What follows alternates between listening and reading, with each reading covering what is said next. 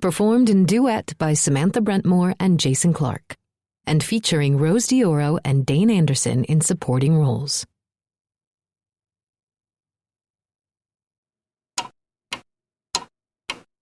Carmine. The blood of this city pulses as insistently as it did 50 years ago.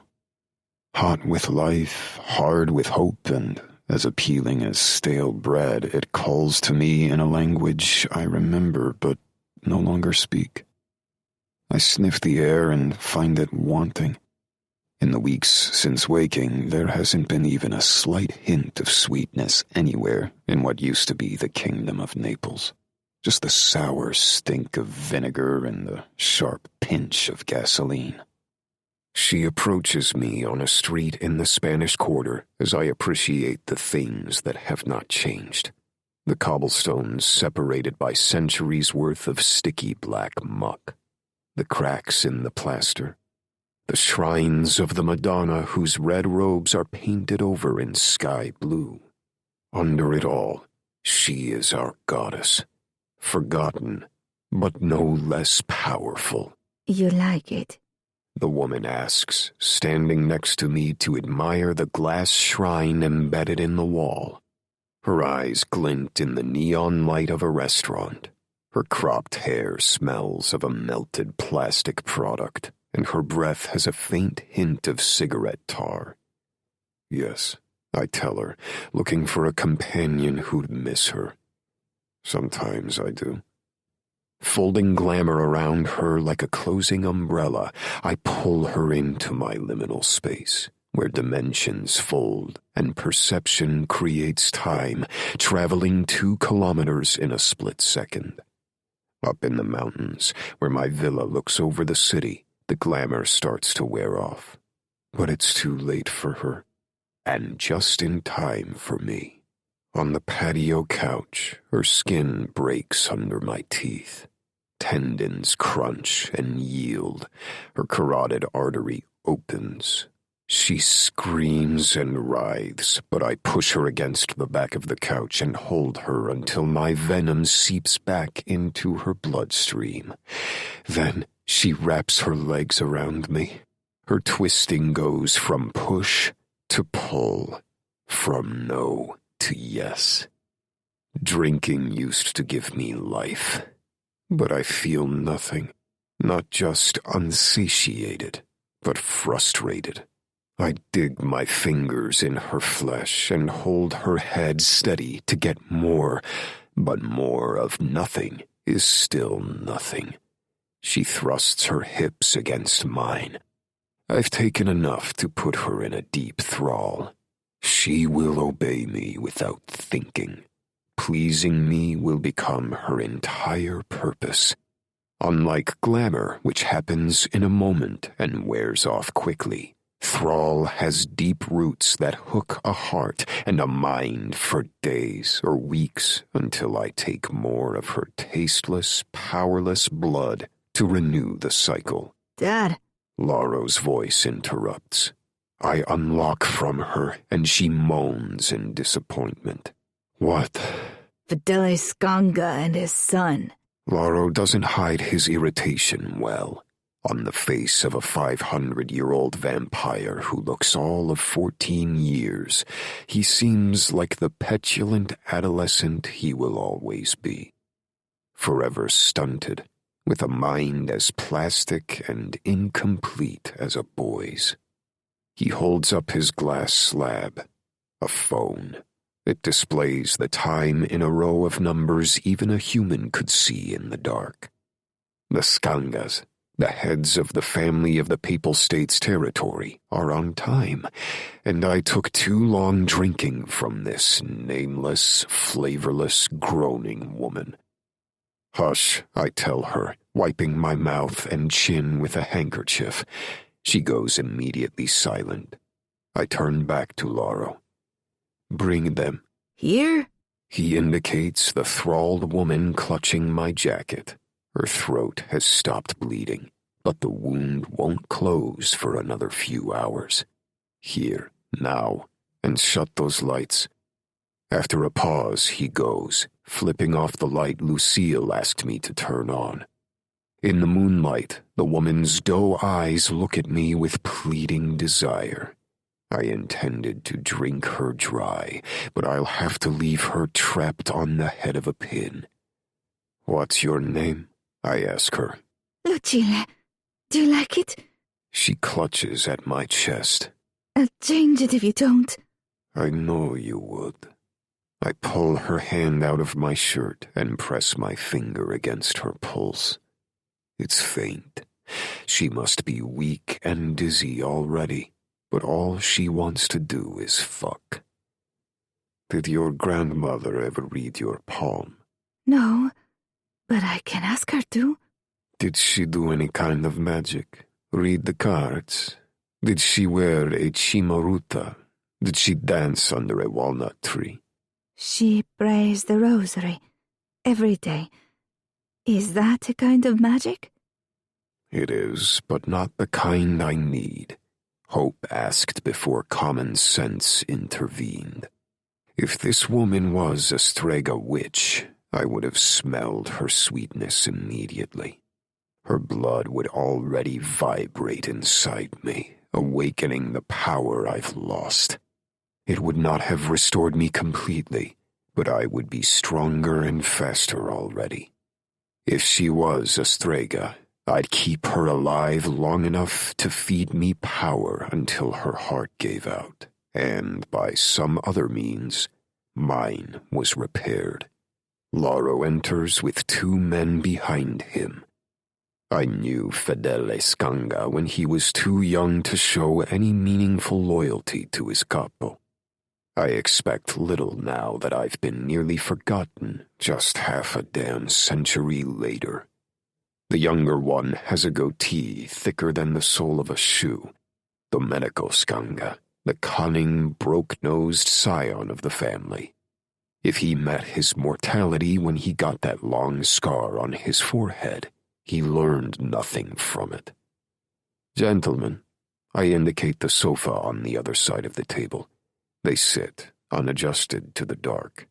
Domenico squints at the woman reaching around my waist. "I understand you have a problem." Capo. Fedele dabs his forehead with a folded handkerchief, already perspiring himself dry. Even the bushes of hair tufting inside his ears are wet. What the fuck is this? Domenico slaps a folded page onto the table. My red wax seal has been broken, and the 2 edges tent in the breeze. The note inside is handwritten by me. It says the same things all the others say. His sister is of age. She must present herself to me at armistice night so that I can determine whether or not to make her my bride. There's no way to mistake my summons. It's quite clear. I pull Lucille's hand away and turn to her. "Basta, now." She scuttles to the end of the couch, facing me with her knees against her chin. With all respect. Fedele's voice has the hint of a whine. "All of your respect," I say. "Save some for your mother." It's been 50 years. Domenico puts on his negotiating voice. He's the reasonable one now, a man of business, but the scar on his forehead pulses with bottled rage. The Carmine Montefiore they all talk about when they talk about the greatest who ever lived? That can't be you. That guy's ancient history. He's completely unafraid. I respect that. A man without fear is useful. 50 years? Lauro says from the doorway. Hardly ancient. Barely even history. Domenico points at me, which I hate from a worthless human who's been dying less time than I've been sleeping. You're a son, grandson, nephew, whatever. Nepotism is a thing, but you can't just show up and start claiming women. That's not a thing. Fedele, I ask his father, did you explain the system to your children? That their prosperity and privilege comes at a cost? It's different now, Signor Montefiore. Different? Blood doesn't flow in their veins? They don't piss out their dicks anymore? To my left, Lucille exhales hotly. Domenico's attention goes to her. I feel her foot push against my thigh. They have so many stories on their phones, Fidele says. They don't believe anything. Now he's turned to the woman I brought home. Her hand is down the front of her jeans. When I turn back to Fidele, he gives me his full attention, casting his eyes down submissively. With all respect. Skanga respect is a rapidly depreciating currency. More. Lucille groans, the denim mound of her hand moving quickly. More, capo. Per favore. Domenico bolts up, still jabbing that fucking finger, giving me a nice view of the straight scar inside his elbow. I don't even know who you are. We're not putting my sister or any of our women up for marriage when you have no territory to offer. First of all, I fix my cuffs, immune to both his demands and Lucille's pleading moans. You have territory because I allow it. Domenico scoffs, ready to deny a truth just because he wasn't aware of it. Second, I speak before he can interrupt. You will be still. I throw a blanket of glamour over the boy, and his muscles go slack. Please, capo. Lucille cries. More. Fidele wants to look at her, but his eyes are locked in the middle distance, and his lips are clamped shut. Leaning over, I take Domenico's arm and place it on the table, palm up. He does not know how to resist the half-dream state he's in. You have no respect. You're wearing short sleeves like you're at the beach. What's this scar inside your elbow? A man scarred inside the elbow has been cut by his capo. Lauro says from the doorway. When his blood is sucked from that cut, he is a made man. You're made, Domenico? I slap his cheek in the way of a tough uncle, too hard for affection, but too lightly to be a blow. Someone cut you, but who took the blood? I turn to his father. Who made him, Fidele? I did it. I took no blood. I meant no disrespect. The laugh I allow from my throat is barely audible. As a child, Fidele was probably warned about the Montefiores because we could come back any time. But then decades passed. His son wasn't warned. He was told fairy tales and scary stories. Oh, God! Lucille bucks and arcs at the end of the couch. That's enough of that. I snap at her, and she goes bug-eyed, cowed, hand still. You may finish quietly. She smiles and jerks her hand between her legs again. I turn back to the Skangas. That scar let everyone know that I owned you. If I told you to suck your own dick, you'd break your back to reach. I yank his hand toward me until he's almost out of his seat. All I had to do was offer you a drop of my blood to set you free. But I've never set anyone free, Domenico. There's no point. Let me go. Domenico's defiance has lost its edge, but there's a man inside him screaming to resist. We will comply with our capo's wish.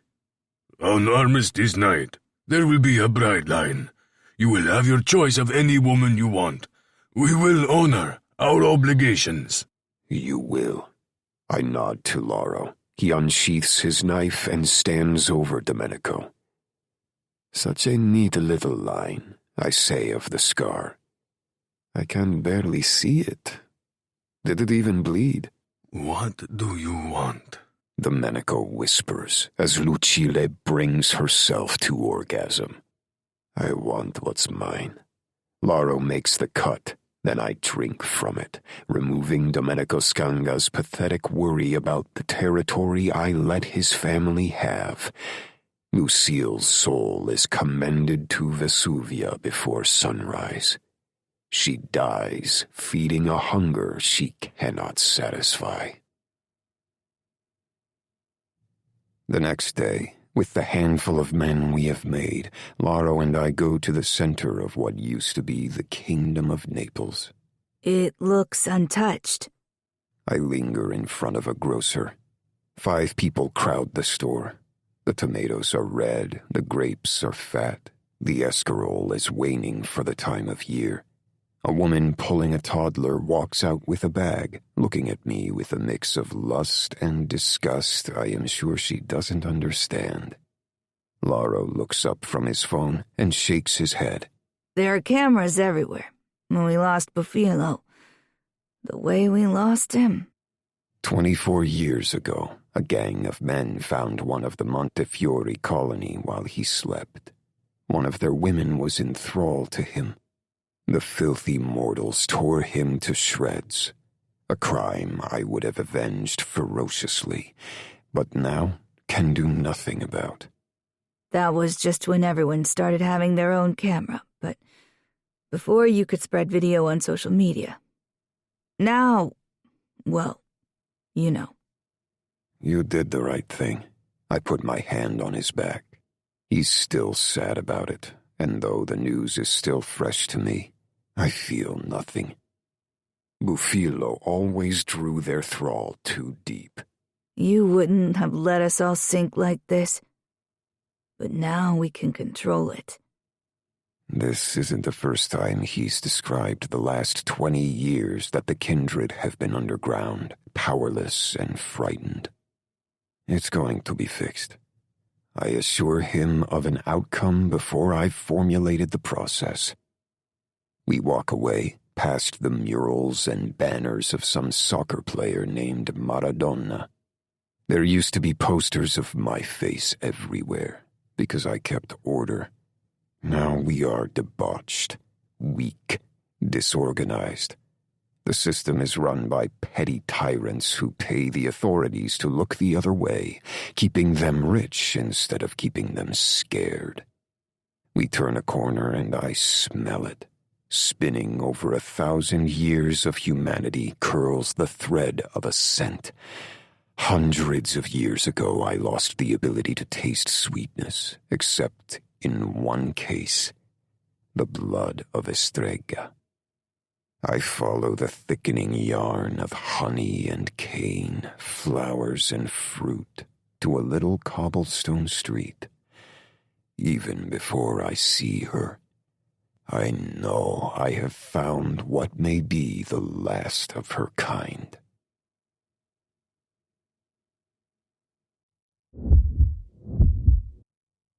The day before. Just as the bottom of the sun is about to touch the desert horizon, I find Yaretsi out under her acacia tree, silver hair in a long braid, guitar in her lap. Galadriel panting damply at her feet. Her trailer is set way back in the brush, and her next neighbor is a good quarter-mile away. I pull my old pickup close to her. Back from the fancy lawyer? She strums a chord or two. What'll he have to say for himself? She represents a whole line of relatives. Family. Well, that's a gift. Dead, unfortunately. But there's an inheritance, just like you predicted. Gold star. I accept your star. Strum. She's played guitar for 50 years, but I've never heard more than a few notes at a time. Personally, I think she's afraid to finish a song. Are you inheriting anything worthwhile? Or just money? She didn't know. She had some story about me needing to go to Italy to collect, and I was like, yeah, no. You're turning down a trip to Italy. I shrug and scan the brush. A dirt devil is whipped up from loose sand and dies in a cloud. They want me to leave today, now, on a private plane out of IPL, and I'm like, 1, I don't have a passport, and 2, I've been on a plane once in my life. Now I'm flying private? I shake my head. They're gonna cut me up and bury the parts in a cardboard box. That's fancy of you. Yaretsi stares toward the horizon. A Beverly Hills lawyer? The one with her address right on the letter? It takes me a second to realize she thinks there's too much paper trail for me to end up in pieces in a box. She's never been this naive. By the time you or Richie track it down, I could be dead. She refocuses on me. Did you read her? Yaretzi's asking if I used my talent for reading the emotional patterns of people around me. It's a gift she says she could see in me as soon as I walked into the library. She told 13-year-old me that she was psychic, then read a lady at the counter totally wrong. She had to do it a dozen times before I fell for the trick and corrected her. She swore she wouldn't tell anyone, and she's kept that promise. Yaretzi taught me how to put a scrim of detachment over it to survive. But I'm out of practice in crowds. Naples, Napoli, where the lawyer wants to send me, is one of the densest places in Europe. I could barely get my bearings in Beverly Hills. I was bombarded by an uncomfortable level of emotional vibration. Shapes and colors overlapped. The air was prickly with anxiety and frustration. I could read her. I sigh, giving up already. There's no way to argue that Sam DeMaria Esquire could have known only half the story. In a tailored navy pantsuit with not a single strawberry hair out of place, she was the picture of knowledge, professionalism, and competence. She was honest. God, I want to go so bad, but it just seems so, I don't know, easy? Galadriel lopes over to me and stands with her paws on the top of my door, panting like a tire pump. You could look for Las Morphia. Mama's magic muffia manual. That's right, baby girl. I coo for Galadriel's benefit, leaning out the window to scratch her dusty fur around the ribs. I don't have to be able to read her heart to know she likes it. Good girl.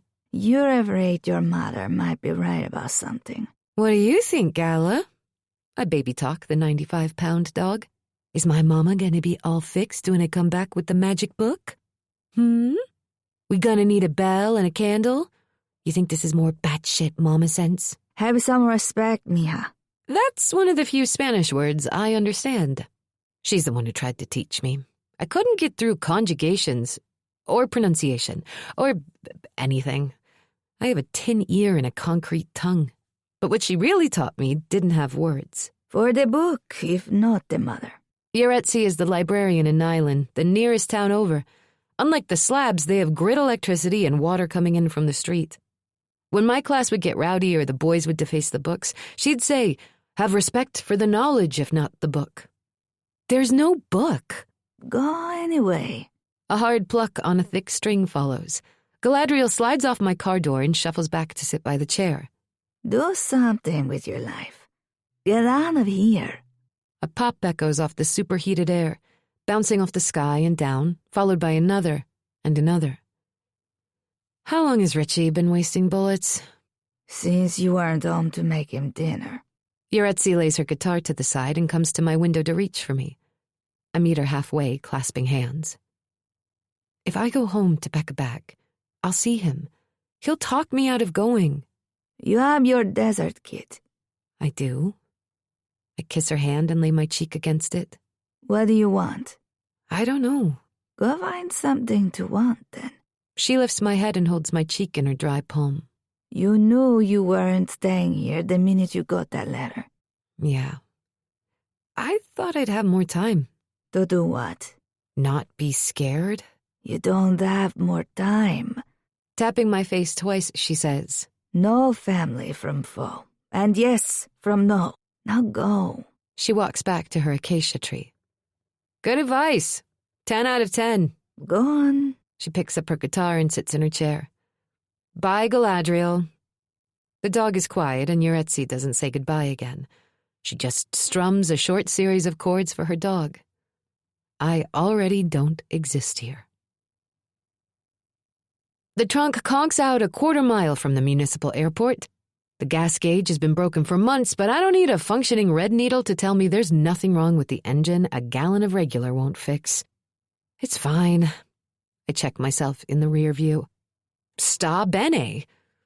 The sunset makes my eyes seem more multicolored, but does nothing for the unruly brown curls or the nose full of freckles. I don't look Italian, but according to Ancestry.com and a Beverly Hills lawyer, I am at least half Neapolitan and the last great-great-niece of a long-dead patriarch. Napoli. I say into the mirror, practicing the lawyer's pronunciation. La famiglia. My mother barely knows I exist anymore.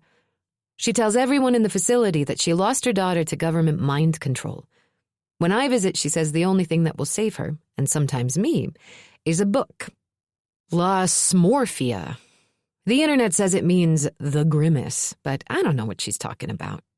I climb onto the bed of the truck and unlock the toolbox. The shit in there is layered like lasagna. A dirty blanket with muscular horses running the plains, Mountain Dew cans with bullet holes, hot pink sunglasses with scratched lenses, empty bullet boxes, a squeezed flat tube of sunscreen. The webbed strap of the blue Nike duffel reaches up like a hand from the sea. I pull it free. Crouching on the truck bed, I sort through the contents. Change of clothes, check. Old pair of Keds, check. Toothbrush, check. The lawyer told me not to worry about the passport, which is good because I don't have one.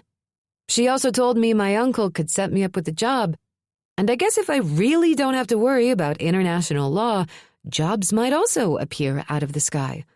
The camp stove gets tossed back in the toolbox, along with the snakebite kit, Fresnel lens, kindling, mylar blanket, water bags, compass, whistle, first aid kit. Unable to make any more decisions, I leave the stuff that doesn't weigh much, stuff my purse in the less full duffel, and jump off the truck bed. Okay, I say to myself, here goes. I could walk over to Dell's place and have him drive me home. He can stay for dinner. I'll tell him and Richie the lawyer was a big scam and go on with my life. A small jet plane is a black bird against the orange sky. Could be mine. Could be meant for someone else. But I want it. I want to get on a private plane and go where my long-lost family originated. And I want to go now. I may be the luckiest girl in the world. Or the stupidest. Today, I live with a man out of laziness and loneliness in a trailer parked in an off-grid territory in the Mojave Desert. Tomorrow, I'll rejoin my ancestral family far, far away. I might take my inheritance and come home. I might find there's $10 in a bank account and find a way to stay in Italy. I may find La Smorphia and prove there's no cure for madness inside it. A shiny black limousine passes. When the dust it's kicked up settles, I slam the creaky door of the pickup closed. I pat the hood, sorry, not sorry, to leave the old girl behind. The gate of the airport opens for the limo and closes behind it. I follow it into the sunset and type a phrase into my phone. It translates, and I repeat. Sono Italiano di sangue. I am Italian by blood.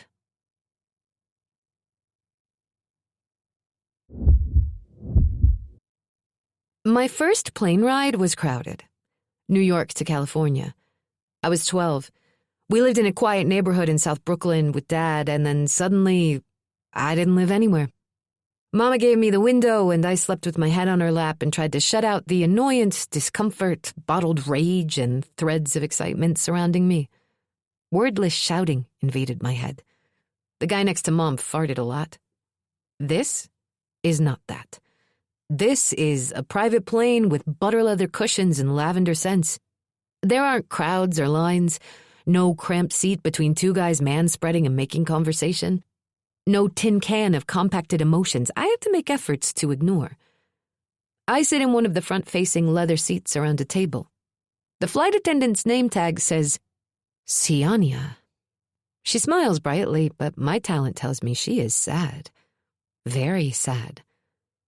The first thing Yuretsi taught me when she showed me how to use my talent was how to block out people's emotions so they wouldn't overwhelm me.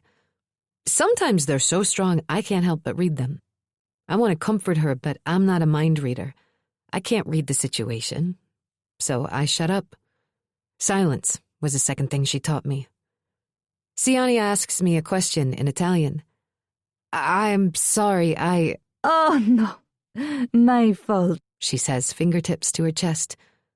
She's being so lovely in the face of her sadness that I want to hug her. You look like one of us. She says I belong as if she's doing anything less than coronating me. I forgot to say non parlo, That's fine. Would you like something to drink? A Coke, please. Sure. How do you say that in Italian? She tells me, then stops herself. If you're going to Naples, you may find that you don't exactly speak Italian all the time. They have their own language, so don't feel bad if you don't understand. Great, thank you. So, even my rudimentary Spanish won't get me far. I'm out of my mind to take an international flight without telling anyone where I'm going. But who am I going to tell? Richie? He'd follow along just to suck the life out of me. I have no family but my mother, who I can only see the first Tuesday of the month and who barely recognizes me. Friends my age come and go, returning to their families for ski season. It's June. They won't remember I exist for months. Scrolling through my phone, I speed read everything I can about Italian culture, history, habits, things to never do, things to always do. Jesus.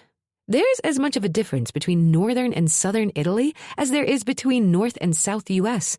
And all the cultural stuff I've jammed into my brain is for the North. God, who gets on a plane before she knows anything about where she's going?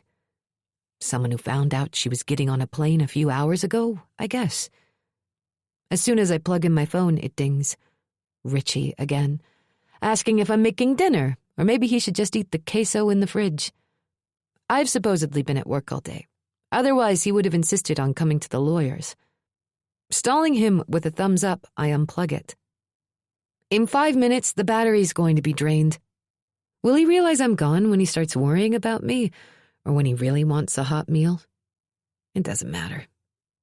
I don't care. I'm doing this. Siania delivers a glass of Coke with a single ice cube. I'm going to ask for more, but she's attending the shuffling and voices behind me. Samantha, the lawyer I met in Beverly Hills, is followed onto the plane by an old man with a cane. When I met her, she was in a sharp black long jacket and skirt with impossibly high heels. Now she's in a slightly less sharp lavender pantsuit and sneakers. Her strawberry blonde hair is in a ponytail instead of chignon. She causes a twinge of admiration that's too close to envy. I will never be that. But that makes me want it even more. She nods to me. Luna, this is... Signorina Beneforte. The old man drops into the seat on the other side of my table. This is Nazario Coraggio. Sam smiles with both gentleness and professionalism, handing him a briefcase. I still can't read any underhandedness. She's clearly trying to give me confidence for my own sake. Il blocco to my friends. His accent is thick, but I understand him well enough. He adjusts his jacket and pants. His emotions are clear and concise. Impatience, discomfort. A new one I barely recognize. Something like awe undergirded by boredom, or the other way around. I'll leave you to it, Sam says. Nazario holds up his crinkled hand. Sam bows, putting her forehead to his knuckles, then sits in the far corner of the plane. That was weird. Am I going to have to do that? I don't want to. What if he expects it? Or what if I misinterpret an offer of a handshake and refuse? Nice to meet you. I keep my hands in my lap and he doesn't offer his, which I'm grateful for. The cargo door closes, shuttering my seat. The attendant tells us to buckle up. What should I call you? Nazario for now. But if you hear Il blocco, that's me. It means the block. He puts his 2 fingers to his lips and twists them like a key. I don't move and I don't speak. Got it. Sam briefed you. She did? We'll talk when we're in the air, yes? Okay. I take a magazine from the seat pocket and read about the history of Italy, as if this will prepare me for anything. But the words go blah, blah, blah in my brain. I look over the pages at Nazario, who's flipping through a stack of stapled papers, licking his finger to turn them. His face is covered in a map of pale brown patches and gray eyebrow hairs long enough to drop over his vision. His lips are full, and the bottom one droops. He should be at home, watching television through roomy brown eyes and trying to lob bits of wisdom at great-grandchildren who ignore him. Except for the fact that he's too lucid, too clear, and too razor-sharp to watch all-day news from the same chair every day. Good. He claps when we're thousands of feet over the world and slides his briefcase out from between his legs. He plops it on the table and snaps open the locks. I am glad you decided to come. After he opens the top, I can't see him. We catch 2 ravens with 1 fava bean. Excuse me? Never mind. Manila envelope in one hand, he closes the case with the other and returns it to its place behind his calves. You will land in Napoli, where a driver will meet you. He will take you to the home of Cosimo Aurelio, who is your uncle, thrice removed. And after that? Ask Signor Aurelio. Shouldn't I call him uncle? Probably not. He looks at me while pinching the metal clasp of the envelope. I have here He slides a binder from the envelope and holds it. your Italian passport and a U.S. passport. I would use the Italian while in the EU. He passes me a little burgundy booklet from the binder's side pocket, where students keep the important things they'll never look at. I take a moment to touch the bumps of embossed gold on the cover before I open it. My picture is right there. How? The Italian consulate's in Westwood. Nazario shrugs, then roots around the envelope again. I mean, I never even had an American passport. I gave them all the documents they needed. But my picture? The DMV had it. Finding what he was searching for, he slides over the blue American counterpart. These things aren't much of a problem. Shocked, I inspect the pictures in both, and yes, they're the same as the one on my driver's license.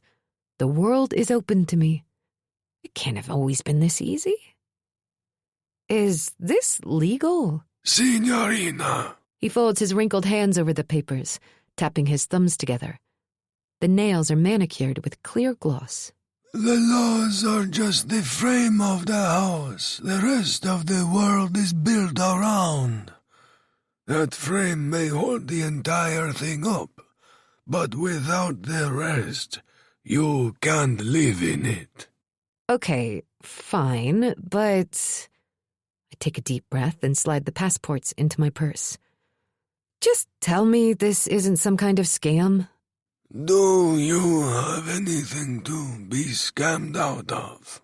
No, but it's all too good to be true. Miss Beneforte, I will assure you of a few things. There are lies and tricks in the world, and you share blood with people who tell and create them. Thus, you are quite safe. How? You are family. If I swallow any harder, I'm going to lose the bottom half of my face. But if I don't get down what's building behind my tongue, I'm going to burst into tears.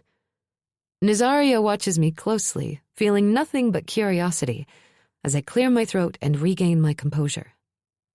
Are they politicians or something? He laughs, then shakes his head.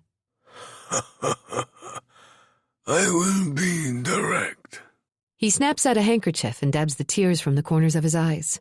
This family, your family, American movies call them mafia because they're lazy.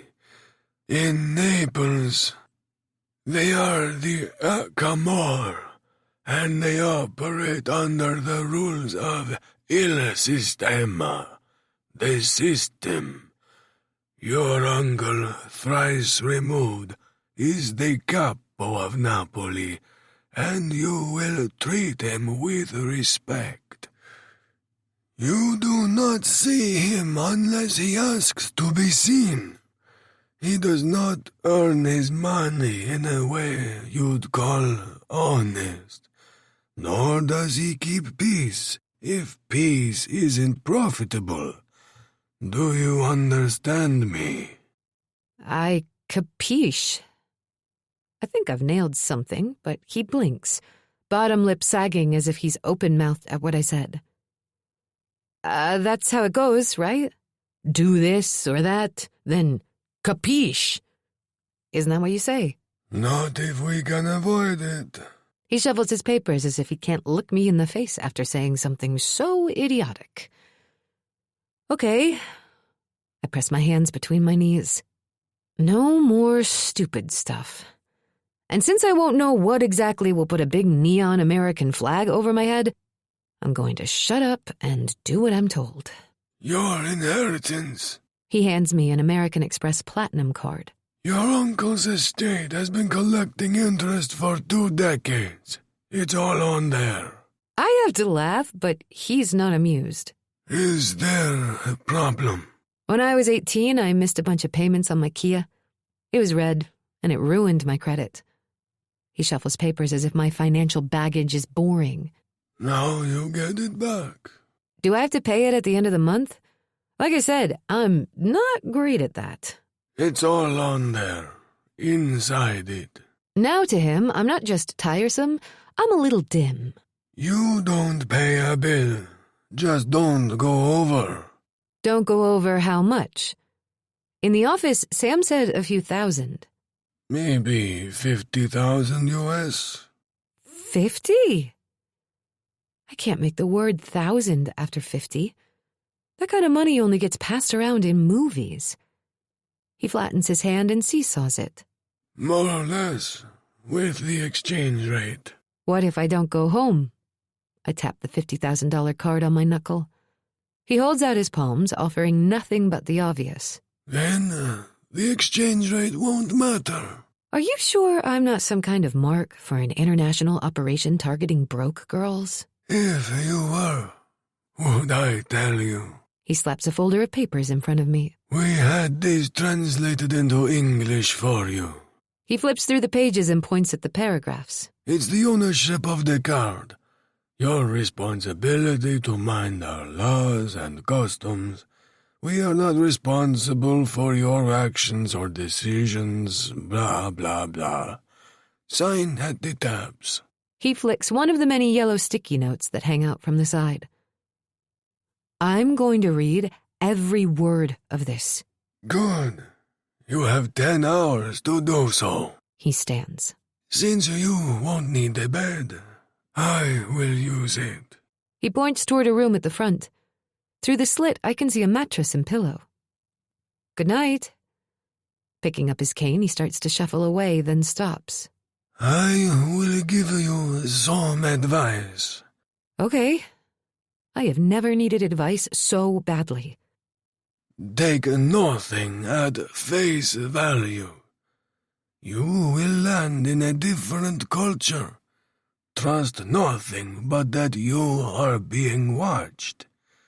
Not everyone who watches has your best interests, but some do. And that's for you to figure out. Your wits and your talents are maybe your only assets. Why does he emphasize talents? Does he know I can read emotions the way a telepath reads minds? That shouldn't be possible.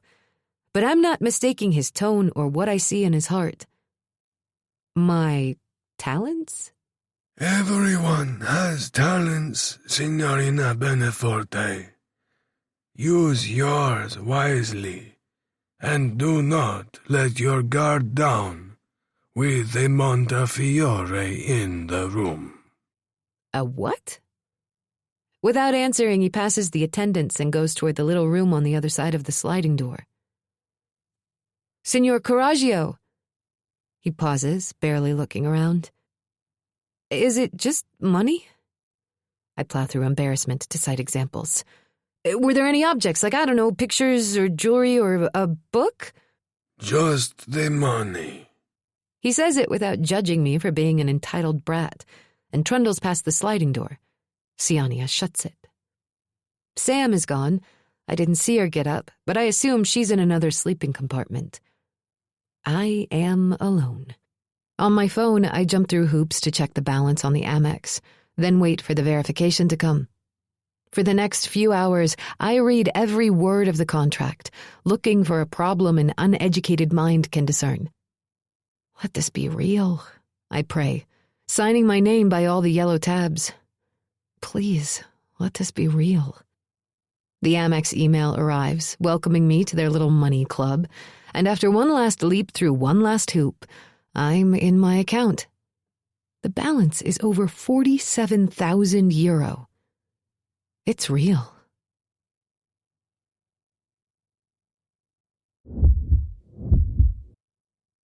The plane lands in London to refuel. Sam takes the signed papers and gives me a copy. She and Nazario get off with a buena fortuna, but not another speech or word of advice. Just after sunset, when one side of the sky is still blue, the plane lands in Naples, Italy, with just the crew and me on it. Standing in the little terminal with my Nike duffel bouncing on my butt, I check my phone.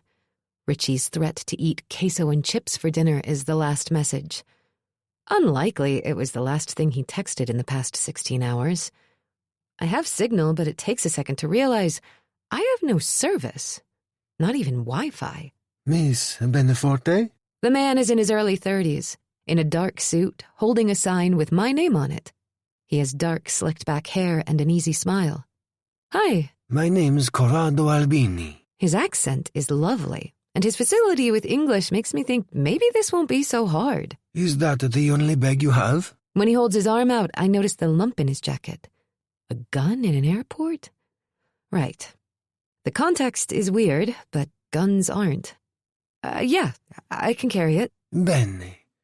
Is everything okay? He tilts his chin toward the phone.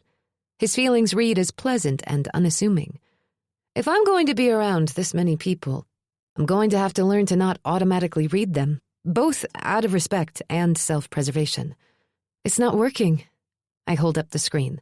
I mean, the battery is trash. It's already at 3%, but look, no signal. It's a flashlight. He takes the device and seems to immediately know the problem. You don't have roaming. Shit.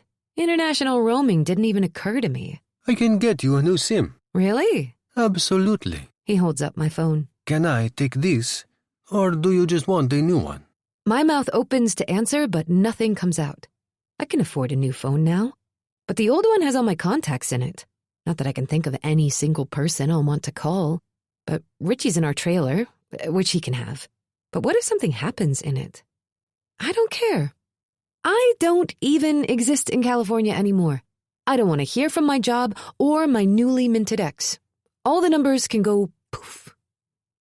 But Yaretsi is getting older, and if something happens with Mom, I need to know. It's €10 for the SIM. If you change your mind, it's not much of a loss. Yeah, cool. Just keep the old SIM in case, I don't know. I'll return it. He pockets the phone. We can set up forwarding to the new number from the old. Okay, yeah, maybe. Bene, after you. He steps away to give me a clear path to the glass doors. A concierge opens them and I step out of the private airport and into Italy. The sky is clear and the breeze is cool but not biting. I am a world away from the California desert. I breathe deeply, scanning the horizon of this new, exciting world, and realize I'm smiling so hard my cheeks hurt. Another guy opens the back door of a black Alfa Romeo sedan for me. He seems around my age, handsome and muscly in the arms and shoulders. I hope it's okay. I brought Nunzio. He speaks English too. I know I'm not supposed to get into a car with a strange man, and especially not two of them, in a foreign country, no less. My story would be tisked over diners and kitchen tables all over America. Poor girl. Why did she believe them? At any point, she could have wised up. What possessed her? In Italy, no less. You know how those people are. Such a hot boyfriend at home, too. The emotion of these two men contained no malice, no guilt over secrecy, no excessive excitement. So I'm going to do what I always do and make my mistakes with my eyes open. Hi, Nunzio. Ciao, Signorina Luna. Ciao. I like the feel of it on my lips almost as much as I like the way my first name sounds in Italian. Your bags? Just this. I can... Oh, okay. He's already taken it off my shoulder. Before following him into the back seat, I look around at the horizon. The sky is the same and the earth is just as much gravity here as at home, but everything is different. Corrado drives.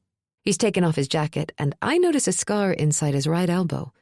The radial artery is a tough place to get cut, and I want the story. But I stop myself before I step into some kind of cultural weirdness. The two men have an exchange in Italian. Signorina Luna, Nunzio says. do you have enough clothes? Maybe.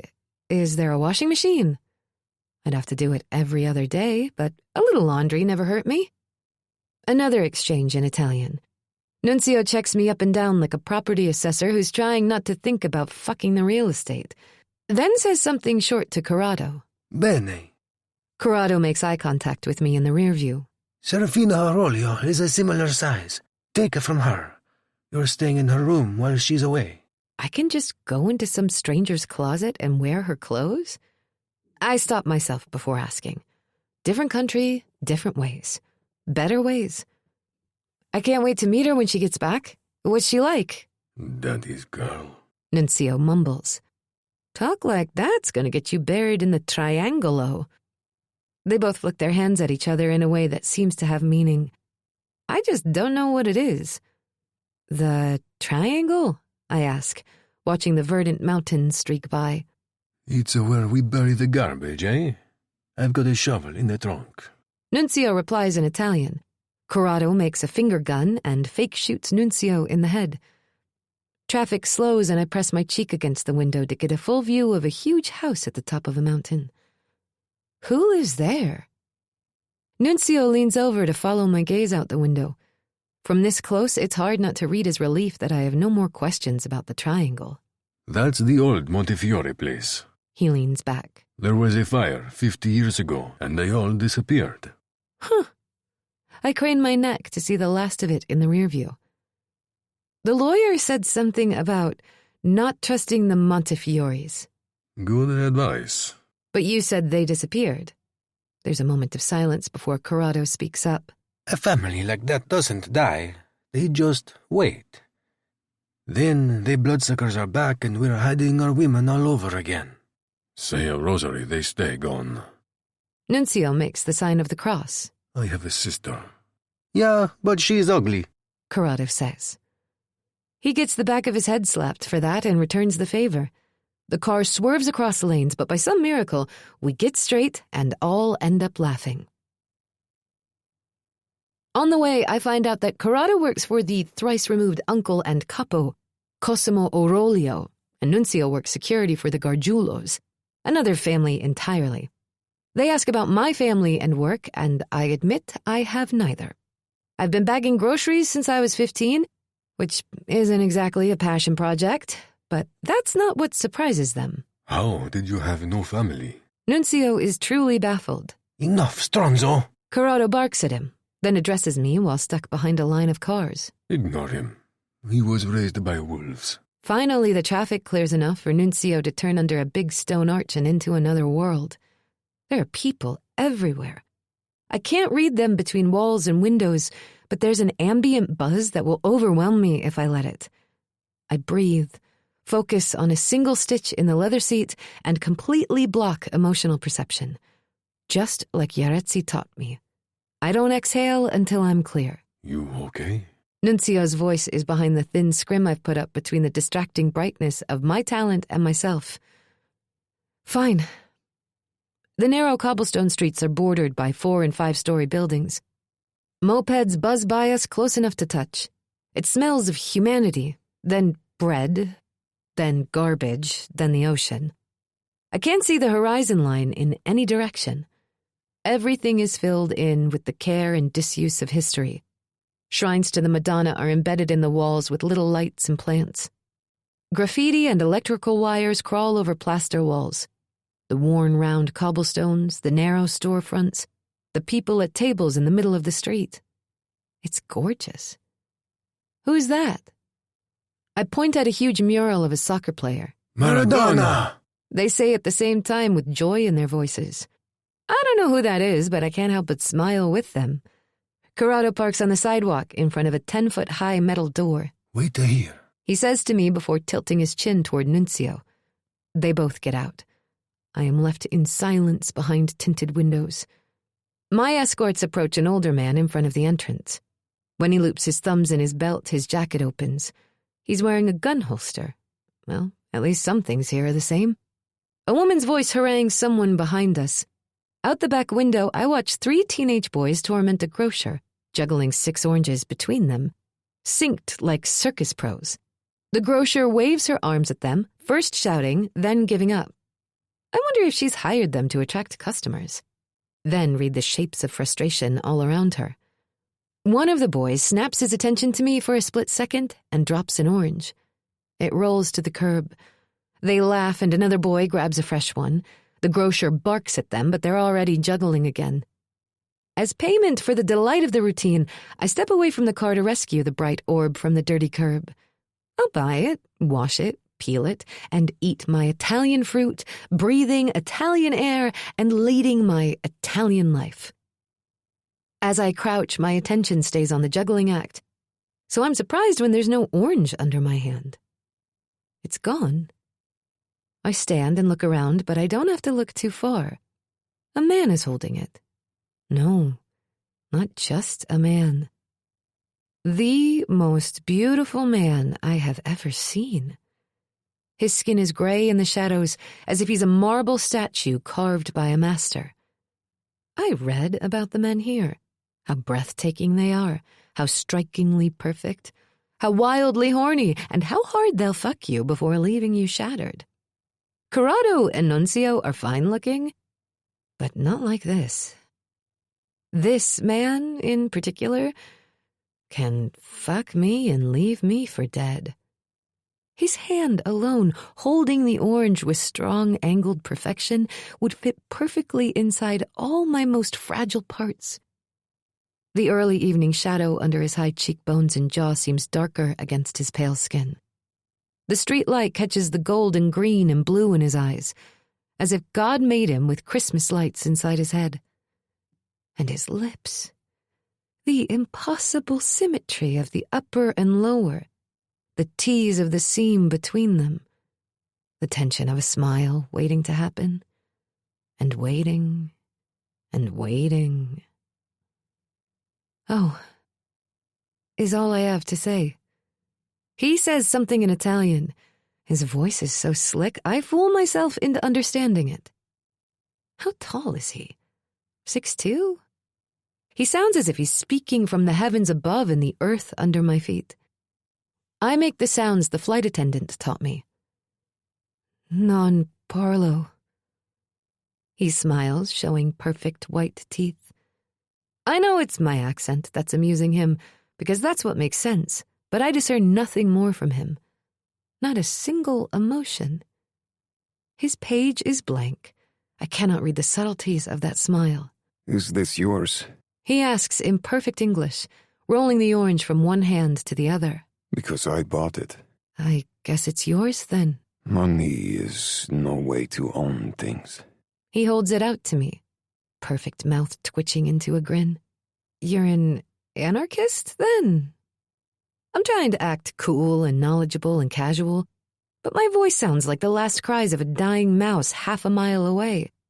I can't look at him and take the fruit at the same time. I don't have that kind of mental capacity. I am a realist. He takes my wrist and turns my palm up to place the orange in it. His skin is cool and smooth, and I am as floppy as wet laundry. I would do whatever he told me. More, just so he'd smile and be pleased with me. I am Luna. I don't mean to tell him my name, but he pulled it from me without saying a word. If he asked for my social security number, I'd rattle it off like a prisoner of war. You may call me Corvo. His hands slip away from mine, leaving the orange behind. You're from America? Yes. Does he want my address? Because I don't have one anymore. California. He looks over my shoulder as Nuncio calls my name. I realize I've gotten far away from the car. I turn to Corvo, whose gaze is already back on me with eyes that sparkle so brightly I can't pick out a single color. Again, I try to read the emotions of this strange and beautiful man, but there's nothing but pleasant emptiness. Luna!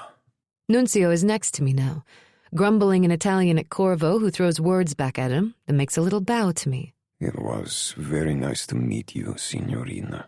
Holding the orange to my chest, I watch Corvo walk into the shadows. I don't know about where you're from, but here, Nunzio says with a threatening look over my shoulder. men see a girl like you. Like me? I'm not sure if he means I look like an easy lay or a tourist or both. Yeah, like... very attractive. He's trying to stay neutral, but I hear him loud and clear. They will make a move, and they don't like to hear no. Well, they can try, but I have 4 whole weeks of self-defense classes under my belt. Just be careful. He smiles as if he gets the joke. I don't want you to wish you had 5. I return his grin and look back for Corvo. I wasn't careful with him. And knowing me, I won't be the next time I see him either. Okay. I turn back to Nunzio. Good advice. Thank you. My pleasure. I'm not in the capo's crew, so I gotta go. I'll give you my number if you need anything. Corrado has my phone. He'll make sure you have it. He steps away, walking backward. Don't worry. You are among friends. You sure? He shrugs. You are among me. Corrado waves me back to the car. I get in. We roll through the open gate, leaving the grocer behind. I twist to find out which direction Nunzio is going, but I don't see him. Instead, in the shadows, I see the man who owns the orange I'm pressing to my chest. He's watching the car slide past the gate into the house of Signor Orolio, the capo of Napoli. His eyes are fire, and his posture is confidently predatory.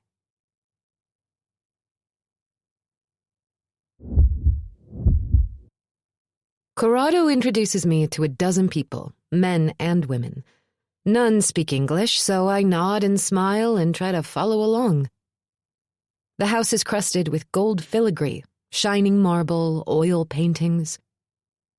Through my poor, broke eyes, it is the home of a rich man.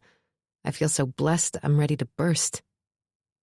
Corrado pauses in front of a set of double doors with his knuckle up to knock. On the other side, a man shouts and barks. Another man murmurs submissively. Is that my uncle? It is the capo. He lets his arms drop. Sounds like it is not a good time. It's okay. I'm kind of wiped out. I'll get Mila to send up something to eat. By the time I've gotten a tour of the grounds and we get to my room, there's already a sandwich on the little white table. Serafina's room tells me a lot about her. Photos are pinned to a corkboard or slid behind thin pink ribbon. Lipstick smiles. White and brown skin made paler by a flash. Long legs and high heels. Clubs, dancing. A few men, always outnumbered by women. She is beautiful and popular, stylish, confident, fun. I don't know her, but running my hand along the edge of her dresser, I want to, very much. Maybe we'll be as close as sisters. Standing on the balcony over the street, I eat half of the sandwich. Then just pull out the meat. It's delicious. Salt and smoky and chewy. The exact opposite of the packaged ham from home. I leave the doors open and got back inside to peel the beautiful man's orange. It's deep red inside. Sweet, with a hint of raspberry. Corvo. That was his name. Even in the night, he looked bloodless. Pale, but not sick. Emotionless, or just unreadable. When he touched me, I was made of sparks and stars and bloated arousal. If the men here are going to continue to be this beautiful, I'll have to blind myself or get locked away. I'm about to close the doors and go to bed wearing a borrowed nightgown when a big black bird alights on the edge of the balcony. Crow or raven? By the size, I guess raven. By the emotions surrounding it, I have to guess human. My fingertips go cold, and my throat goes dry. I have never, ever been able to read animals, so the hunger emanating from it as it stares at me from the side of its head shocks me breathless for a few seconds. Is Italy different to the wildlife? Or has my talent changed? Were those shapes always there, but invisible to me because the landscape was too barren? Had I been in a kind of sleep? A crow lands nearby. No shapes. Regular animal. So it's this one bird? The raven turns to the crow and squawks, scaring it away before turning its hungry eye back on me. Hello? Birds can't understand people, but I'm compelled to greet it anyway. You hungry? It watches me as I go inside for a leftover piece of bread from dinner. I hold out the crust. It hops away. I won't hurt you. It's insulted. How do I know this creature is offended at the suggestion I'd hurt it? Okay, so I'll just leave it here. I put the bread on the edge of the plaster wall and step back. The raven hops forward, takes the crust in his beak, and throws it over the side, then looks back at me. The bird is starving. I can read it like a person. But the drop wasn't an accident. That's all I have for you. The bird hops closer. I reach for it. Then, realizing ravens aren't puppies who want to be petted, pull my hand back just in time to not get pecked. Well, if you're going to be like that, you can figure it out yourself. Maybe Italian ravens are different than American ravens. Maybe this one's just weird. Either way, I want to fit in here. I don't want to be the psycho foreign girl who talks to birds. Good night. It caws at me, fluffing its wings. I go inside backward, closing the glass doors between us. It stays there when I turn out the light. When I get under the covers, it's still there. Then I smile and roll my eyes at myself. Serafina probably feeds it, and it's surprised I'm not her. She and I can laugh about it when she gets back. The last thing I see before I fall asleep is the raven with its back to me, looking out over the balcony like a sentinel. I'm woken mid-morning by a hard, rapid knocking. Fuck. Richie and Chessie must have stayed up all night getting high, and now they're setting off crack snaps in the kitchen again.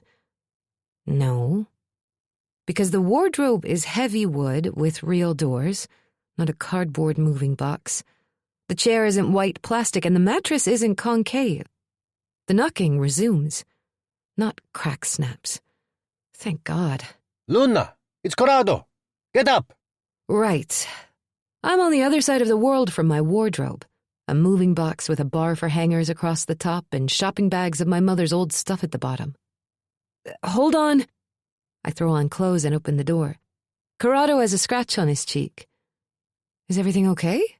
What happened to your face? Nothing. Did you get in a fight last night? I was working. His tone broaches no more argument and dismisses all questions. You need to pack for a few days. Am I getting kicked out? It's just easier. Was it the raven? He just seems so hungry. I'm sorry if that's not done, but... You're staying at the Gargiulos until the wedding. I'm invited to a wedding? Grab a dress. He snaps his fingers twice. Come on, they're waiting. Okay. I shake the bees out of my brain. Okay, I got this. Pulling a suitcase from Serafina's closet, I stuff it with clothes and a blue silk dress I barely look at. Realizing at the last second that my keds won't go with it, I mumble, "Please don't hate me," as I take a pair of silver Manolo Blahnik heels that remind me of dancing shoes. Corrado leads me out. In the clear light of day, with rested eyes, I notice the men standing at the rooftops around the little plaza with their long-barreled weapons. Opening myself enough to taste the mood of the people around, I sense the vague fear, the menace.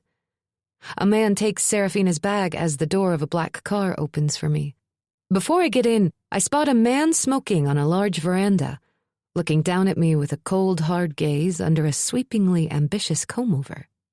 This is my host, Signor Orolio. I know it.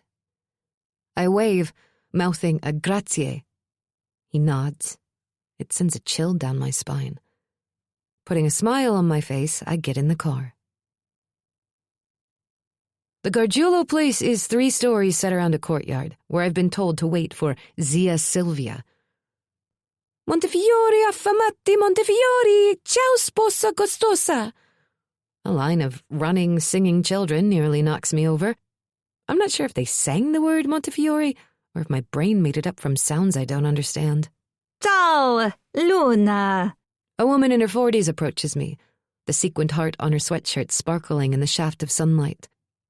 She has pin-straight bangs to her eyebrows, fronting an explosion of red-dyed curls. Her brown eyes are small and set far apart, but the happiness inside them is huge. Ciao, Luna. You speak English, I say, dodging a running child. All day. I'm a travel agent. She holds out her hands to me and gives me a kiss on each cheek. The long fingernails have rounded edges and are painted a deep coral that matches her lipstick. We have a room ready for you to stay. Sylvia leads me through the house. I take in every detail, from the fine furniture to the cracked plaster walls, from the large lead windows overlooking the courtyard and the water stains on the ceilings. This house has been in the Gargiulio family since Grandpa. We have 5 generations. Sorry, I forgot about... She stands on the first few steps of a curved alabaster staircase. Come se dice? Older than grandmother? Great-grandmother.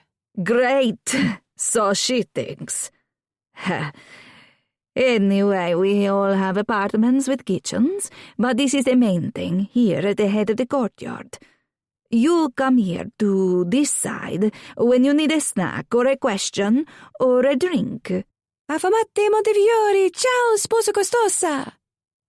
Are they saying Montefiore? The lawyer mentioned them. Did he? She leads me to a stairwell to the second floor. You brought a dress for the wedding, yes? Yes. The second-floor hallway is worn, cracked, overpainted, and well-furnished. I get the impression this is a wealthy family that just cannot keep up with the maintenance of a building so large and complex. He said to stay away from them, the Montefiores. Ah, well, good advice, unless you like monsters. My mom used to say the monsters are men, and they're scary enough. She sounds wise. I think your bag was put in... She opens a door to a huge, darkened room. The suitcase is on the bench at the foot of the bed. Ah, good. I like this one. She may like it, but I love it. With a swipe, Sylvia snaps apart the blackout drapes and the gauzy curtains behind them, revealing incongruously new sliding doors leading to a balcony overlooking the street, much like the one in Serafina's room. When she opens the doors, fresh air and city sounds join the sunlight filling the room. So the Montefiores? There's more story, and I want it. They're like a rival mafia family. Hush. She puts one dry-skinned finger to my lips. There's no such thing as the mafia. Sorry. I apologize without really understanding how something that everyone knows exists suddenly does not. It's okay. She unzips the bag and unpacks for me. Don't even think about it. She folds the clothes I stuffed into the case. The Montefiores are in the old stories. They demanded fathers present their most beautiful daughters for marriage. Then they'd keep them in thrall while they sucked their blood. This is obviously a story meant to scare children.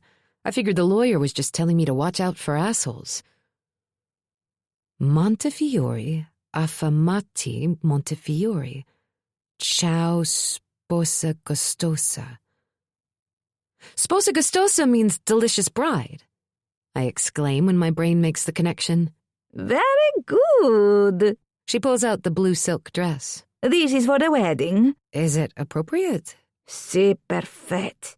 Even I know that means perfect. Between the dress and understanding a part of the kids' song, I feel as if I'm glowing inside.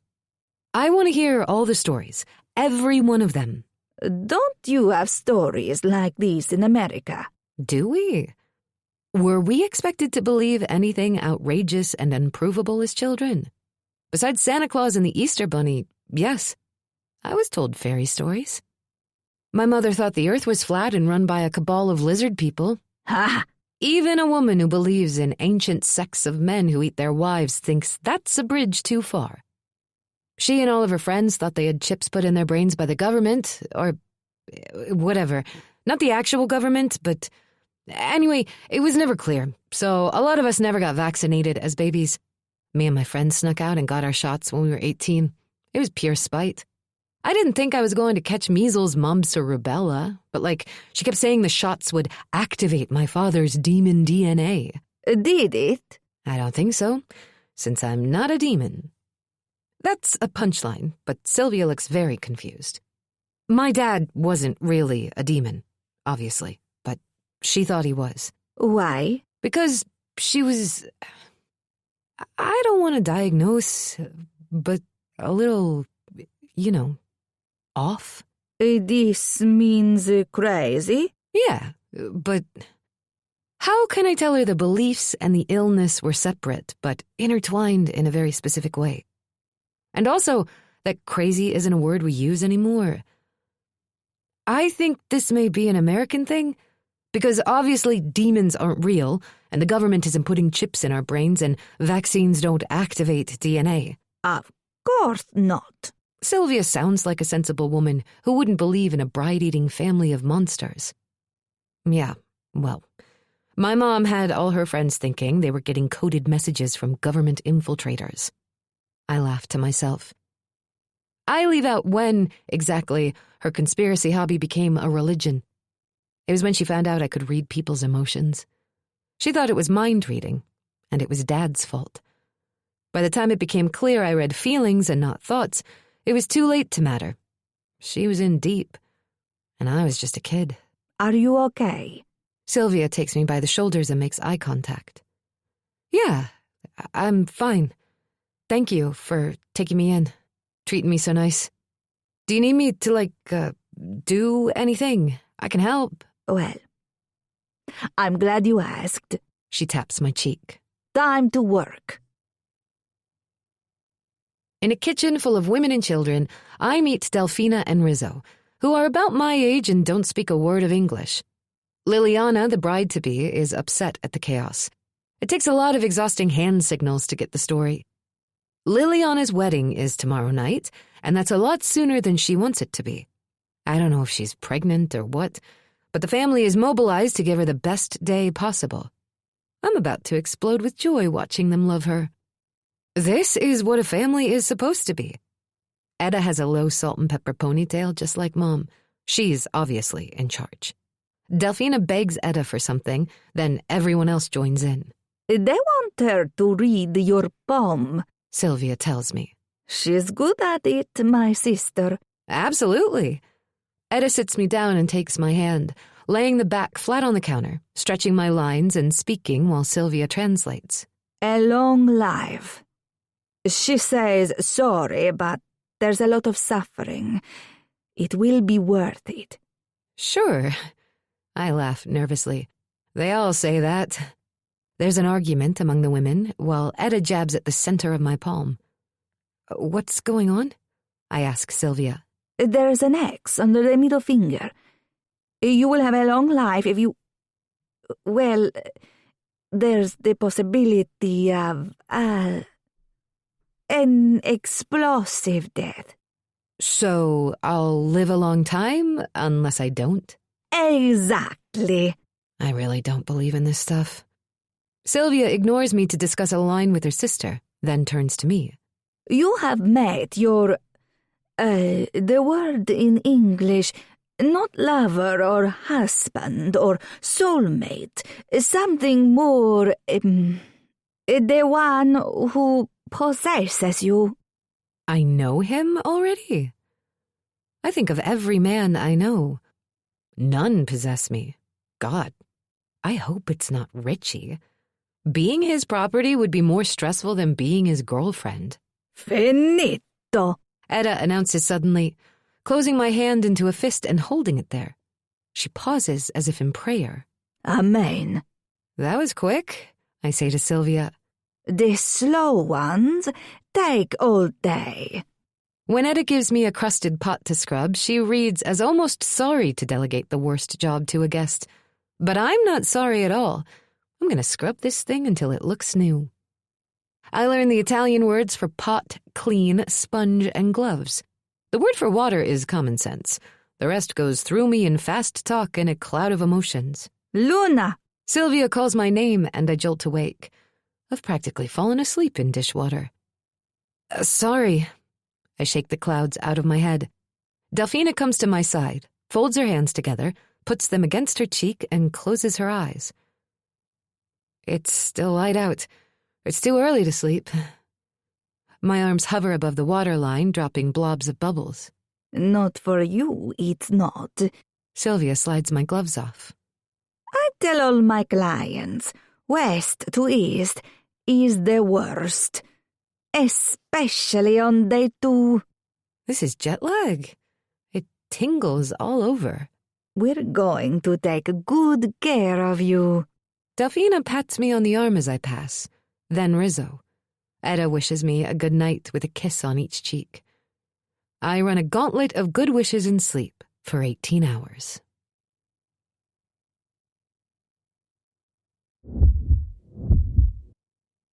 The wedding is in a private club with pillars and arches and old paintings.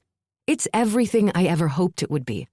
Aunt Sylvia introduces me to so many people I can barely keep track.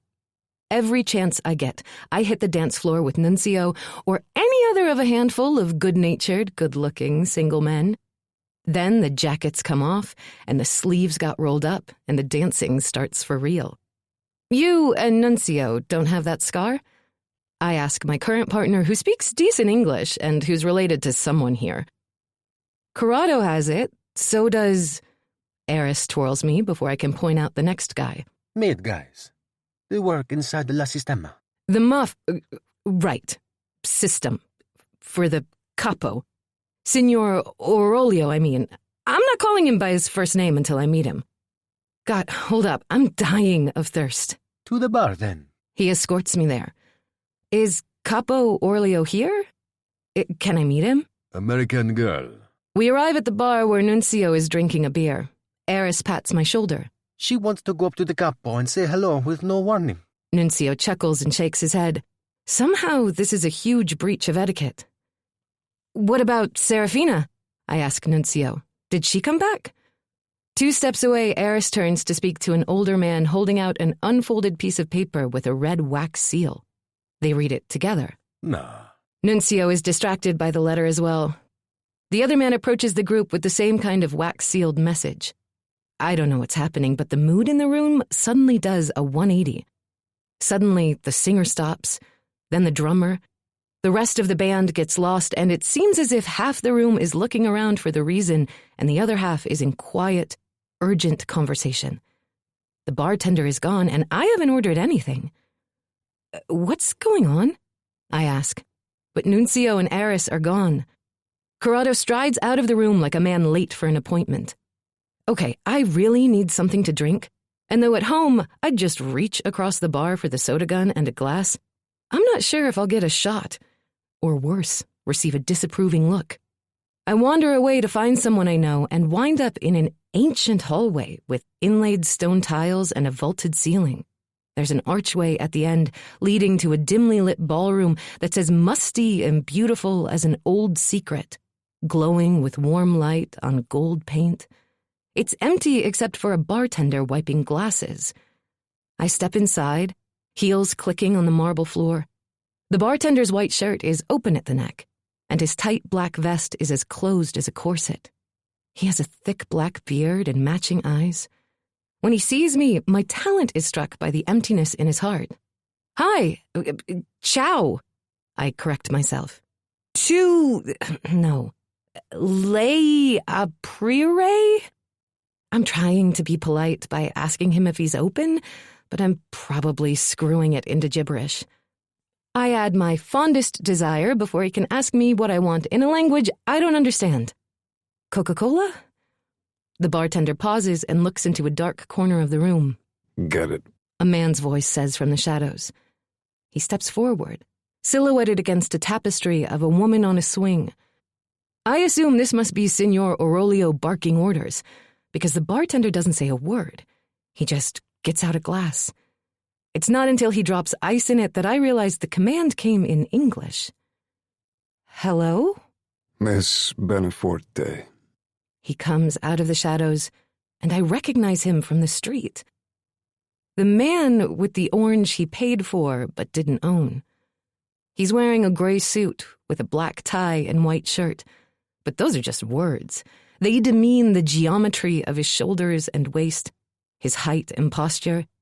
He moves with unearthly perfection, not just inhabiting space, but owning it with a smooth embrace that snaps together trust and safety, precision and power, mortality and eternity. Mr. Corvo. His name feels overly familiar for a man I met once for a few seconds. I didn't tell you my last name. Neither did I. Oh, sorry, I stopped myself. Because what's the difference if I thought his first name was his last? How do you know mine? He does not answer.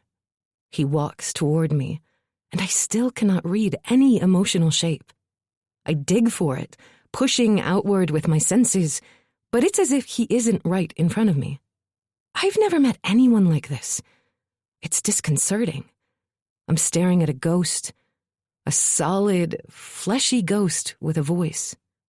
How did you like my orange?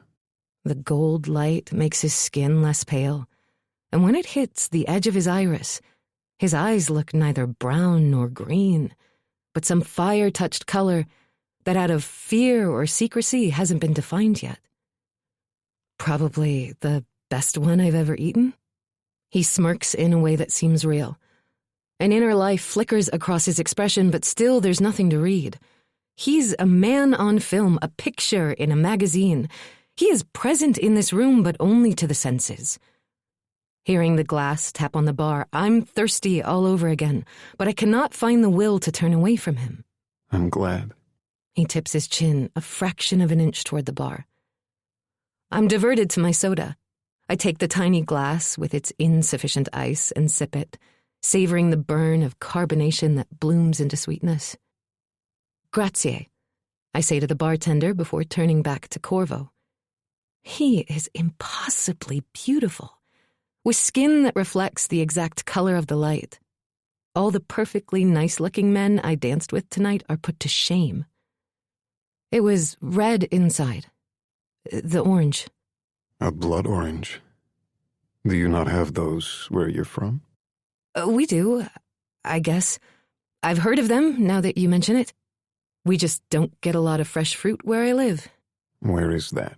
California, in the Sonoran Desert, a land of criminals and snowbirds. Which one are you? Well, I'm no criminal. You are Luna, Queen of Snowbirds. Sure, yes, master of all I survey. Is your castle cut out of a mountain, or do you rule from a tent? I can't read the nervous expectation that usually precedes a joke. It's a relief to hear someone the way they want to be heard. I live in a trailer with no electrical connection or running water. This is appealing? It's fine. I shrug. Because Slab City wasn't my choice. Richie thought Nyland was exactly isolated enough, and getting utilities from the government cut a slice out of his manhood. I've lived without water or electricity. Without emotions to read, I can't tell if he willingly went without or just went camping. It's not so bad. It's not, unless the generator goes out. The world gets dark in a way few people in the civilized world can understand. He's not that much closer to me, but I can hear him as if he's an inch away, connecting over the depth of our shared darkness. At night, I look away, uncomfortable with the way this connection feels. If there's no moon, you can see every star in the sky. How is that possible, with you outshining them? A firework blooms on my cheeks. He's trying to charm me, and it's working. I drain the tiny glass. The bartender adds a single fresh ice cube and points the soda gun at it. With a hiss, the brown foam rises to a meniscus at the edge. I am the third-tier queen of a second-rate nowhere, and I am both comfortable in this space and nervous enough to turn into a single point of energy. When are you going home? Maybe never? I swish the brown liquid until it fizzes, then push the glass farther away as if I'm rejecting it. It's a wedding. I came to drink and dance, and the drinks... I stop myself before insulting anyone. You don't like the drinks. He's perceptive, but I'm not rude. It's fine. So, anyway, I should get back. He lays his hand over mine to keep me from leaving. While he speaks to the bartender in Italian, I freeze. And not because his palm is so cool, but because of the way his thumb rolls over my knuckles with a touch that conducts electricity. I have to look at our hands to make sure we aren't sparking like a flint over dry wood. The black ring on his fourth finger has a scratchy texture. White lines crisscross his fingers between the punching knuckles and the first bending ones. The scars don't match up, as if the fingers were spread out when he was cut. With a few clinks, my glass is full of ice and my hand is free of his. Oh, grazie. The bartender tops up my soda from the gun. Prego. Drink up, and then we will dance. I drain it because I'm thirsty and the Coke is properly cold. When I put the glass down, Corvo holds out his hand for the dance. There's no music. We will be each other's music. He leads me to the middle of the floor. 1, 2, 3. 1, 2, 3. He holds up his left hand, letting my fingers hook over his thumb, and settles his right hand on my waist. My left hand falls on his shoulder. All I feel under it is the jacket's tailoring and his gravitational force. He belongs here. He is a part of this room, this city, this world, and with my hand resting on him, I belong to all of those things too. So, we're going to waltz? You've waltzed before? His hand remains dry and cool. It holds me firmly without squeezing. No, I just know it's 1, 2, 3. Follow me then. Knees bent, right leg back. Even though we're touching and so close, I can see every dark hair sketched on his sunless skin. I can't read him. I have never felt so uncertain about the person in front of me in my adult life. And through the gap where reading him would be, a wave of sexual heat floods in. Left even with right. Relax and follow me. 1, 2, 3. Right kiss left. I freeze a kiss because his lips move around the word as if they own it and intend to loan me its meaning. What kiss what? He kick-taps the outside of my right foot so it meets the left. Right, that's what it means. Again. He nods. Right runs, left chases. Right kisses. Go. We do it together. 1, 2, 3. Run, chase, kiss. We're dancing in a way I never have, counting together to a rhythm not of sound but movement. Him and me in silence, just our bodies, absolute strangers with nothing but a sweet fruit traded between us. The room spins into a blur behind the clarity of his face, which is completely focused on me. My talents are lost on him, and he doesn't smile, but I am sure I am pleasing to him. I smile enough for both of us. His body signals which way I should go. His hand on my waist clocks the rhythm. The thrust of his shoulder sets the direction of my feet. His eyes keep me still while we spin around and around. My God, have I ever been this happy? Have I ever smiled so wide my cheeks hurt? I can't control it. My smile is one drop of exhilaration short of a laugh, and though I'm letting him lead, I've lost the rhythm. Run, chase, kiss. Still dancing, his expression doesn't look right with the stony splendor of his face. There's awe in it. Admiration? Reverence? No. Openness?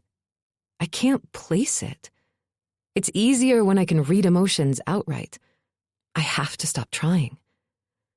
I'm sorry. My grin curves around the words, its strength fading like 2-hour-old perfume. I'm being goofy. 1, 2, 3.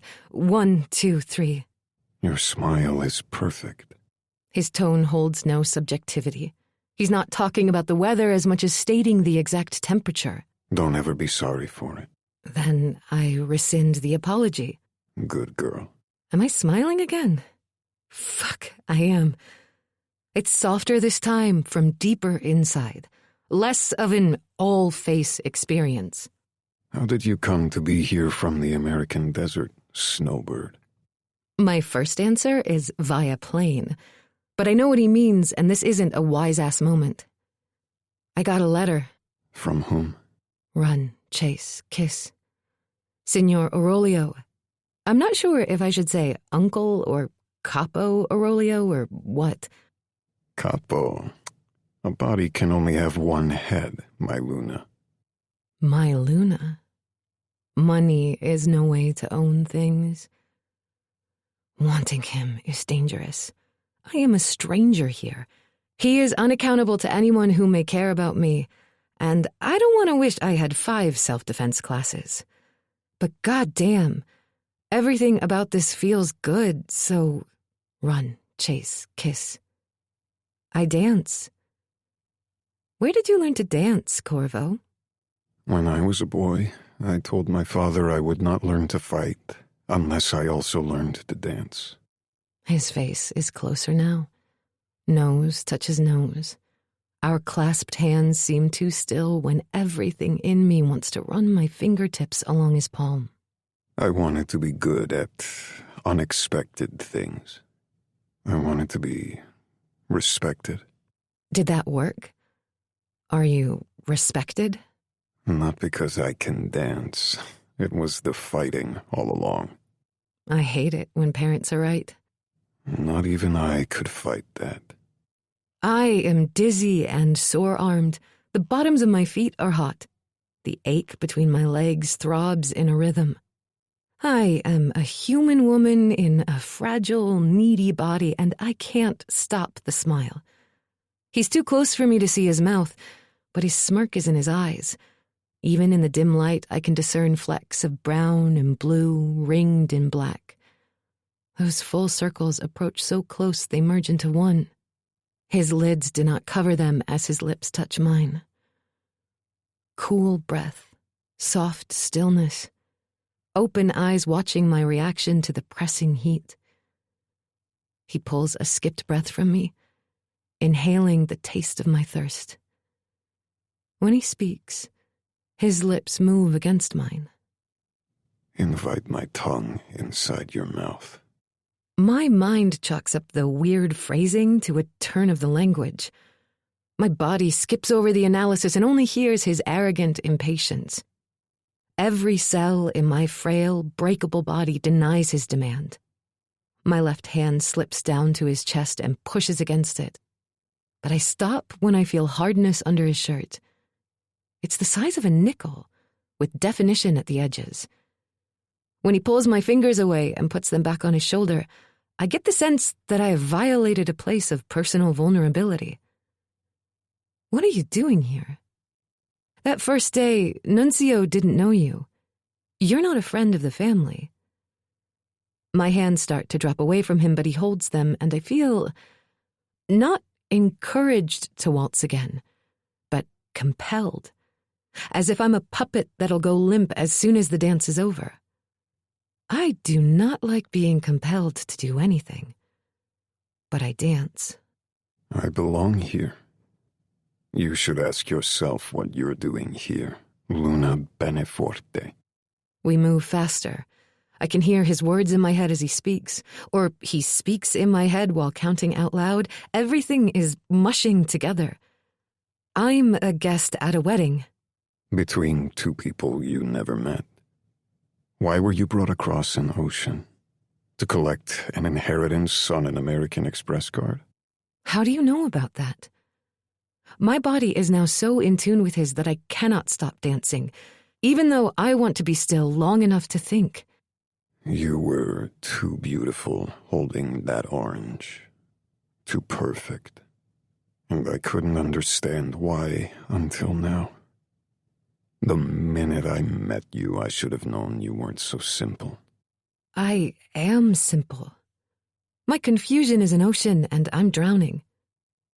Wait a minute. He does not wait. What are you? Why are you here? I was just thirsty. Let me taste your innocence. The spell is broken. He knows too much, but if he knew everything, he'd know I have no innocence left to taste. No. My hands fall away and my feet stay in one place, burning where skin touches soul. No. Luna! A young voice, female. It's Rizzo. She speaks quickly, putting her hand on my forehead. She says, "Oh," with brows knotted, trying to look as deeply into me as I can see into her. She's worried. Not just about me, but everything. I am in a foreign country among strangers. I have nowhere to go from here. Yet I am not as anxious about anything as she is about everything. I'm okay, I say, looking around. The ballroom that seemed so genteel and lavish is actually crumbling. Cracked plaster, chipped paint. I must have been too high on optimism to see it. Deli! She calls behind me and Delphina appears. They lead me to the hall and sit me on a bench as if I'm not easy on my feet, which I'm not, actually. I'm shaking as if I ran up 7 flights of stairs. What I can't understand from their lips, I can see in their hearts. They're both worried about their lives and now mine. Rizzo turns my face to look right into my eyes. What's going on?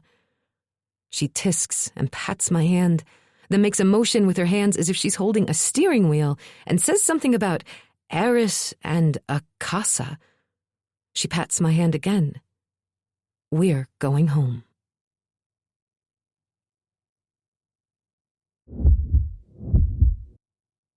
The first thing I think when I wake up is, that asshole roofied me. I got roofied when I was 14, and though Bruce McNaught didn't even get his hands down my pants for his trouble, I ended up with the 2-day head-splitting hangover. This isn't like that. I feel fine now.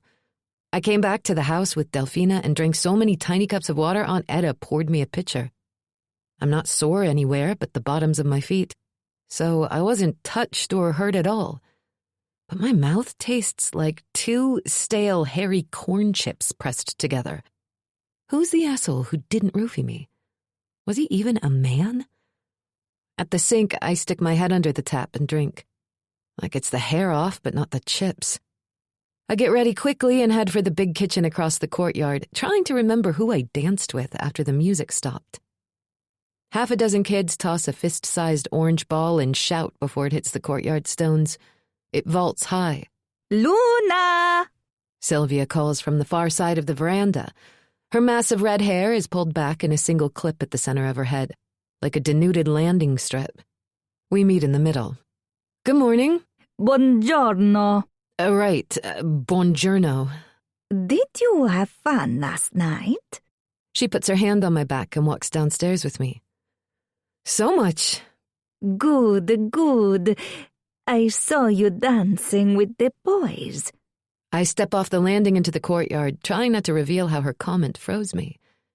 Does she mean Nunzio or Aris or Corvo? I'm not sure if I did something wrong by dancing in that room with him or being there at all. Is that bad? Weddings are for dancing, no? Right. I clear my throat to make way for an admission. So, I danced with a man last night. I don't think he was with the wedding. In America, it's not a big deal, but I'm just not sure how it plays here. And when you say danced, you mean... Waltzed? Just that. Not... Well, he asked to kiss me. He did kiss me a little. Our lips touched, but it was a kiss.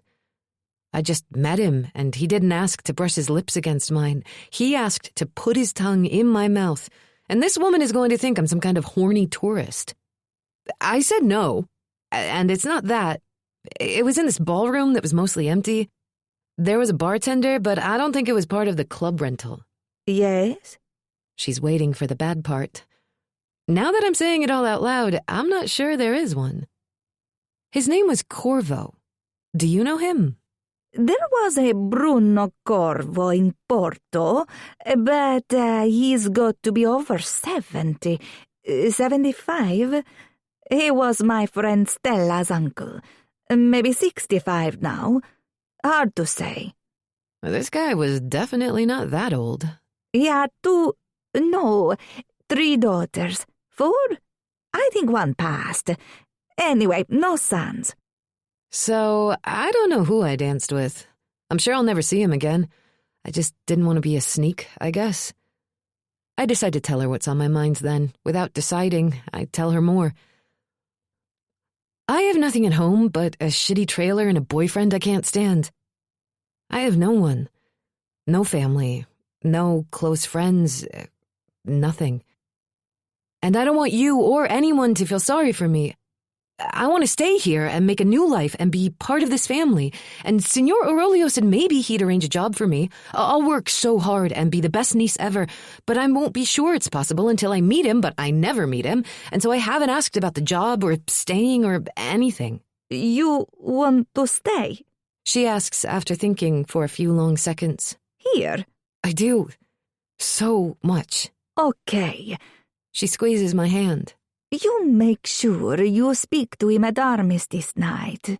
He'll be there. He will. Can you hold on a few more days? I can. Definitely. For this, I can totally hold on. She smiles at me, and though I can read recalcitrance between the lines, I throw my arms around her and thank her. On day 6 of my stay, I go upstairs utterly, joyfully, completely wiped out.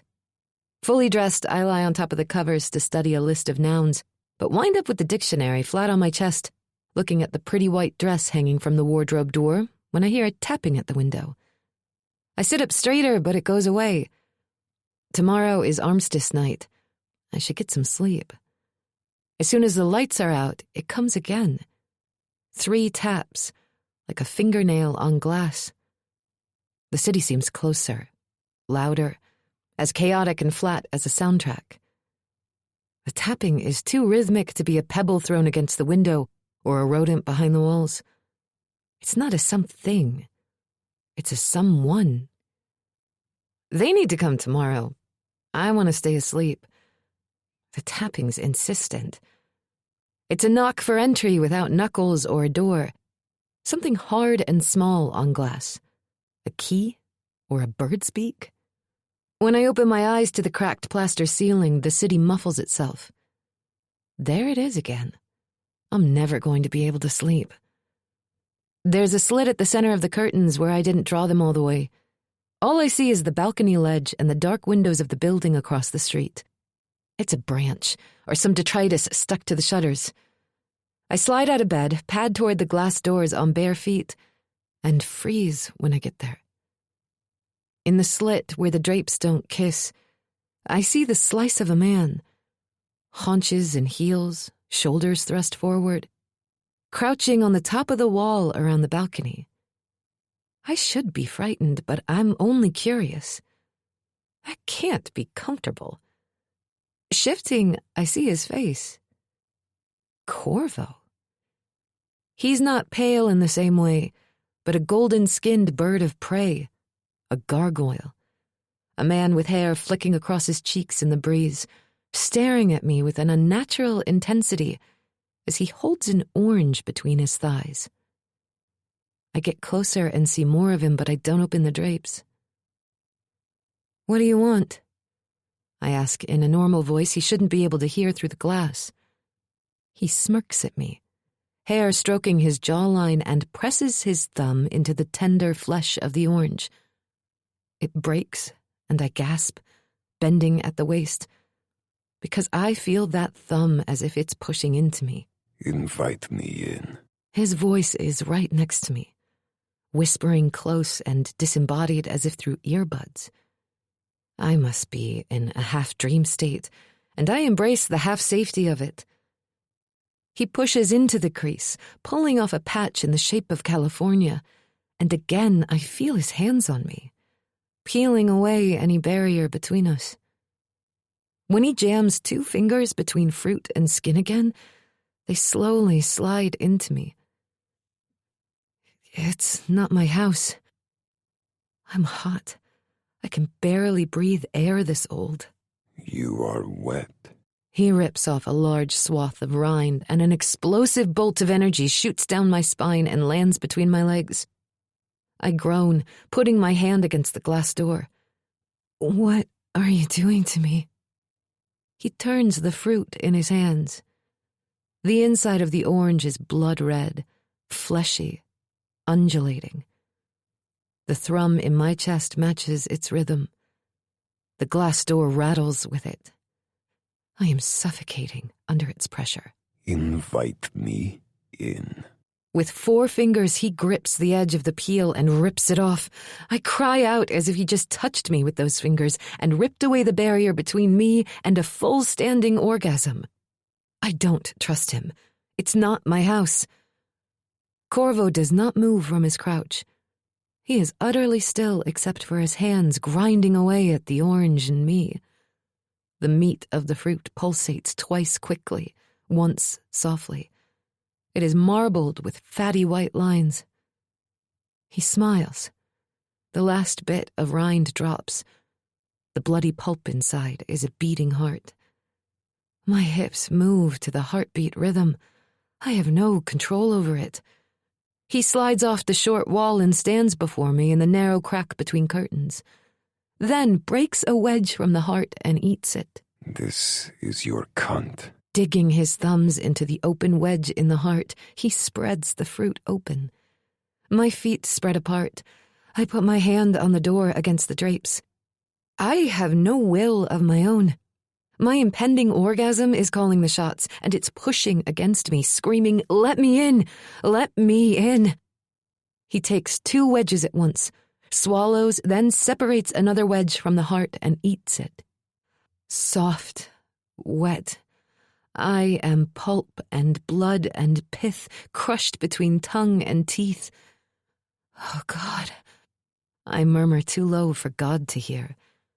Corvo eats the wedge and breaks off another, eating the beating heart between my legs slice by slice.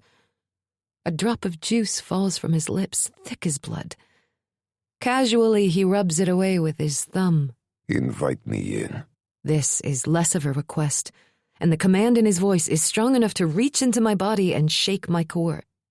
My mind threshes the possibilities. A kiss from those lips, a touch from those hands, his hair swaying over his cheeks when he fucks me. I can't. It's not your house. I heard you. I just don't care. I do. I care a lot. Pensively, he slides the last of the fruit onto his tongue, closes his mouth, and chews, staring at me as if the knees of my naked soul are spread apart for his pleasure. He could have my body if he'd asked for it instead of entry. I ache for that mouth. The orgasm is 1 lick away. I want it. I want it from him. He puckers his lips around the pad of his thumb, sucking off the juice. It's over, and it's too much. I shut my eyes for the explosion that's so close I can taste the copper of a bitten lip. Cazzo! My inhale is too sharp to dream through. I jolt upright so violently the dictionary falls to the floor. Legs spread, sex organs inflated against the center seam of my jeans. I pant like a woman about to have an orgasm. I jump out of bed and snap apart the drapes. Empty. I was sleeping and had a dream that was a mashup of scary stories and an unhealthy obsession with a strange, beautiful man named Corvo. But what a dream. I'm still breathless from it. Vaffanculo! A man shouts from outside. Shadows of a struggle play against the wall across the street, then stop. Redefine as a human shape that gets bigger and fuzzier as it comes closer to the edge. Slapping the door open, I go onto the balcony. The fresh air hits me like a hammer. I look up for the source of the struggle. Nunzio appears over the roof ledge, leaning against the short wall that keeps him from falling over. He takes out a pack of cigarettes and shakes out one. Hi. He looks down casually as if I didn't surprise him at all. Ciao, Luna. He lights his cigarette. Share? A rough smile spreads across his face, and he throws one down. I catch it, put it in my mouth and crook my thumb at the tip. Light? Fiero? He laughs as if I asked him to set my shoes on fire. Come up. I give you fire. Against my better judgment, which hasn't won an argument in my entire life, I run out of my room and find the staircase up to the roof.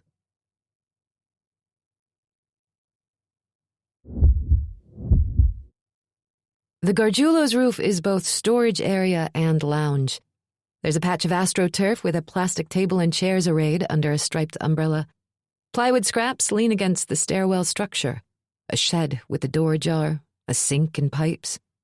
Nunzio smokes in the light of a jury-rigged bulb inside a metal bowl that's clipped to a pole. I walk toward it, my shadow getting bigger on the opposite wall. When I get there, he flicks his lighter, and I touch the tip of my cigarette to it. Nunzio laughs at my coughing fit.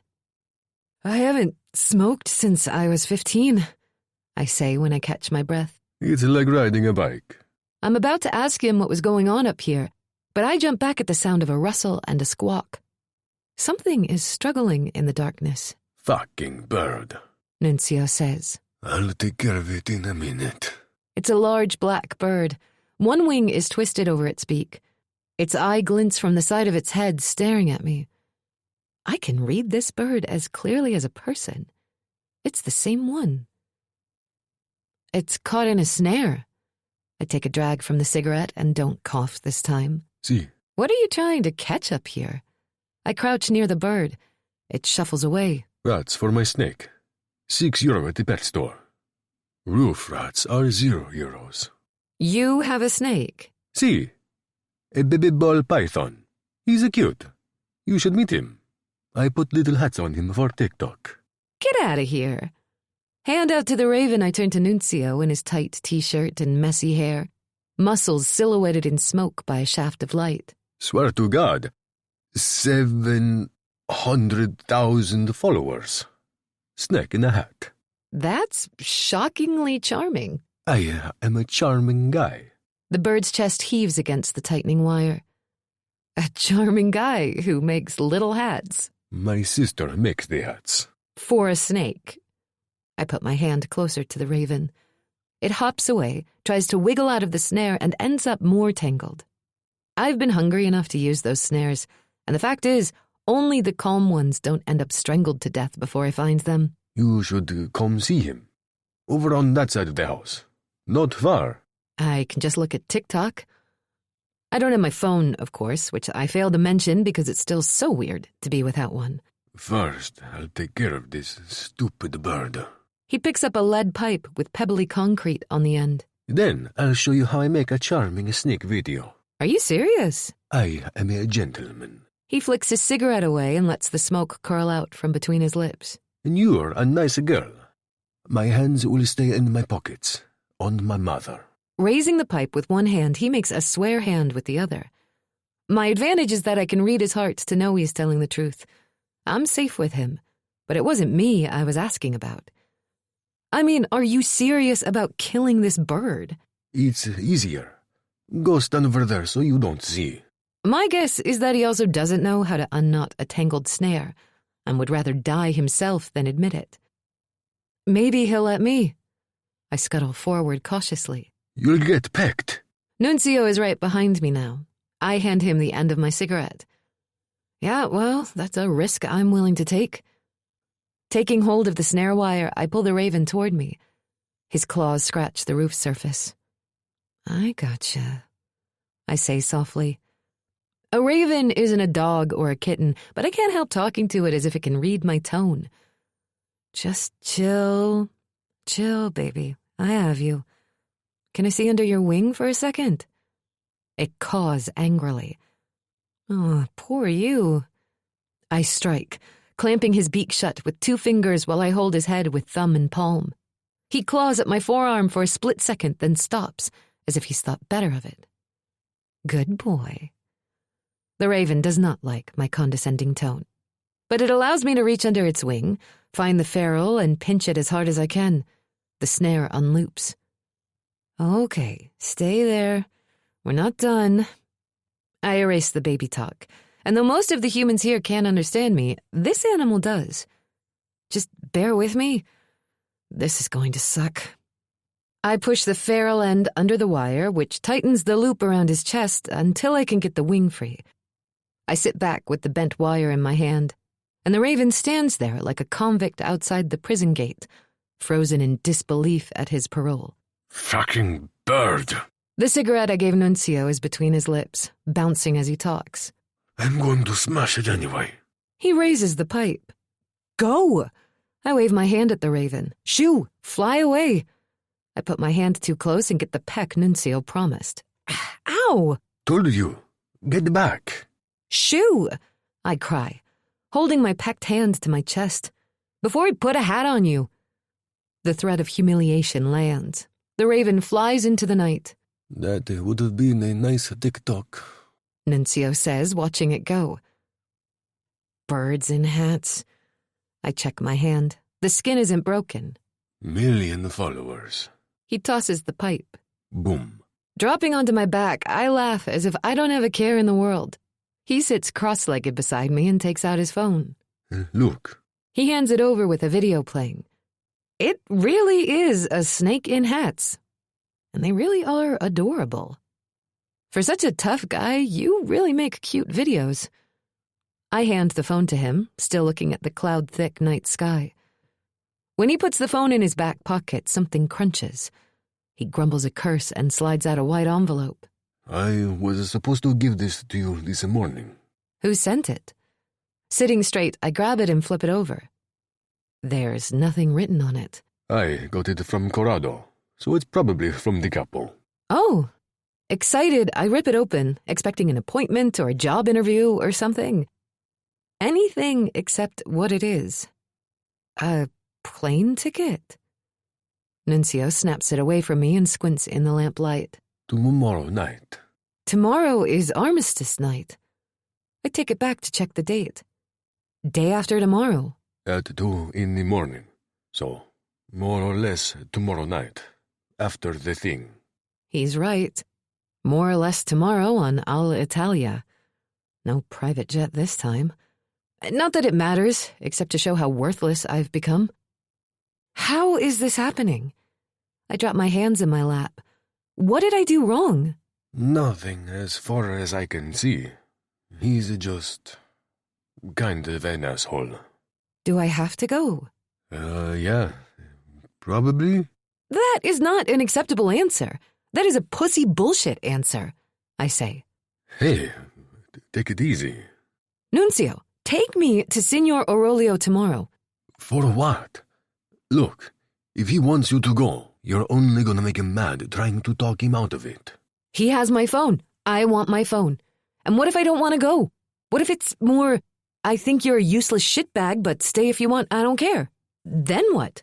Then we rip up that ticket. He speaks softly, fingertip grazing my arm. But you don't have an appointment. Appointments are for cowards. The capo doesn't like people just showing up. He reacts badly. I'm going to insist, because this... I jam the ticket back into the envelope. This is bullshit. I'll help you stay. You're not a useless shitbag. I won't abandon you. Really? The promise means so much to me. I don't need the capo's permission. I don't need him to like me. And if he just slides a note under the door, I don't even need to meet him, ever. I've found my people. Nuncio nods and leans forward.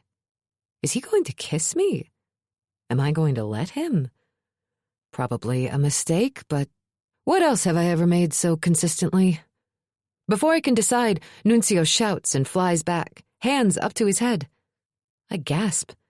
A fluttering shadow is attached to his head. It's a raven, clawing his hair. The same raven? I don't know. It happens too fast. We're both on our feet, in shock. He falls back, swiping at the top of his head. Stop! I cry. Please! The raven lets him go, flying to a nearby barrel. Nuncio curses in Italian. He pulls his hand off his head. It has blood on it. Can the birds get rabies? I have no idea.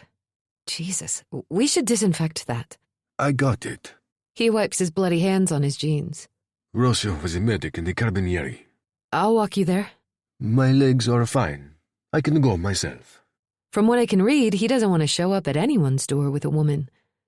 Or maybe it's just me. The useless shitbag. Okay. Tomorrow, I'll take you to the capo's house. Oh, thank you. I want to jump into his arms, but I stop myself. Sure, the raven would come back and really claw Nuncio's eyes out. Just promise me you won't set a plane ticket on fire in front of him. If I ask you for a lighter, you won't give it to me? No. I'm leaving the lighter at home. I'm fully innocent. You didn't tell me you were going to just walk in. I had no idea. Okay? I am as pure as a baby. Pinky swear, lips sealed, cross my heart. As we walk to the stairwell, the raven stays close, hopping with a dragging wing from the barrel to wall to the back of a chair. When we cross into the house, it perches at the top of the door like a gargoyle, watching and waiting, with menace in its heart.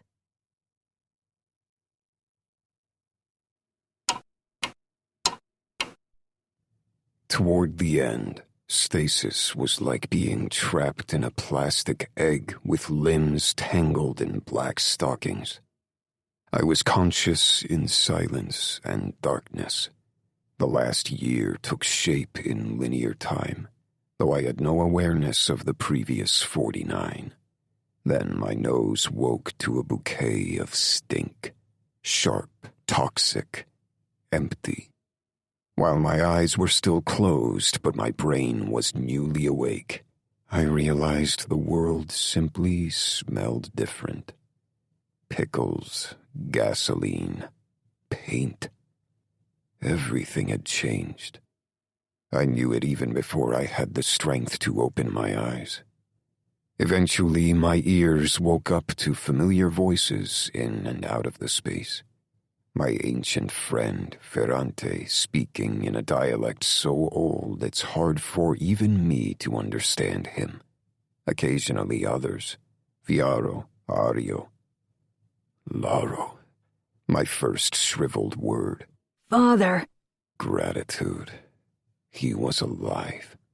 Then, with my first full, deep breath, I left stasis and started truly understanding pain. For 50 years, Laro managed our money and property from a television attached to a typewriter and only left the basement to feed. Now that he's older and seasoned, he barely leaves at all. He says every time he goes up, it gets harder to feed in peace. There are people and cameras everywhere. He watches out for Strega, and every time there are none. This was a relief until it wasn't.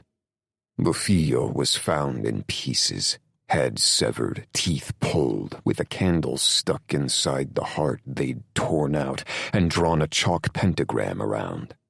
That was the most disturbing part of the photos Laro showed me.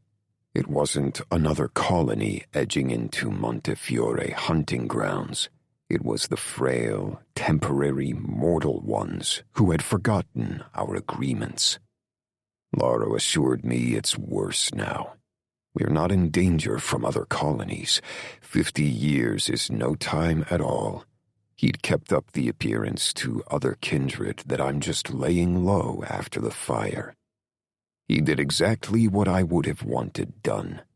I'm proud of my boy, as if the age difference between us is meaningful anymore.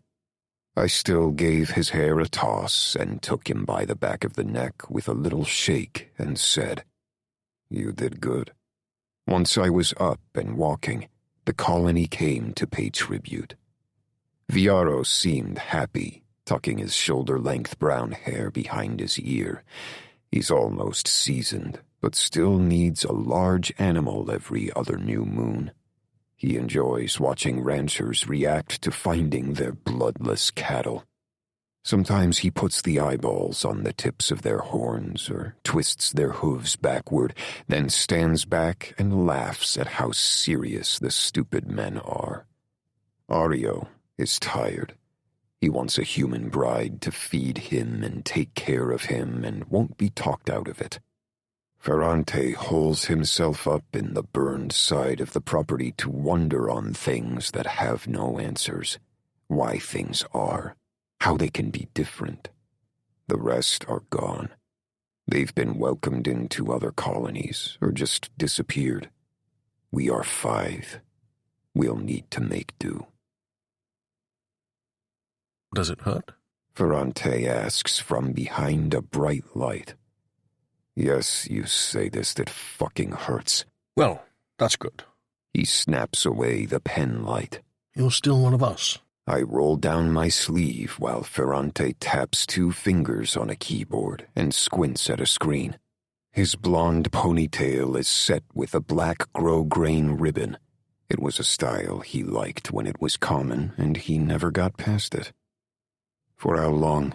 It's not like we have a lot of precedent for your problem, so I can only guess. I don't want you to take this too seriously or find yourself depressed over it. Give me a break, Ferrante. We've known each other my entire 500 years, and in that time, very little has aroused a feeling in me. Anger, maybe sometimes when it's useful, but sadness and self-pity are long-forgotten memories. A human lifetime, give or take. Then, I don't know if it's permanent stasis or something more like death. Please remove my head if it's permanent stasis. I button my cuffs. Drop it into the bottom of the ocean. You still have no hunger? I can drink, but it's not necessary and barely pleasant. When you do drink, are there any notable increases in stamina or speed? No, it does nothing for me. I'm still stronger than any mortal male. I can catch them when they run, but it's not what I used to be. Arm wrestling me has become my son's favorite pastime. And his musculature never fully developed. He murmurs, poking the keys.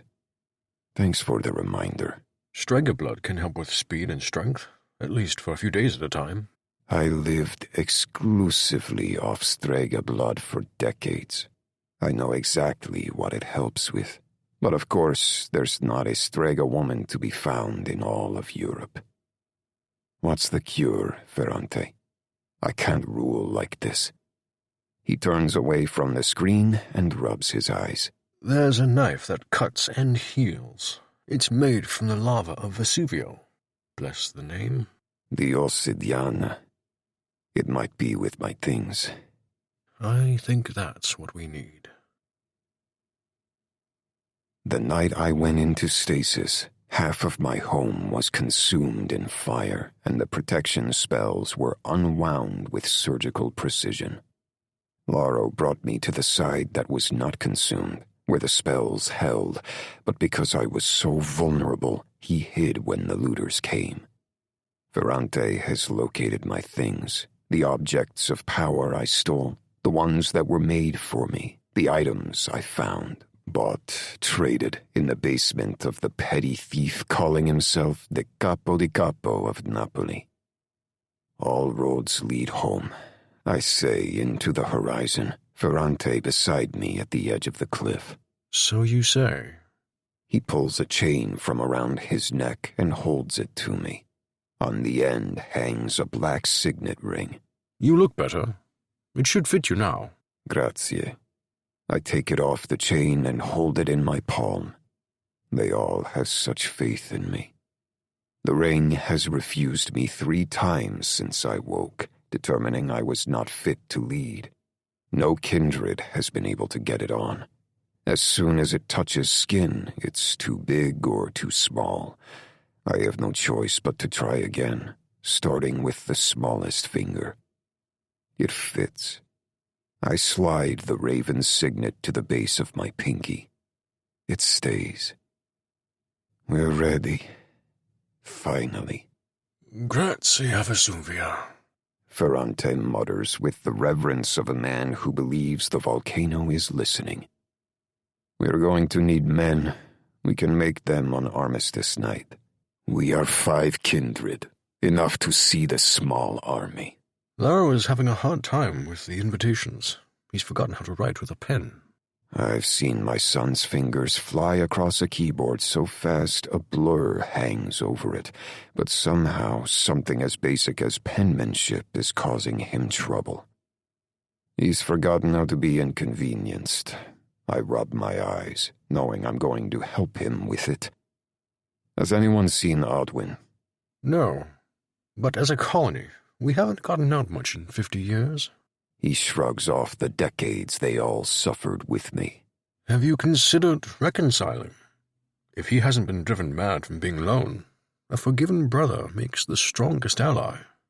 A false ally in one hand, I hold out one palm, then the second, and an eel in the other. Which is empty sooner? The brother you welcome back will fill your fist with power. The look on my elder's face reminds me how much madness lies dormant within him. When we are whole, I lay my hand on his shoulder. I'll think about it. I have summoned the daughters so my families can show fealty. Then I will take the most likely Strega by lineage as my bride. I will choose her privately to keep their fathers calm, then marry her publicly to re-establish the old ways. That was the plan before I gave the American an orange, before I saw her unearthly smile or smelled the thick sweetness of her blood. By lineage, she was probably no one, but by scent, she was everything. Dancing with her, I planned to take her blood. Damn the risks. But I couldn't. It was like trying to enter a house without an invitation. I didn't know what to blame. It was me. It was her. It was the gasoline latex stink of a changed world. It doesn't matter. She will be mine in accordance with my rules. When I come back to the villa at 11 minutes after midnight, stinking of salt water, Domenico Scanga is pacing the half of the house that isn't burned down.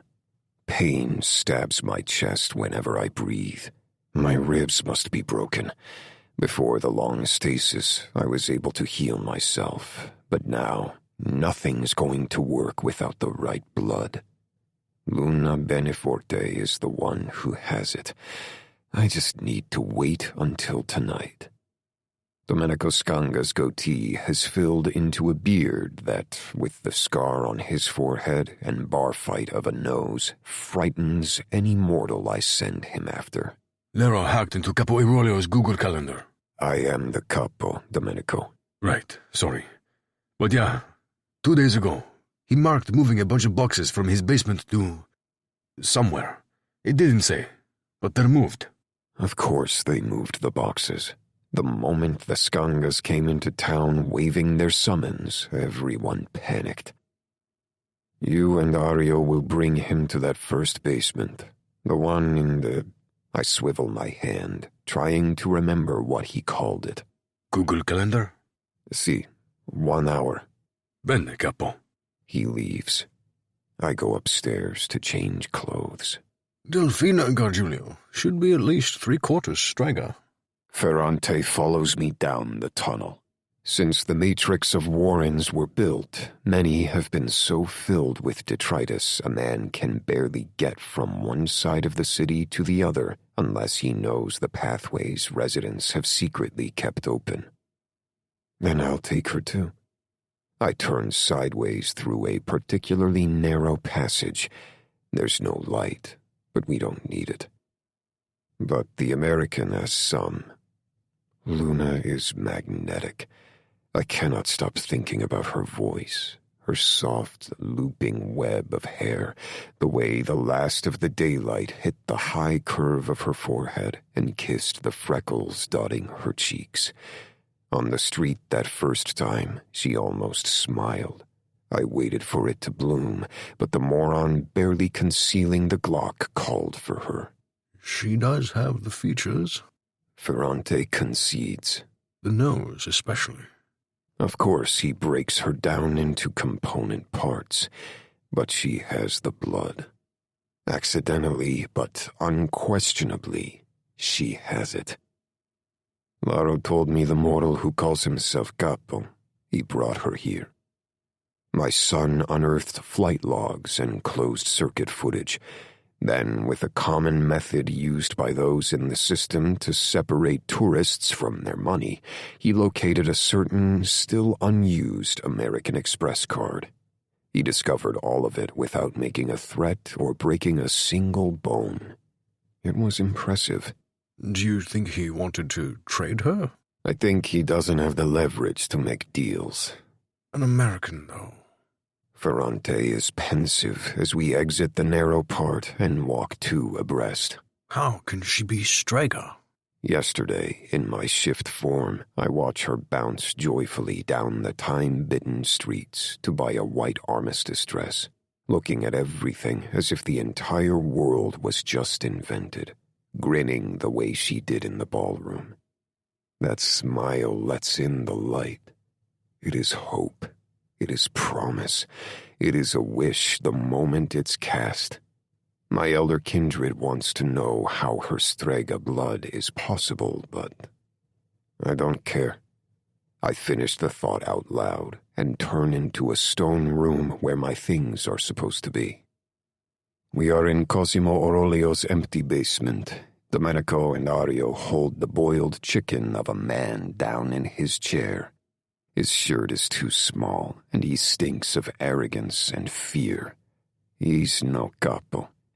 50 years ago, his chin was as hairless as Laro's. He's a child, and he thinks he's beaten me. Where are my things, Cosi? I used the nickname Emilio Moretti taunted him with when they were children. A muscle above his eyelid twitches. For clarity, I lean down to his level. Every object that contains power is mine. If you want power, the Pope is still in Rome. With a slight signal from me, Domenico squeezes the back of Orolio's neck with the points of his fingers, tighter and tighter. Making a man doesn't give him strength or cruelty. He comes into the fold the same person he always was. Domenico Scanga just happened to be born good at this. When Orolio ekes out a squeal, I have the boy stop. There's a knife, little Cosi. It's black. It was made in the fires of Vesuvius by the goddess herself, as this was. I hold the black signet ring to his face. The Ossidiana knife hasn't been seen in 300 years. Orolio tells a technical truth and a casual lie. He is not too scared to tell me he knows what I'm talking about. Even as he rubs his neck, he believes he's holding a royal flush. Because I've had it for 4, I hold up 4 fingers so the raven ring faces him. He tilts his head, and I consider for the first time that maybe he knows something I don't. First, you tried to swap your daughter with an American. I observe his reaction. His face remains impassive. He hasn't gotten the power to run this place into the ground by giving away his thoughts. Clever to put her in Serafina's room for a night, but lazy to send her away the next morning. The American was a grandniece of my Uncle Tento. I doubt that. Ferrante mutters, feeling the cracks in the walls for a clue to what was stored here. That makes 2, Cosi. 2 times you tried to cheat me. I can feel the power of my things in the walls where boxes were stacked and in the clean rectangles on the concrete floor. Objects out of my hands for centuries. Things I stored and others I lost and assumed would turn up when I stopped looking for them. A compass that points you to your enemies. A bag of marbles short one that's invisible. Scissors that would only cut a baby from their mother. Knives. So many precious knives I could slice the earth like an orange. The false capo lights a cigarette and shrugs, but he's shaking ever so slightly. I can't cheat someone I'm not doing business with. You exist in my city. I approach him a little too close for his comfort. You hoarded my things. You profit under my rules, the way your father did when you were as skinny as a pen stroke.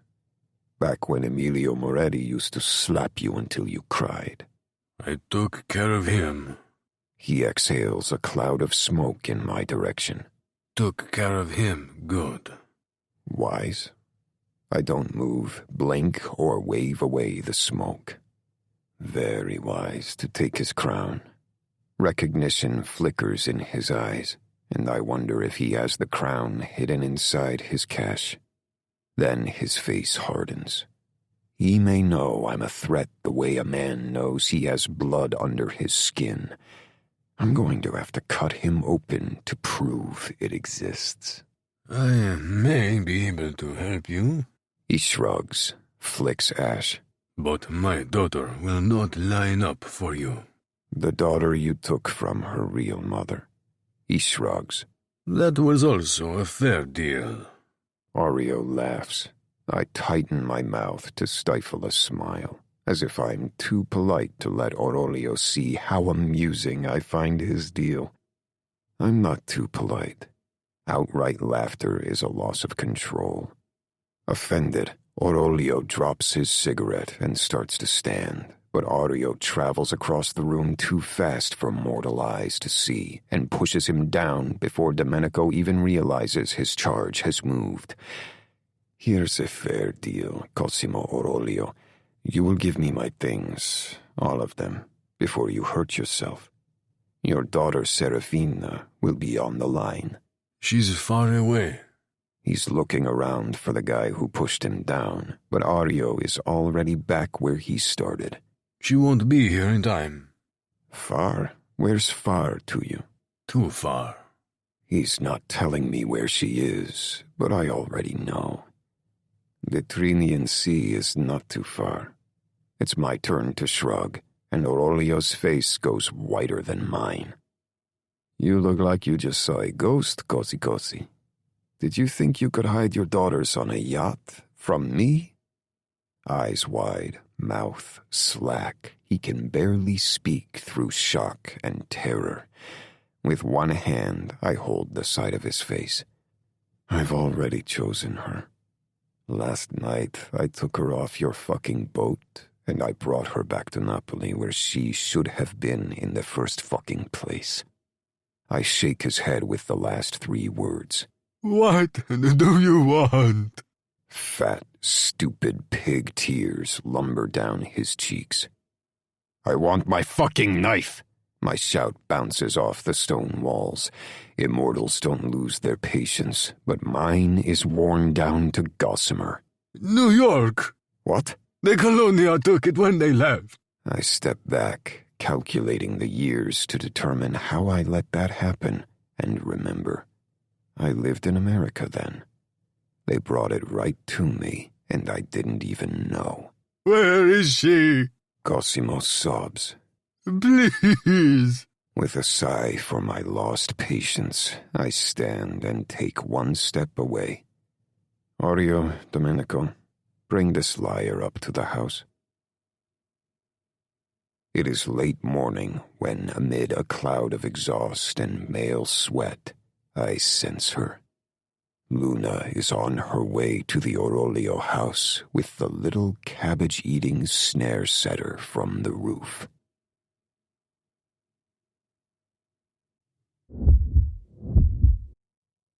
Amelia was crying behind the trailer where Mrs. Achita taught social studies. She could barely breathe as big crystal golf balls dropped down her cheeks. Leave me alone! I couldn't leave. I'd never seen sadness filled with so much shame before, encasing her in a near-perfect circle. Her well of shame was infinite. It hummed the way her mother sang in church. Kids say things to kids, and I knew what those things were. Your hieroglyphics project was cool. Diego's a shit shoe. Mrs. Ochita always takes his side. I'll come to Principal Granger's office with you. But I didn't say those things. Being the new kid meant not sticking your neck out. So I just sat there beside her, suspecting there was more to this than stupid Diego mocking her English in front of the whole class. I had to know what it was. So I did something I'd never done before. I pushed my feelings outward, toward hers. I thought it would be like a hug, but it was more like two balloons pressing up against each other, creating a flat shape between them. I could reach through that. Even then, I knew pressing my shape so closely to hers was wrong. It was sneaky and intrusive. Amelia hadn't said I could look inside her, much less make contact. But if I'd asked, I would have had to explain, and then there would have been trouble. So I just did it. Going where I wasn't invited, feeling around for shapes and folds in her soul. I found a tiny knot of happiness and teased it loose. I was about to untie it completely. Then I wondered, what if that knot held her together? What if untied joy rose into the sky and flew away forever? I pulled away, suddenly aware of the consequences of performing a kindness I didn't understand. Reading someone was only interpreting what's there. I was writing, and as Mrs. Dunfort always said, writing is magic. Amelia snapped her attention to me as if she could sense what I was doing.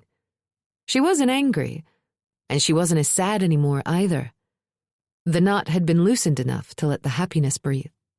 "I'm sorry," I said, unable to explain exactly what I was sorry for. She took a calm breath, wiped her eyes, and stood. Her sadness was in normal proportion to the rest of her. Recess is in 10 minutes. I'm not going back in there. Me neither. I found one of Jelly's old vape pens and an apple juice cartridge. Is there any left in it? Let's go check. We ran to a strip of dirt and scrub between the stucco utility structure and the exit off the 15 freeway. There wasn't much left in the cartridge, but we managed to miss half of 4th grade recess sucking out the last drags.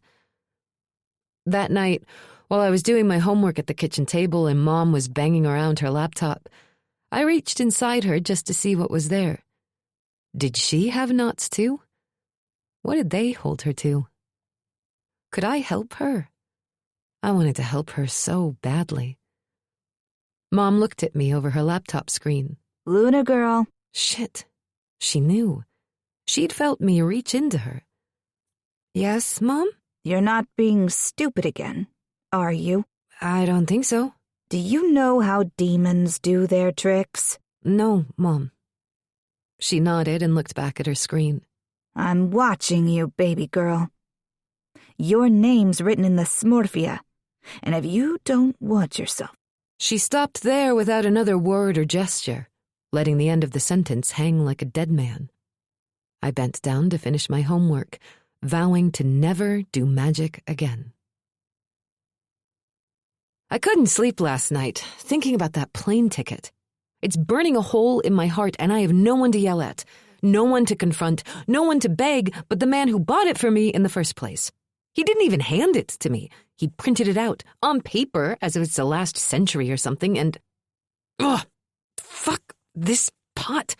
Fuck this crusty burn. Fuck the sponge. And while I'm at it, fuck Cosimo/Capo/Aurolio shitburger of the First Order. Whether he likes it or not, I'm seeing him today, and I'm going to tell him exactly what I think of him, using every curse in the English language. Then I'm going to take that plane ticket and shove it right up. Luna! Nunzio raises his voice as if it's not the first time he said my name. He's wearing an SSC Napoli cap. Did that pot piss you off or something? Etta shoos me away from the sink.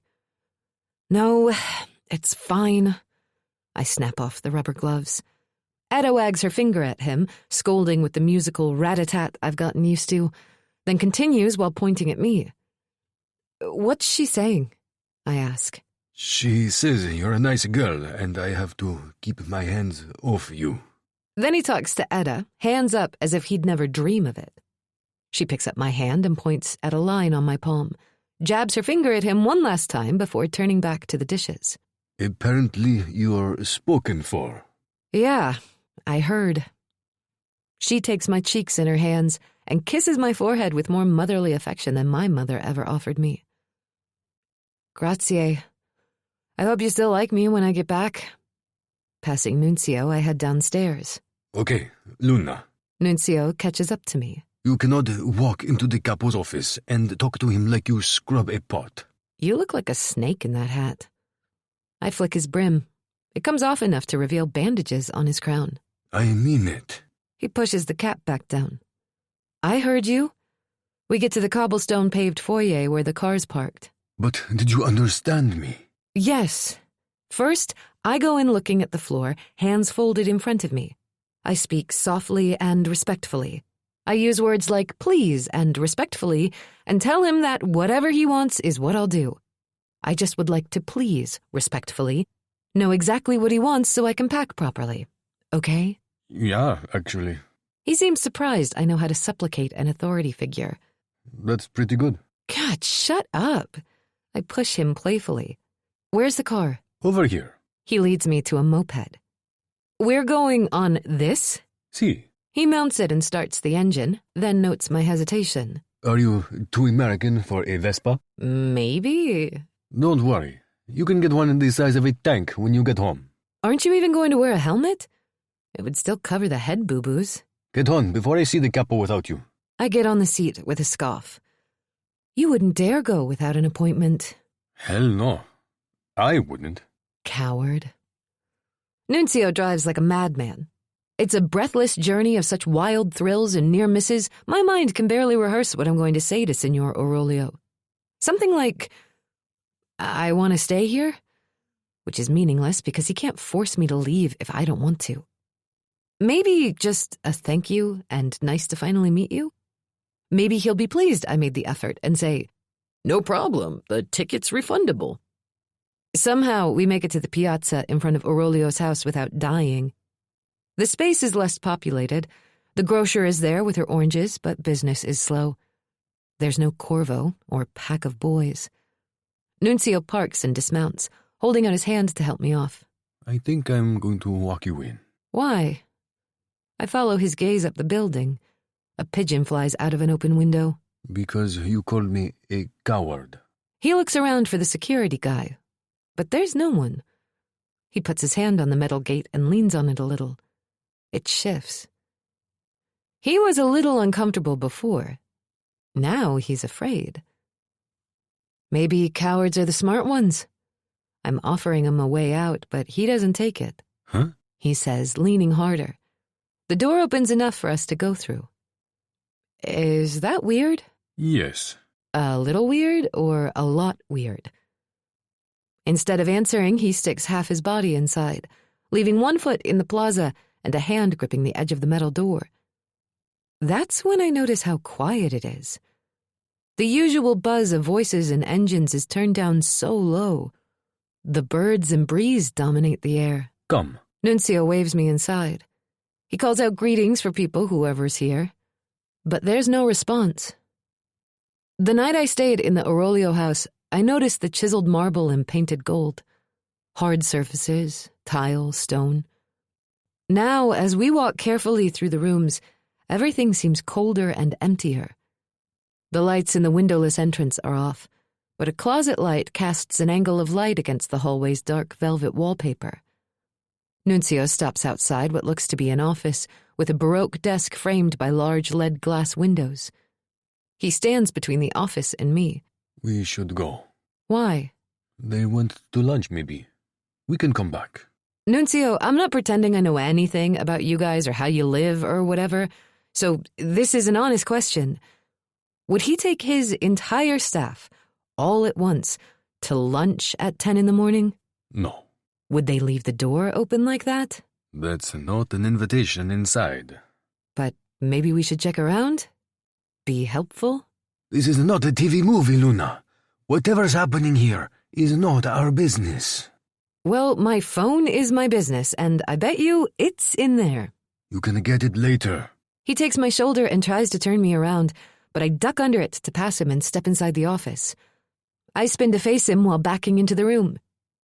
I'm getting kicked out, Nunzio. What do I have to lose? You don't belong here. No, You don't belong in here, so shoo. I turn and walk to the other side of the desk. I can't leave you. Here's the thing, Nuncio. I open the top drawer of the desk. A pair of cufflinks, a pin with a wolf on it, a passport, a gun. I slap it closed and open the next one. I don't know what this plane ticket means. Is it a suggestion? Does he assume I want to go home? Or is he under the impression he's the boss of me? Because he's not, by the way. Luna. Nuncio rubs his eyes. You can't do this. Next drawer, papers, magazines, an empty picture frame, another fucking gun, loaded from the weight of it. These people are worse than Richie. Stop me, call the cops, alert the embassy. I was kidnapped. I don't have a boss, and I want my phone. If he thinks he's kicking me out and keeping it, he has something coming. That would be stealing, and I won't be stolen from. This could get me killed. Say it's my fault. I slap the drawer closed and shift around the stuff on the desk. Just blame... I stop myself when I find a parchment letter that looks like one I've seen before. It has a red wax seal. I open it. Luna! He grabs for the letter, but I can read his intentions before he even raises his arm, and I shift it away. It's the same one you and Eris were reading on the night of the wedding. It's in Italian, of course, in loopy ballpoint cursive. It's a different one. Read it to me. I hand it to him, and in doing so, I see my phone on the sideboard, leaning against a gold statue of a naked woman. It's connected to a charging cable. Thank God, because the battery holds about a sitcom's worth of charge. No. When he refuses, a dark fear emanates from him. It's deeper than anything I've ever read on him, and it's directed right at this piece of paper. Why? Fine. I pull back the letter and grab my phone, snapping it off the charger. Hello, little phone, I say, pressing my thumb to the circle on the bottom. I missed you. It opens. Text notifications ding and rattle. I ignore them and go to the translation app I downloaded 1,000 years ago when I lived in Slab City and couldn't speak Spanish. I don't think it can read cursive. He's hopeful. Again, why doesn't he want me to read an old letter? AI is good for something. I hover the phone over the page. The app thinks and churns. For once, I feel as if I'm in charge of my own life. I am making the choice to stand here in a mafia capo's office and translate a document I'm not even supposed to be looking at just because a man I barely know is scared of it. I expect nothing from technology, but today I get enough. To the Master, esteemed Father, you warmly after many years of my colony's absence in our ventures, but the city suffers from decadence and lost tribute. Thus we must resume the customs that have ensured our family shall resume the old ways. We will take our brides from the greatest of the families of what was once known as the noble families. This taking will occur at the night of Ascension, 20th of June this year. We command you to come to the aforesaid place with the above-named daughter in accordance with our traditions, so she of our stature. See that you show no negligence if you desire to maintain our alliance. I'm Montefiore, the Fourth. Is this the Montefiore they're all so scared of? Wait a minute. I sit in the capo's chair staring at a letter I can't read. Luna, are you all right? Nuncio is closer, knee on the desk as if he's climbing over it. This is what Armistice Night was about. I raise the letter to his face. Choosing a bride like a cut of meat? Let me see. He reaches for it, but I pull it away. Yes or no, Nuncio? He backs up, putting both feet on the floor. Armistice. It's usually just the men making deals and whatnot. But these letters came. From Carmine Montefiore, the monster the kids sing about? It's just a story. So is some poor girl getting dragged off tonight, or not? Look, where we are right now, where you are so hot to stay, girls get taken. Marriages get arranged. It's not some fairy tale. Best case scenario, like a Liliana, it's a business arrangement. But you get to meet them a few times, and he's not so bad. I'm just gonna repeat you to you. Dude wants a wife, so women are getting lined up, and he'll just pick? Yes. Is this some ritual where we're all props except the one girl he's dating, and this is how he asks her to marry him? No, he's not dating any one of you. I mean them. No, you, but... He picks based on what? Vibes? Look, we don't know, but it's not like you have to worry, okay? Odds aren't on you, it's just... It is what it is. It is what it is? We gotta go. You're literally sitting in the capo's chair. Serafina's name is on this letter. I hold up the page as if he can see it from there. Doesn't matter. He knows what I'm talking about. Is she back? Is she here? Anywhere? No, but can we talk about this later? Is there a letter with my name on it somewhere? He doesn't answer. Good for him, because unless he's some kind of sociopath, a lie would show up on my radar. Answer me. You're expected. That's all you need to know. 1, fuck you. 2, this is a scam. It's very, very real. There's no letter with my name on it. He looks away without agreement or disagreement. Just say it. I'm here to replace Serafina. He'd never let his daughter on that line. Listen. Say it. No, okay? No. There isn't a letter with your name on it. He seems resigned, as if that was the last truth he had to hold in. But it isn't. It's the lubricant for every truth that follows. She is away with her sister, and a week ago he told her to stay away until he sent for them. Then he brought you over. Is there any money at all on that Amex? Is there a dead uncle at all? Was there ever? I'm sorry, I don't know. And what is it? A lineup to get forced into marriage? I got slotted into this sick ritual. You don't understand. The Montefiore's... What?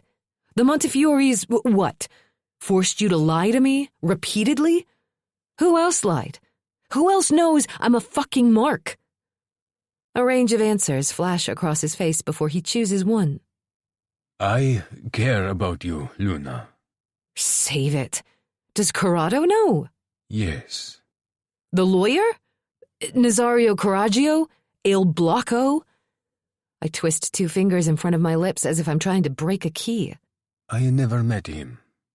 Who else pretended I was family? Who else acted as if they liked me? What about Aunt Etta? Sylvia? They know. God. Fuck this.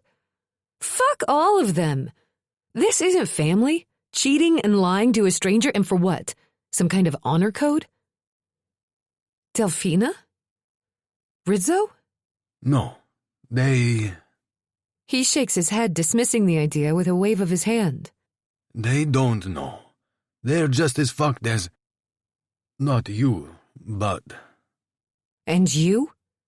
I come around the desk. You knew.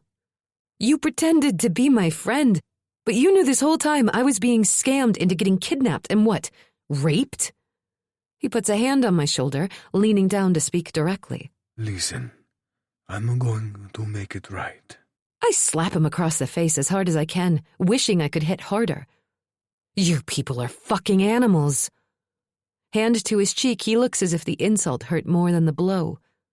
As if. It's clear as day. The insult hurts him more than the slap. I know it does. I can read it. He straightens himself to his full height.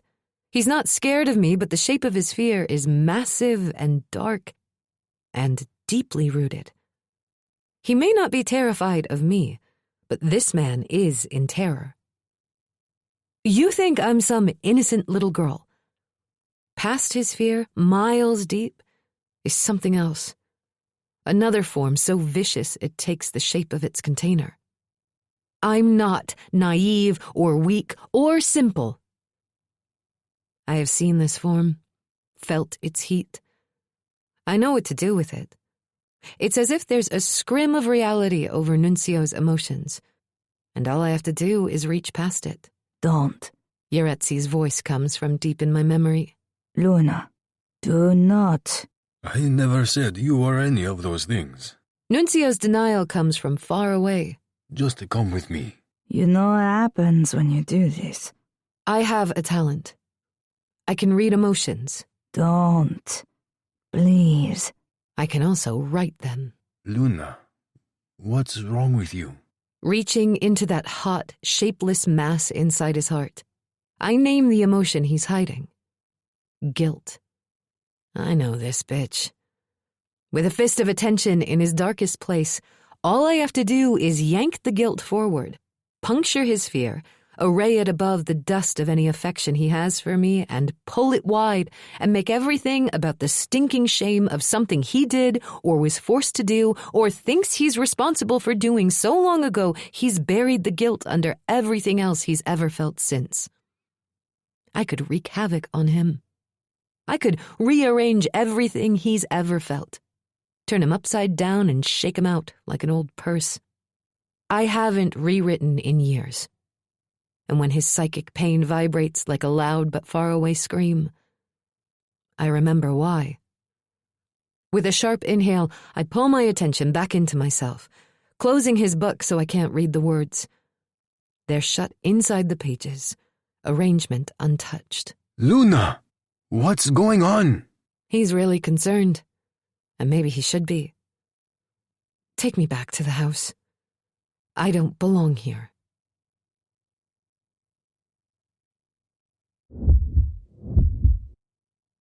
Nuncio's Vespa buzzes between my legs, bumping over the stone streets.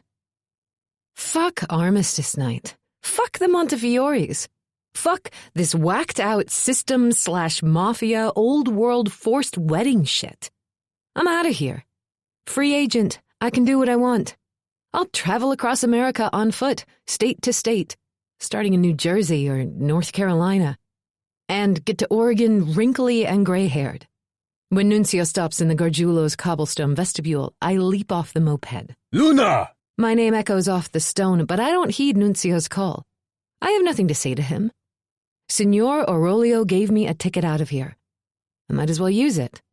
And now that I have my phone back, I'm going to use that too. Halfway up the steps, I take out the phone to call a cab out of here. I'm confronted with text after text from Richie, and I don't know whether to block him or all caps scream at him to get over here and rescue me. The phone decides for me by blinking out to black. Dead battery. Of course. Fuck my life. Fuck the leaky trailer. Fuck the dust getting in everything. Fuck the sun and the empty sky it hangs in. Fuck Richie and his friends and their guns and their cars. I'm not going back to California, ever. I was stuck there as a kid, and I was too afraid to get unstuck as an adult. There's no reason to go back. I'm not staying here either. Not for another minute. The way I was tricked. I saw it coming a mile away, but found every reason to ignore the signs. Serafina Aurelio's going to have to get her ass home for this little bride lineup. It's all stupid. My entire life up to this moment has been stupid. Luna? It's Rizzo turning the corner. Sta bene? No, I'm not bene. I don't even know if I'm related to anyone anywhere in a 1,000-mile radius. I pull the script letter out of my pocket and wave it around as if that proves anything. I am not Serafina Aurelio. I am stupid. I think my tone scares Rizzo. It scares the shit out of me. The inability to communicate is the last stupid, unfair thing I'm going to tolerate today. Armed with a dictionary and patience, I show Delphina and Rizzo how I was tricked. They sympathize, which is all I really want, but they're as screwed as I am. Maybe more. Both of them are more likely to be forced into being a delicious bride, or whatever. Point is, I can't help them, and they can't help me. Corrado works for Aurelio. He has no reason to be loyal to me. Sylvia and Etta saw me as a pet, not a niece or a daughter or anyone who mattered. Nuncio's a bunch of muscle laid over the bones of a coward. None of these people care about me. I am all I have. Serafina's clothes go back in her bag, and whatever I came with, including my 2 passports, goes in the little knapsack I brought with me. I leave the pretty blue dress, the matching shoes, and the white gown I was supposed to wear tonight. Thanks, but no thanks. Snapping back the curtains one last time, I open the balcony doors to let in the smells and sounds of this chaotic, lying place. Scooters weave through the crowd. Voices I don't understand layer over each other. Emotions wash over me, filling my consciousness with the bold, the bright, the muted and flat. A foam of feeling different from any crowd at home. I have nowhere to go.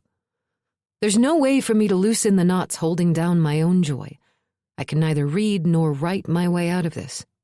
When I step back, my heel presses on something soft and fibrous, sticking to the sole of my keds. I pick it up. It's a fresh orange rind shaped like, maybe, mostly, kind of, a map of California. The color is scraped off at the convex tip, and the white rind is gray. But I remember this peel. The Corvo dream was real. Or someone was eating lunch on the roof and tossed it over. It doesn't look like a U.S. state, really. The dream was just a dream. I toss the peel in the trash, swing my bag over my shoulder, and walk out. No one stops me downstairs or at the cobblestone vestibule. I catch the echoes of Etta and Sylvia arguing in the upstairs kitchen, and I leave before I'm tempted to say goodbye to them. The street is uneven, narrow, buzzing with engines and life. Crowded with afternoon foot traffic. I pick a direction, commit to it, and walk, turning down a narrow cobblestone street. Signorina Beneforte. I turn, don't see anyone I know, and look up. There's no one leaning out a window calling my name, but that's not what I expected to see, is it? I expected to see a raven. Over here. Turning again, I find a boy inside a doorway, sitting on a dark staircase in head-to-toe white. His blonde hair is just starting to turn dark, and his cheeks are silky smooth. That's when I notice the men on either side of that broken-down old doorway. One is built like a brick house with a goatee and a scar on his forehead. The other has a thick black beard. I'm called Laro, the boy in white says. And I know he's somehow related to Corvo, because he doesn't have a single emotion running through him. Good for you. I start to walk away, but Blackbeard gets in front of me. The street has suddenly gotten a lot less populated. Since you already know my name... You should come in here, so we can talk? Subtly, Lara waves his fingers at me, and I feel a pull toward him into that dark and dirty place. The library in Nyland held a self-defense course in the basement. Geordie, the instructor, was a few years older and cool enough. I'd met him in dance class once. Yoretzi had told me I had to go, like it or not. If she didn't fill up the room, the library would lose the funding, so I went and punched a bag, got permission to fight dirty, and learned how to flip a grown man over my shoulder. But what can you learn in 4 weeks? Never let them take you to a second location. Maybe with this unreadable kid who's still bigger than me trying to lead me into a dark stairway, I learned enough. No. I take half a step back. No. His head tilts a little. An eyebrow twitches. He looks harmless, benevolent, like an angel. Being unable to read Corvo was kind of freeing. But with this person, it's fine. It'll be just fine, maybe even fun. The mental tug is so strong, I'm almost convinced that adventure awaits me. A new life, better things. Bullshit. I just went through that. Sure, it was all new, but nothing was better. You another lying scammer? There are things you need to know. Consequences. Wow. I spit out a laugh. All I need is some strange kid in a doorway speaking perfect English to tell me about consequences. And what are they? The mafia is going to put some nobody girl from California in cement shoes? It's a camor. Fine. Repeating it would imply an investment I'm not willing to make here. So I adjust my duffel and wave my hand for him to get out of my way. I'm not going in there. I'm going that way, so please, scusami. I can be a friend to you. I'm all friended out. I try to walk the opposite direction, but Blackbeard is there too. We're the last ones on the street. What do you want? Just to talk. Laro steps to the side and holds his hand toward the dank stairway, like the Vanna White of Napoli. I'm not going in there. You come out. He comes to the edge of the doorway, looking like a saint in a street corner shrine. You're stronger than I expected. Kid, if you're trying to provoke me, you can provoke me an Uber. He reaches into his jacket and pulls out a parchment envelope with a red wax seal. Shit. That looks like the letter I stole from Signor Orolio's desk. The one with Serafina's name on it. Please open it now. He hands it to me. Before you provoke unpleasantness. I read the front. That's my name. Luna Beneforte. Recently of the unincorporated community of Slab City, California. It's a pleasure to meet you. He bows his head a little, hands clasped behind his back. I flip the envelope to the sealed side. There's a bird pressed into the wax, and something in Latin around the circle. I shouldn't open it, but he won't go away unless I do. And frankly, I'm curious how this thing ended up with my name on it, when I'm sure I barely even exist here. Where'd you learn to talk old school like that? I crack the seal. You Hamlet for the freshman play or something? I try to read whether he gets pissed off or not, but I can't. This kid is a blank, and not at all like my unboyfriend Richie with his lack of intensity or complication. Laro's like a station with no signal, same as Corvo, and just as pale. They both have the same long neck and square jaw and smug know-it-all attitude. Maybe they're related. Whatever. I crack open the seal, expecting something familiar to what I found in Orolio's office, in the same Italian script. The script is the same, but it's shorter, and I understand the words without a translator. To Luna Beneforte of California. You will present yourself at the Night of Peace and Armistice at Castle Ovo on the 20th of June this year, dressed in the color of surrender, where you will be a candidate for marriage in accordance with our rituals. Your compliance is appreciated, but not optional. Carmine Montefiore, the 4th. Yeah. Laro, you said? Montefiore, I guess? Yes. Well, thanks for the invitation. I can't make it tonight. Maybe some other time. You will be there. I try to walk away, but the ghoul won't move. If I scream...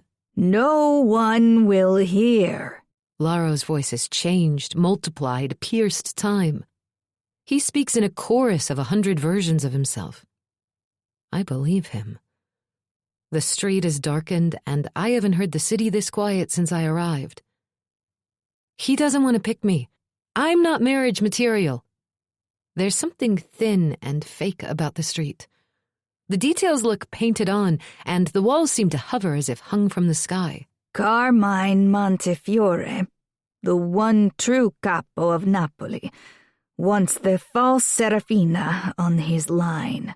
The boy, who didn't seem to have an emotion surrounding him a second ago, is now readable, and every feeling he has is confident.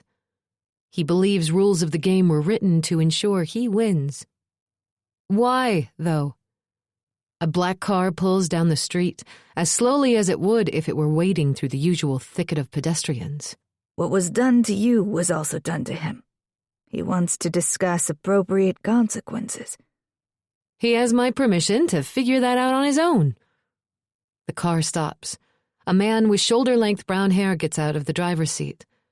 I'm so distracted watching him open the back door that I've had my eyes off Laro for way too long. He's now right behind me. You will present yourself, or we will find everyone you ever loved. The boy reaches around and takes my throat in his hand, pressing only hard enough to feel the pulse on either side. My head fills with pictures. Yoretzi, Richie, his brother Henry, Amelia, who's now a nurse in Brawley, Geordie, friends I've forgotten, co-workers at the market. My people who always met my expectations and fell short of my fantasies. Then blood, bodies, strips of flesh ripped away, eyes wide in death, eaten alive like a Montefiore bride. My mother, gate-toothed from the time I was 13, non-functional and delusional 6 years after that, strapped down at the state home, torn in two by a wild animal. That, too, would be my fault. If I refuse to go with him, I can run to California and warn everyone whose murder I was just exposed to. They can defend themselves. But they won't believe me. Yaretsi might accept her fate without defense. Mom won't be surprised they're coming for her. The rest will laugh at me, ignore me, feel sorry for me, wonder if I'm walking in my mom's shoes. Will I pull out my own teeth looking for a microchip? Or will I find some other kind of violence to inflict on myself? Then the visions are gone, as if someone flipped a switch and my throat is free. I turn to him. Don't you ever do that again. Lauro doesn't deny anything. His emotions bubble thinly. Boredom, confidence. A pinhole where pleasure should be, creating a vacuum that's going to suck everything else into it. He's dangerous. I'm standing in front of an unpinned grenade. In my entire life, I've always had a weapon. I could see what my enemy thought was invisible. With that, I reach out to do to Lauro what I didn't do to Nunzio. I don't care if I hurt him. I don't care if he descends into utter madness. Let the radio signals from the chip in his tooth give him migraines. But when I mentally grab for an emotion to rewrite, the thin emptiness of the alley gives way to sound and life and fullness, and I come up empty. Whatever mental trick he pulled is finished. I can't rearrange an empty room. You will present yourself. Lauro repeats the command but stops before the threat. His emotions are invisible again, but I don't need to read him to know what he's saying. I guess I don't have a choice. I feel like a petulant toddler negotiating more raisins in her granola. You do not. For the record, I don't want to. Don't confuse this with consent. I'm not confused, Signorina Beneforte. Trust me. I am not confused. He indicates the open car door. Please. He doesn't move. His posture is all, get in. And once I do, that's it. Tonight happens. No matter how small the chance I'll be the sposa gustosa, it's bigger than zero. So with two bad choices in front of me, I get into the car. Lauro slides in next to me. Tell your boss that after this thing, I'm out. I will relay the message. He tilts his chin to the driver and the car slowly rolls away. I stop making demands before I'm damned with more half-promises.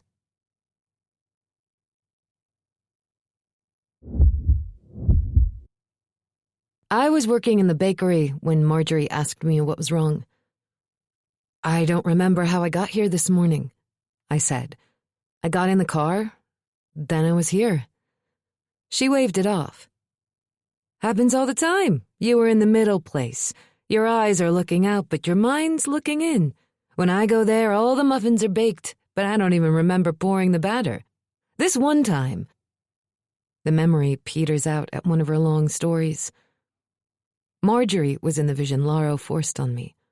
She was lying on the concrete floor in front of the ovens with her jaw torn off. On the slow drive back to the Gargiulo house, I'm in the middle place. I can control my muscles, but I don't want to. It's a kind of fugue that can be broken by a loud noise or a sharp movement, but everything is still, and the shouts of the world are too far away to reach me. I'll see you tonight, Lauro says when the car stops. Behave until then. He doesn't have to remind me of the consequences or force me to agree. Maybe the Montefiores aren't just a family in Acamor. I'm not sure what I see in the mirror, except me in bare feet wearing a wedding dress that doesn't know what it wants to be. By color, it could be for a wedding, but the style is all prom. There's no way to know which of those armistice nights will be for me. I'll have to be ready for both. Richie took me to prom, of course. After 2 years in Nyland, I suddenly existed in freshman year because of him. Finally, I felt as if I belonged in the California desert. He had people, so I did. I had things to do because now, when he went to hang at Emmett's or to the basketball game or to his prom, he brought me along. I was grateful. When he put his arm around me in front of his friends, I felt folded into a family. The first prom was his, and it was glorious. I wore a sweet pink high-necked lace gown with shoes dyed to match. I lost my virginity in that dress. I told my mother the blood was my period, and luckily my flow started in earnest the next day. I put on Seraphina's silver dancing shoes and checked myself in the mirror. The second prom was mine. I went in a black cocktail dress with a straight-across neckline, just like this white one, and had a similar flare at the hem. It's not the same dress, and I'm not the same person. But when I chose it, I was obviously trying to rebake a cake that I'd already eaten and flushed a long time ago. I can't get back the years I would have done anything for Richie. If someone ever asks for my advice about doing the same thing, I'd say, if you're gonna be alone with someone a lot, make sure they're interesting. Make sure they don't lean on you for everything. Be sure they don't act sad and broken when you don't do every little thing they want. And if you can read their emotions, ask yourself, do their sadness and hurt match up with what they're really feeling? And if not, don't move out to the middle of nowhere USA with them. For God's sake, don't let the person who's supposed to love you manipulate you so thoroughly that the only way to leave is disappear into a foreign country with nothing more than the clothes on your back. Please, I'd advise also, in the strongest way possible, don't delude yourself into thinking anyone who wants to rush you over an ocean has your best interests at heart. You may have no money to be scammed out of, but you have a body, a mind, and a limited time to enjoy them. Don't assume you can't be tricked out of what you take for granted. All of it can be stolen. You can end up in a white dress that looks just like the black one you wore to your prom, so some guy you've never met and who the children sing scary songs about can decide whether or not he wants to marry you. From the bottom of my heart, my future friend, whoever you are, learn the difference between a frying pan and a fire.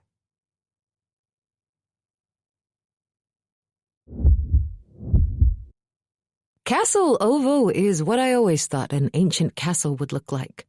It's not the Disney princess version with slim white spires and wedding cake frosted details, but a squat, masculine fortress that pounds its chest and snarls from a tower with sparse, narrow windows and broken stone teeth at the top.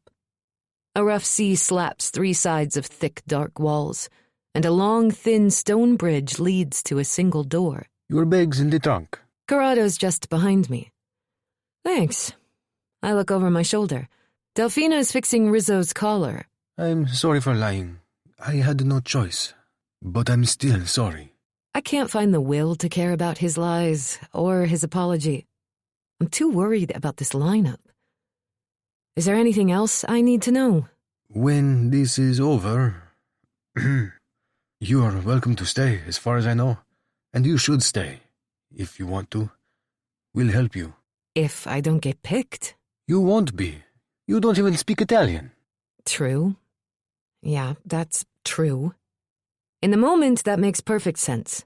But that makes Delphina and Rizzo more likely to be chosen. I hate myself for being relieved. Rizzo takes one of my elbows and Delphina takes the other. We walk into the fortress in a line of 3, placing me in the center as if I belong here. We're led along hallways and up spiral stairs so narrow we have to unlink our arms. I run my fingers over the big square stones that make up the walls. They're cold to the touch, smooth bumped, eternal. The room we end up in is round, and the shapes of the emotions contained inside it are overwhelming. They expand and contract, pinch at the edges and split into bubbles. Mostly fear, some excitement, free-floating anxiety. Underlying all of it sit the bedrock fraternal twins of everyone I've ever read: shame and guilt. These girls have nothing to be guilty about or ashamed of. But even if I spoke their language, no words could dislodge those feelings. The last hours of the day's light comes through high, arched openings without glass. I didn't realize how loud the city was, until the sound of the sea rumbling against the rocks is the only thing I can hear, besides the echoes of 20 or so women speaking in nervous, hushed tones. A stone shelf at the height of a bench rings the room. I scan the tapestries hung between the windows. They're all representations of women. Some alone, some in twos and threes. They sit in honor or dance with joy. Some are worn down to the weave, and others are lush with gold threads. The one catching the most sun is in perfect condition. The woman is in profile, like a coin, and her nose is straight from bridge to tip. I have this nose. So does Delfina. Luna, Delfina whispers her words slowly. stai buon? I understand this in Italian, but even if I hadn't been studying the past few days, I would have read her concern loud and clear.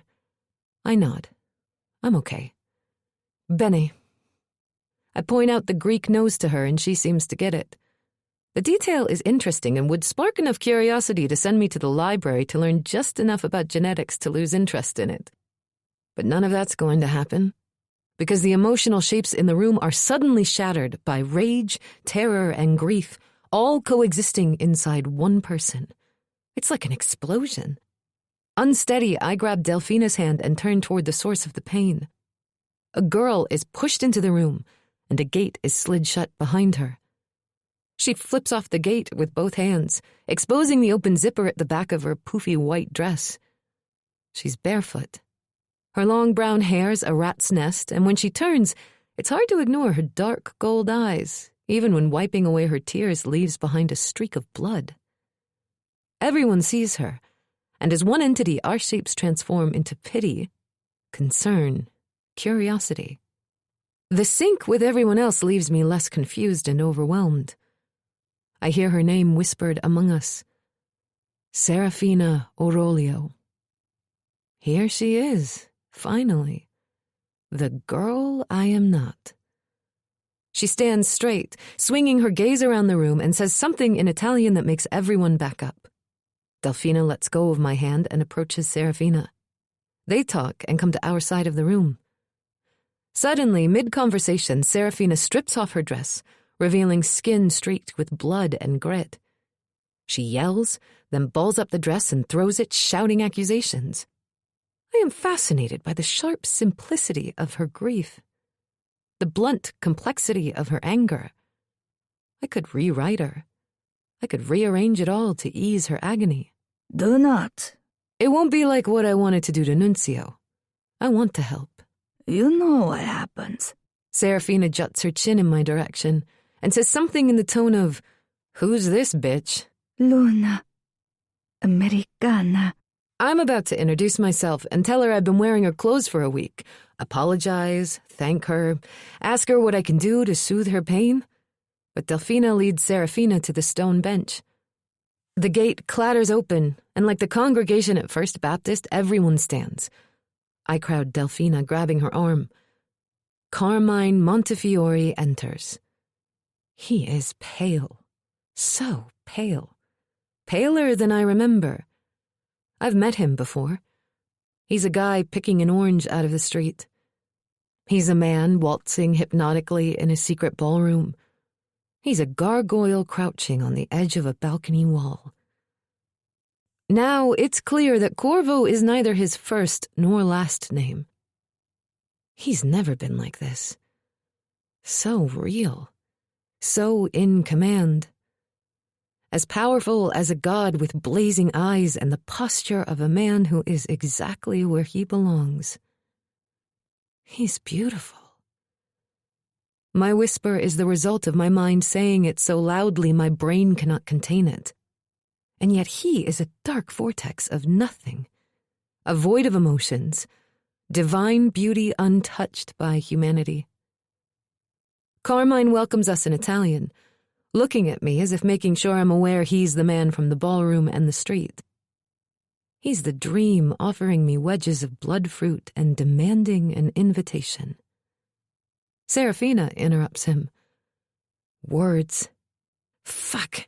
I hate that I can't understand the words, but even more, as much as I've wished to meet someone I couldn't read, I hate that I can't read Carmine Montefiore any more than I could read Signor Corvo. He is not gorgeous or handsome, but beautiful.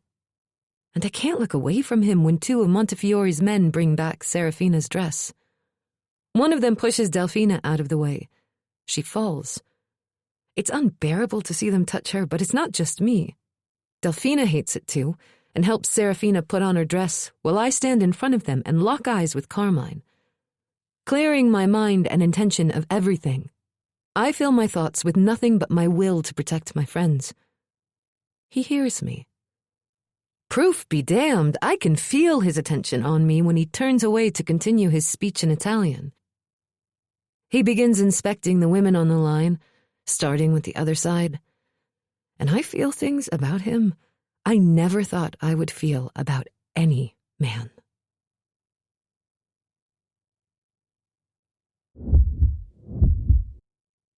Carmine Montefiore, as I know him now, torments me with every girl on the line.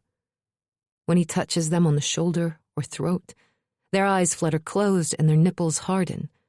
Cheeks and chests redden under his attention. I am impatient, aroused in their stead, worried for them. But more than all that, I am jealous. I've never been a jealous person, even when the guy in question was my actual boyfriend. But now, I am possessively, obsessively, unreasonably enraged that he is giving this kind of touch to other women. Over the top of one head's girl, he makes eye contact with me with an expression of satisfaction, lingering at her hair as if he's taunting me. He's doing this on purpose. He has to choose me. This seething jealousy demands I be his bride. That's completely bananas. I know what shape this feeling is. I've seen it, and it's disgusting. My eyes are the problem. If what they see is making me into the kind of person I despise, they need to be closed. But when I shut them, I still sense his presence coming around the line, behind each woman in turn, until he's so close the air vibrates. I can smell his cologne and what's under it. His not smell. An emptiness where the fragrance would mix with one's own chemistry. He doesn't have it. Luna bene forte. Carmine says from behind me. Buongiorno. He continues in another language, ending in the lilt of a question. I don't speak Italian, and you know it. I fix my gaze on a tapestry of 3 women dancing. We were supposed to talk about this false Serafina shit, but she's right there, so... Shh. He hisses into my ear as if I'm an interruption. The sound activates the air around us into thrumming warmth that pierces my skin and sets my nerves on fire. A minute ago, I hated my jealousy. Now I despise my arousal. He didn't bring me here to discuss how we were both cheated and lied to. I am here to be considered for a job as a delicious bride. You definitely speak English, so I'm telling you right now, whatever you're doing to me, I don't appreciate it. Hush, Luna. If the vibrating air has a dial, his hushing followed by the intimacy of my name turns it up to 11. My spine elongates, my face turns up. My eyes close again and a sticky O escapes my throat, as if stiff fingers push between my legs, separating rind from pulp. The violation isn't physical. From behind, he's stroking my throat at the pulse, not shoving himself inside me. But I am stretched and pulled anyway. In a way, he has entered me without my consent. And in that intrusion, I can read my own emotions as if I'm observing them from the outside. Under the arousal, there's affection, adoration, bubbles of undefined and unearned feelings. He's forcing this. Not just the illusion of physical pleasure, but a lie of love. With every fiber of my being, I object. When I push it away, I do not just resist. I utterly fucking refuse. It stops. I am myself again. I rub the back of my neck and look at him over my shoulder. His mouth is tightened, losing its generosity as he takes my head in both hands and faces it forward. He says something in Italian. Non parlare. Pushing between me and the girl next to me, Carmine comes to my front. I am the first woman he's come face to face with, and I quell the little bloom of pride. He grabs my jaw with one hand and squeezes until my lips part and my teeth open. Ow! Invite my fingers into your mouth. No. I shake my head against his hand. Beautiful as he is, as piercing as his eyes and as perfect as the fingers he wants to use are, I won't be violated by him again, and I won't be tricked into thinking I've consented. If he wants something I'm not willing to give, he's going to have to take it. Those are my rules. Bene. Then he comes closer, face to face. No pause, no lingering. All business. When his mouth locks on mine, he's not kissing me. He is sucking out my soul. I squeak in protest, but he holds my head still and sucks my tongue out of my mouth and into his. He tastes me, but more importantly, I taste him. No man's mouth has ever been like this. He tastes ancient, complex, sweet, sour, bitter, floral, earthy. Every taste bud lights up like a Walmart parking lot. He is the darkest night at a time before electricity. He is undisturbed earth. He is the fire beneath the mountain. The unevolved parts of me wake up as if shaken by a forgotten forefather. My throat, my spine. The swollen, wakeful space between my legs that's screaming more, more, more is aroused past the point of sense. Then, without giving me a moment to unpack what he's leaving on my tongue, he pulls away his face and hand. Grazie, Luna Beneforte. I am free of him, unviolated, empty, breathing my own air and existing in my own space. Yet even as he moves in the next girl's direction, I am possessed by his taste as it evolves, leaving behind something that is neither edible nor natural. No flavor has ever had a shape I could read as clearly as a feeling until now. This one is so strong, I cannot help but speak its name. You're sick. Carmine stops in his tracks, then comes back to me. Yes, he's sick, but also fearsome and sex-soaked with power. Scusa? He is towering, predatory, dangerous. I should be terrified. I should be just fine with him dropping dead tomorrow, yet I feel a responsibility to him. You're dying, I add, because that's closer to the disappearing aftertaste. My hand floats up to his face as if it's filled with helium. It needs to offer comfort he doesn't deserve. He takes my wrist before my touch reaches him, squeezing hard. No talent is required to see he's angry. I've overstepped some boundary he thought he'd obscured. When he lets me go, my hand drops and he quickly brushes his fingers on my throat. You are too beautiful to deny. Did I say that, or did he? Definitely him, but what did I ask for? Deny what? Carmine finishes the line, visiting Delphina, then Serafina. His words are a musical muddle of syllables I don't understand, but the movement becomes clear. He's done. He's decided. I'll go back to the Gargiulos tonight instead of going to the airport.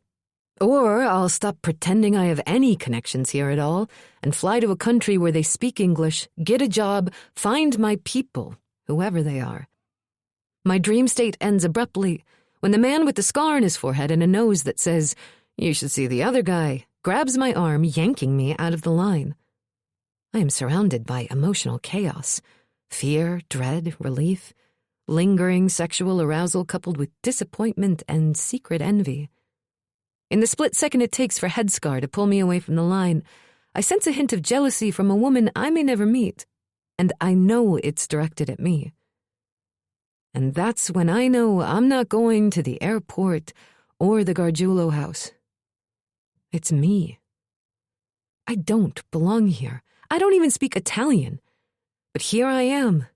It's me. I am chosen. I am the bride who will be eaten. The children will sing about me. Luna? Delfina's cry pierces my confusion. I reply with her name, pulling away from the man. He's too strong. I can't do more than inconvenience him. Use his strength against him. Second week in the library basement, we learned how careless strength can be. Fight dirty. Delfina's rushing to me. All I want to do is hug her. I want to say goodbye. But head scars keeping us apart, so when he pulls, I bend my knees and let the inertia launch me close enough to get my teeth into his arm. Cazzo! He shouts, pulling me away by the hair, but I have him through the sleeve. No. The man lets me go, and I run into Delfina's arms. Thank you. I dump every bit of advice I can into her ear. Grazie. For treating me like family. Tell Sylvia I understand. Watch out for Corrado and Nunzio. Watch out for each other. I'll be back. Stay away from these guys. Get out of here. And then I am taken away.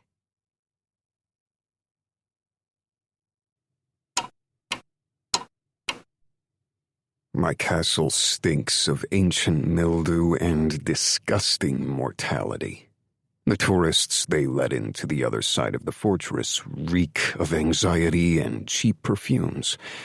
There are so many other scents I cannot identify. The whole world is open to my senses and closed to me nonetheless. But her, I smell her on my skin. I taste her power on my tongue. You're sick. I take another deep breath, trying to clear her away. The pain has a particularly sharp quality, sharper than it's ever been. Maybe I'm more aware of it. Maybe she's the wedding stone. You're dying. Angelic eyes condemned me, open wide, pupils big enough to crawl into. How dare she seem so concerned? How dare she show the slightest sign of kindness? She will betray me the first chance she gets. But I want her, and she's the only chance I have. So I choose her. Leaving the round hall, I feel her behind me, probing with a mind made for intrusion. I know her power. She will find she cannot unleash it on me. Get off me, stronzo! The true Serafina shouts. There's a scuffle behind me. I should have known this one was going to be trouble. Luna stares up at me with eyes of stone. A different kind of trouble. No resistance or submission. She's calculating her best chance at survival. I'm not marrying you. Luna says in English. Forget it. Every time I get near her, her scent is more pure than I've ever encountered and more different than I remember. This should be an easy instruction to follow. I step toward her, backing her against the wall. Bite another one of us again, and I'll pull your teeth out. It's a throwaway threat. I should have to make a few more to disarm her, but her chin quivers and her lips press together. Her eyes turn downward at the outer edges. She smells of terror and humiliation. Don't pull. She's trying not to sob. Terrified. Beautiful in the moonlight. Her blood may be shot through with the tang of this new world, but it is sweet strega at the core. When I take another step toward her, she holds up her hands to keep me at bay. She is disoriented and terrified. The moonlight is scarce. It's too dark for her, but not for me. I can see her as if she's standing in broad daylight, every freckle and pore, every flick of her eyes from right to left, every muscle twitch and short breath. My cock hasn't been this hard in decades. I almost want to fuck her more than I want to drain her. Almost. Her breathing is uneven, catching on itself, wet with blubbering snot. She backs away. I lay my hand on her throat. Her tears are distracting me. They're sour. I press my lips against her jaw, tasting the salt of her tears while her blood undulates against my fingers. Precious little valve pumping so hard. In a moment it will fill my mouth in spurt after spurt. Her fear should just be another layer of delight after half a century of starvation. She sniffles, gulps for air, makes a sobbing huck in her throat. Let me go. Her tears get caught in the seam between my finger and her jaw. I remove my hand and rub the salty liquid on my lip. Take them both to the East Room. Luna glances back at me. Where she's concerned, I'm the one who's going to need to be contained. Behind her, Serafina's taken away, hissing and snarling. At some point in the near future, it's going to take more than one kindred and a made man to contain her. Capo! Viaro's slouched like a fucking dog. His mischief has left the scene of the crime. The men we made. I don't know what happened. Yes, you do. I walk through the castle with him and Ario following. They escaped. How many? All, but one. We think the blood wasn't taken properly. They shouldn't have wanted to leave you. They should be enthralled. Viaro. I halt and face him. Like a clown, he stops himself short and almost falls over. Did you tell them explicitly that it was their capo's wish that they remain where I put them? There was a lot of chaos. He points at Ario. He was stabbed in the back already. I'm fine. Ario tries to stand straight but sucks in a breath. Getting stabbed does smart. So you didn't tell them how they'd change. Viaro clears his throat and looks down, trying to come up with a response that's going to keep me happy. But he doesn't get it. I don't want to be happy.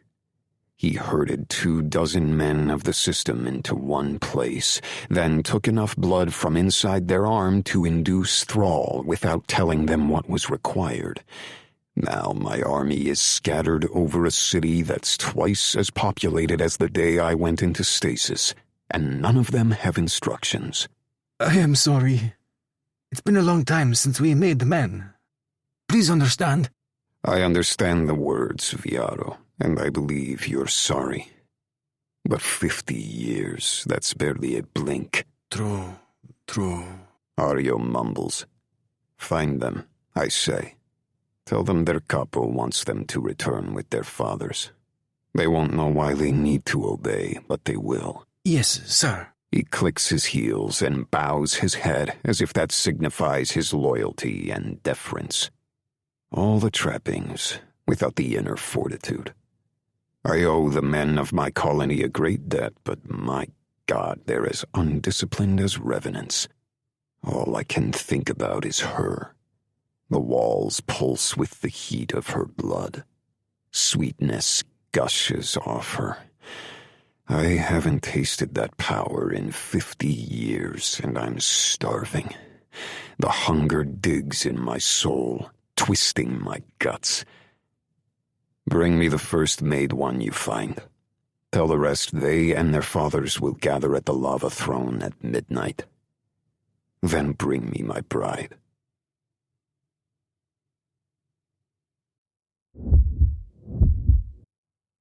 We are thrown into a dark, cold, mean little room. Immediately, Serafina scrabbles up and tries to get between the edge of the door and the frame, but it snaps closed before she can wedge herself in. Next time. She hisses at me, with her fists balled at her sides. When you get a good lock, you bite harder and don't let go. He'll have my teeth pulled out. He'll put his hands on my throat again. In my head, those two facts sit right next to each other. I don't understand what's happening, I say. We're getting out of this room. She fingers the edges of the door. How we're going to do that, I don't know, but there's no doubt in her mind. Serafina Aurelio seems to have a faith in her abilities that I can't even fathom. But what if he doesn't? Are we going to be brides? Is that even real? She scans the room again, looking for something that isn't there. You didn't know what this all was? She cups her hands over her face and peers through the crack around the door. I don't think I believed it. Happens all the time. She backs away and takes stock of the entire wall. Just not with this particular colony of fucking vampires. 1 minute you're out at a club, and the next you're being shoved into a wedding dress and pushed down the aisle to marry some stronzo for territory. That can't be legal. Before it's even out of my mouth, I feel like an idiot. There was a lawyer, Il Blocco, I can't remember his name. Coraggio. Of course. He is the only one they hire for the shadiest fucking shit. He probably has a list of young girls with no family he can just pluck out of their lives. Sorry, Daddy must have had him pluck you. But he had a whole office with staff. How? I drift off. How a functioning law firm does something so illegal is beside the point. How am I still this naive? La sistema, baby. The law says he can't have 2 wives either. She faces me. But here we both are. She turns her gaze upward again. Maybe when Daddy comes, he'll bring you if you're not too much trouble. I won't leave you. Then don't sit around waiting. There's enough of a ledge over the door to stand on. Find me a place to climb. She's barefoot under her overdone wedding/prom gown. The floor's cold. How would you know? She steps back to get a view of the whole doorway. Guilty, I look down at the silver blonics. You should take these back. He killed my sister and her husband right in front of me.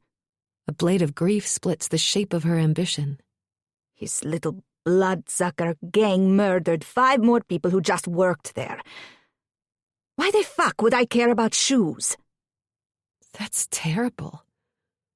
Carmine, the man I find more beautiful than any other, is a murderer. She saw it herself, and there was a part of my brain that wanted him as Corvo. Is this the kind of man I go for when I can't read his emotions? I shudder. I am the daughter of the capo Cosimo Aurelio, who took this entire fucking city from Emilio Moretti because he could. I will get vengeance if my father will not. I will not allow this monster to live. He is not natural. What do you mean? Before he gets his hooks in you, stop being thick. Just say what I'm being thick about. Say it as if I'm 5. I don't believe in scaring the shit out of children. She's walking all over me because she's scared and because I'm letting her. It's now unproductive. Look, I don't know you, okay? But we're here together, and you're being kind of a fucking bitch. I can only see her shadow and her emotions sliding around it, and the configuration of both changes slightly. You thought about none of this? How he looks so young for a man gone 50 years? The Montefiore's were gone that long. He's next gen. Son, nephew, whatever. He is not. Not what? Son or nephew. He is Carmine Montefiore. There is only one. He came onto our boats with 2 others. From nowhere. I will never forget their screams when he... Her fists are white-knuckle tight. But the worst torture was watching her hump his leg before she died, like a horny fucking dog. He bit her neck. He sucked away her blood and her dignity. Fucking Strigoi. I want to suck your blood. Not funny. Serafina looks ready to punch through the door. Sucked her blood? That's like an Italian idiom for maybe something? How stupid are you? So fucking thick up here. She jabs her temple with 4 fingers. The couple does not age. His son is a boy, talking like a man. He comes to the boat in the form of a raven and drinks away my sister's life. A raven? Of course. But also, no. This isn't real, Serafina. I put my head in my hands. This is my mom's made-up 4chan shit. It's blood libel. It's adrenochrome factories. William of fucking Norwich. It's LARPer nonsense, and I can't... He sucked her blood. She's mistaken. There are no night creatures, no lizard people, no black helicopters or chemtrails or cabals. The globalist conspiracy is just a metaphor for a stratified system that makes no sense from the bottom. Unusual markers, they said.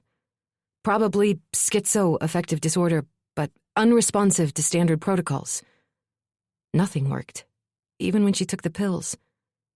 My mother was always broken, but after she left Dad, she was shattered. "Bring me the book," she screamed when they took her away. "Bring me the smorphia." It was me. I broke her. And now I've started to crack. I saw a raven and felt its human emotions. I hallucinated a man on the balcony asking to be invited inside. I've only seen Carmine in the shadows. He put his lips on my throat and sniffed me like a starving animal. Which reminds me that I'm hungry. Serafina and I must have low blood sugar. That's the only explanation. Because I am neither thick nor delusional. He's not better than any other cold-blooded murderer. No explanation needed. Sociopathy is a human affliction. Carmine is just a man. He has to be. The way I cling to hope tells me a lot about myself. I have to believe he's human because I want him. He's terrible, fearsome, and amoral, and I want him. I am allowed to want a monstrous person, but wanting a creature who's barely human is somehow worse than stupid. It's an admission that monsters exist. So, yes, maybe Serafina saw what she saw, but I am still hell-bent on remaining a citizen of Planet Regular. Come here and give me a boost. Make like this with your hands. She laces them together. Got it. Having hopped plenty of fences and walls in my life, I don't need more details. I get on one knee and lock my fingers. She steps into them. I stand, lifting her slowly. Are you up? She's heavy and my fingers are falling apart. Not yet. Closer. Hold. Holding? My face is buried in the fabric of her skirt. I'm sorry about your sister and... She grunts, and the weight is off my fingers, then she hoists herself up. I step away, shaking out my hands. She crouches on the ledge the way Carmine, crouched on the balcony wall in my dream of an orange and a beating heart. Holding herself impossibly steady over the door, she's wild-eyed, and yet as coldly focused as a predator. She thinks she might kill him, but I can't work out how. What can you do from up there? What if he kills you instead? It is what it is. Do you believe me now? That he is Strigoi? He's a psychopath with a blood kink. I don't even believe this, but I decide it's true as a matter of faith. Gross, but human. You make me sad. Serafina shakes her head. They are vampires, you fucking dummy. She's already given up on me.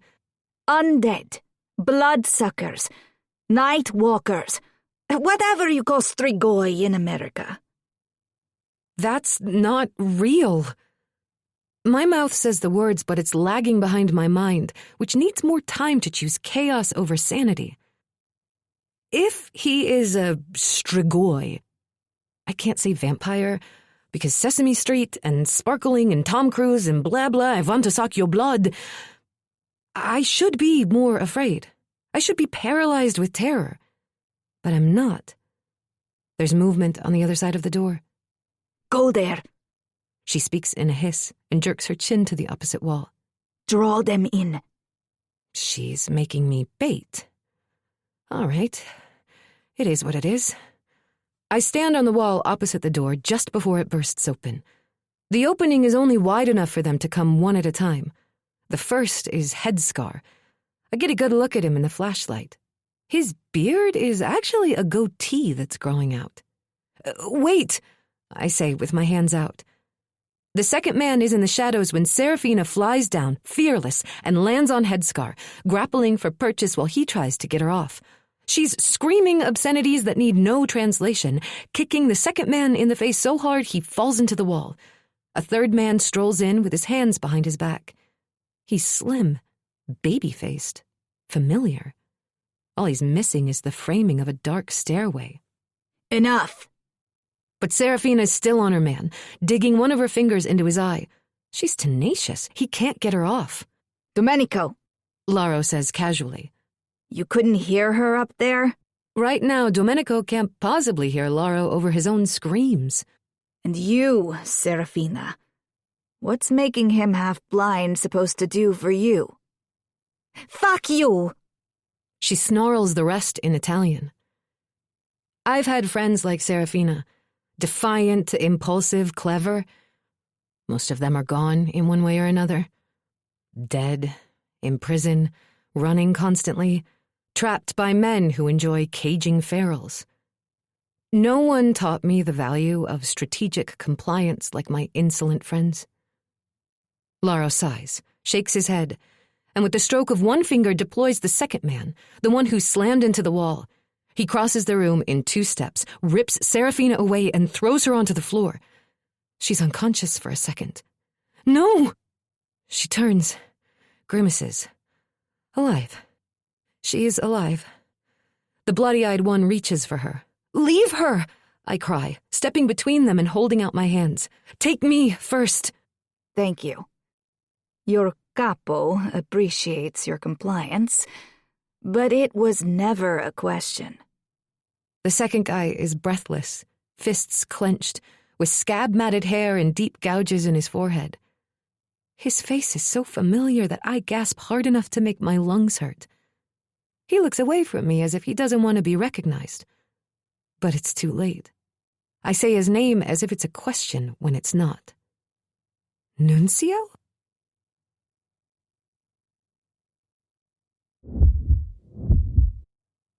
Luna, Nunzio says, flinching as if I'm going to hit him. let me explain. Ow! Serafina complains. Is that Nunzi? Listen, it's not my fault. Dude, The one Laro called Domenico says. wait outside. I don't want that fucking child riding my ass because you have to upload your boo-boo story. He speaks English. A small blessing that's wiped away when he pulls me out the door and down the hall. I twist to look back. Serafina's yanking away from Nunzio so she can follow on her own. Nunzio? He's the only person I know in this hall. He's an anchor in this nightmare. Come on. Domenico pulls me away. He can give you the highlights later. I've never been in any kind of trouble. Not for lack of trying. As a young teen, I hopped fences, scammed Visa cards at the 7-Eleven, smoked cigarettes and vaped apple juice flavor. I gobbled so many edibles on an empty stomach that I puked before I even got high. I planted my mother's meds in a daily smoothie, and when she caught me, she called the cops on me for drugging her. The police didn't drag me away by the elbows like this. Being a white girl, I've never been treated like a perp. Held fast no matter how much I twisted away or went docile. Like any American, I've never been led around hallways lined with old pictures, narratives in 4 languages, up steps tagged personale solo, twisting and turning past offices and meeting rooms. My name is Luna. I tell my captor. I've heard that if you can convince them you're a human being with a name and family, they'll stop. He called you Domenico? Is that your name? He looks straight ahead, pushing me ahead of him past a velvet rope with a sign hanging from the center. Can you at least not hold so tight? I ask. We've been going steadily upward and now we're on a long stone stairway. You're hurting me. I don't like it either. He's not lying. His emotions have a flattened quality. The shapes don't fit no matter how much they push against each other like commuters in a subway car. Then why? If you bruise me, I leave the consequences hanging because I don't know them. You can kick me in the nuts if there's a mark on you. Before I can remind him that I could kick him in the nuts with or without permission the first chance I get, he leads me through an open double doorway. The room is huge compared to even the circular one where we lined up. A huge rectangle of glass placed against the stone wall looks onto the sea. A cold lamp illuminates a desk, and I can just about discern modern sage-upholstered chairs placed across from a couch in smoky blue. I have her, Capo. Grazie. It's Carmine in the shadows, and the sound of his voice seems to recalibrate my hearing to detect breaths and wetness and a deep rumble from his chest. After a few seconds, the voice returns. Close the doors on the way out. Domenico lets me go. I take a second to glare at him, but he doesn't glare back. He nods slightly with a long blink, and the shape of regret grows slightly bigger than the others, flitting tightly with hope. An unusual combination I have no time to understand, because he leaves me, closing the two doors. So, it's just me, the sposa gustosa, and Carmine Montefiore, who pulled me from a line of women like a butcher choosing a side of beef. Hello? I take a half step forward. Breathing? A whimper? A wet gurgle in the throat. Carmine stands darker than any of the shadows behind him. He's in the light. I gasp at his height, his presence, the light bending around him, the undone buttons of his black to just the start of hair on his chest. He is the corporeal dream of the predator on my balcony.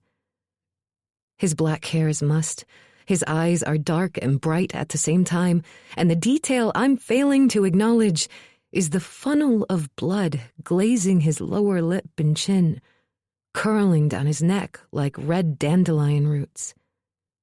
A whimper comes from behind me. He ignores it, focusing on me as if I am the only sight and sound in the world. He wipes his mouth on his cuff. He is not civilized or refined. He does not waltz in a ballroom or make metaphors about an orange. He is an animal. He is a mountain lion blocking the road. But the lion is so beautiful, covered in the blood of his last victim. Will I continue to admire it as he eats me? My mouth opens to dump the contents of my brain, but there's nothing there outside fear and a deep, primal thrum of excitement. That's all I have. I am scared. I am aroused. I am a tourist who wants to go home. I am a citizen with a passport who is already where she's supposed to be. I am lost, ignorant, non-existent. I am here, chosen, connected. I am Luna, a name without a purpose outside his attention. I am nothing more than the single capital vowel I can utter. Yes, you are. He yanks the chair in front of the desk toward him and spins it to face me. Please sit. Carmine is the picture of stillness waiting for me to move, which I can't do while that one drop of blood courses from under his chin and down his throat. I swallow. My lip is quivering, but there's no way to make it stop. Luna. The drop falls under his shirt and disappears. I am free of whatever paralysis it caused. Okay. I sit facing the dark expanse of the night sea and fold my hands in my lap. I'll pretend to be good for now. He pulls out another chair and spins it to face me. I'll keep my own thoughts until I know he won't hurt me. He sits, feet apart, knees a few inches from mine. I am not going to hurt you today.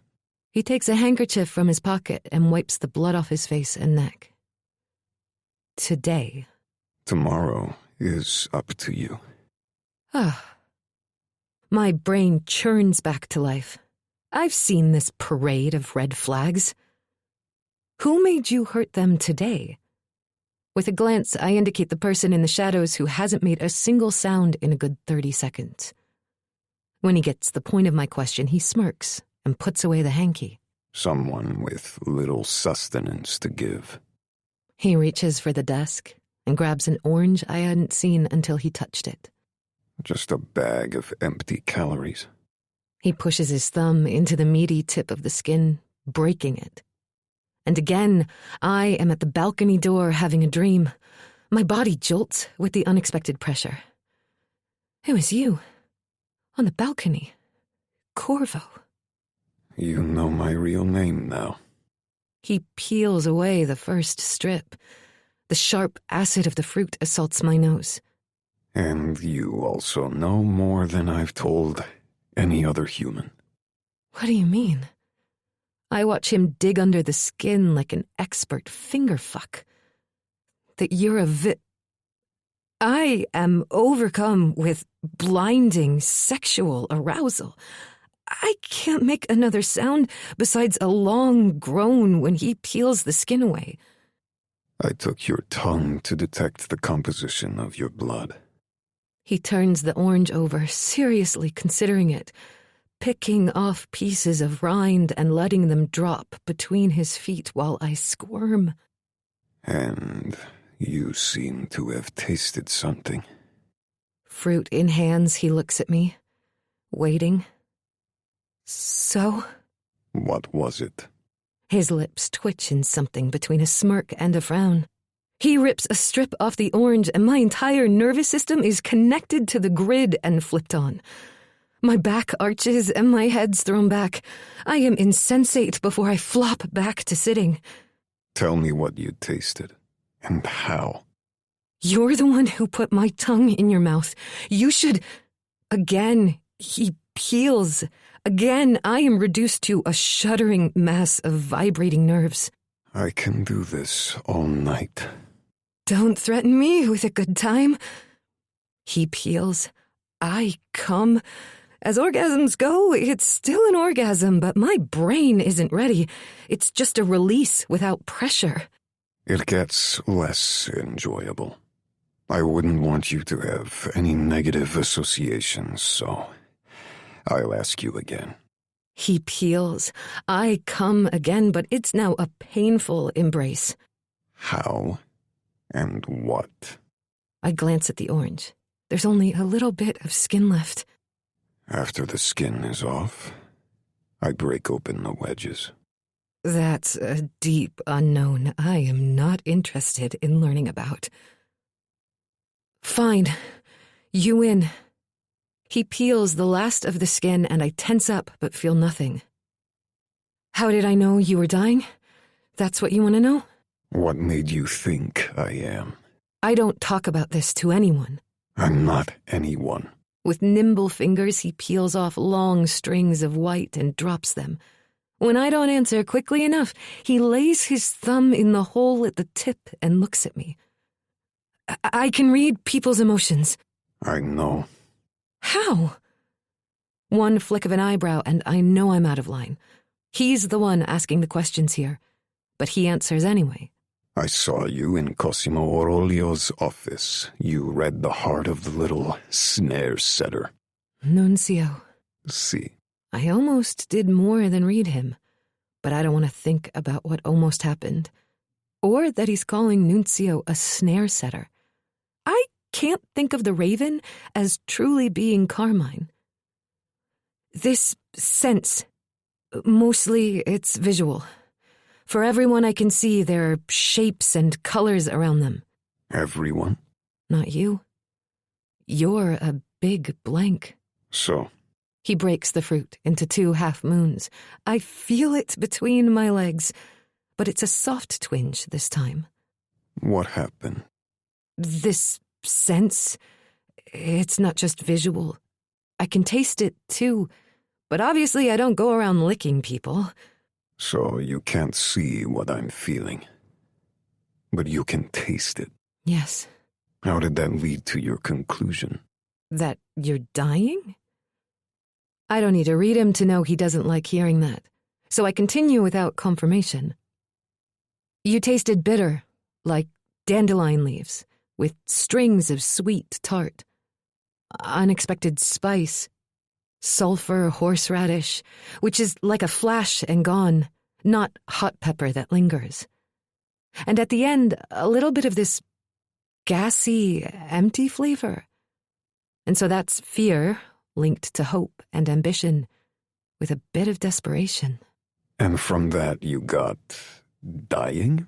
He plucks off an orange wedge, which makes me want to purr.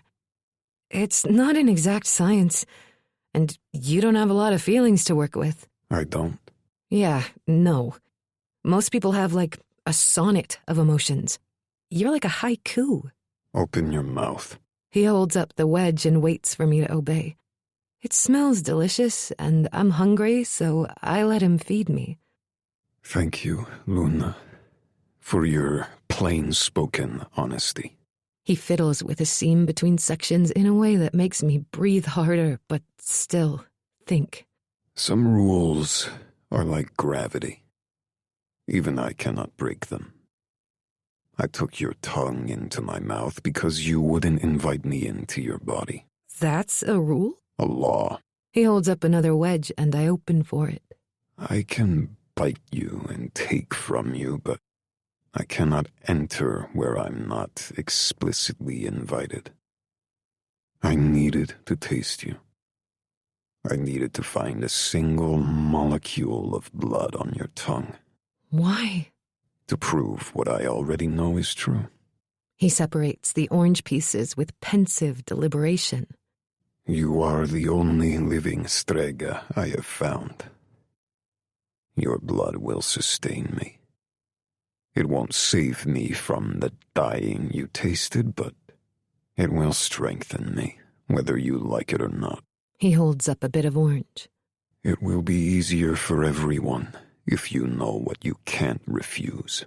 This isn't fun anymore. I stand. You will never suck blood out of me. I'm not marrying you. I'm not your sposa gustosa. And this orange? I snap away the piece of fruit and shove it in my mouth, shoving it into my cheek so I can speak. It's just an orange.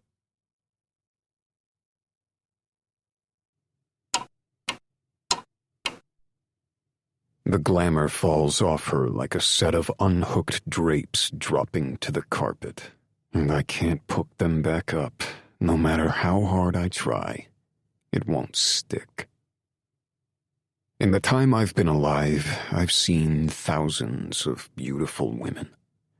I've fucked them and bled them. I've held some in thrall, and others didn't need any encouragement. They've each submitted to my every whim and broken like birds. Luna Beneforte is as lovely as any of them, but until this moment, with a bit of fruit before her lips, I didn't realize how much beauty can be amplified by complexity. She has no idea what she is, but she knows who she is. She can want what she resists and desire what she hates. She can stand her ground knowing she will fail. She understands my power, and at the same time will fight it to the death. You will be my bride before the sun rises. I put the remainder of the orange on the desk. If I have to hog-tie you and have you brought in on a pole with an apple in your mouth, you will be made mine for them all to see. Do you know how fucked up that is? Do you know how we used to do it, Luna? I'd cut them in and drink the blood right there. Before their wounds were even dry, they'd be begging me to fuck them, and I would, right in front of their families. So there was no doubt.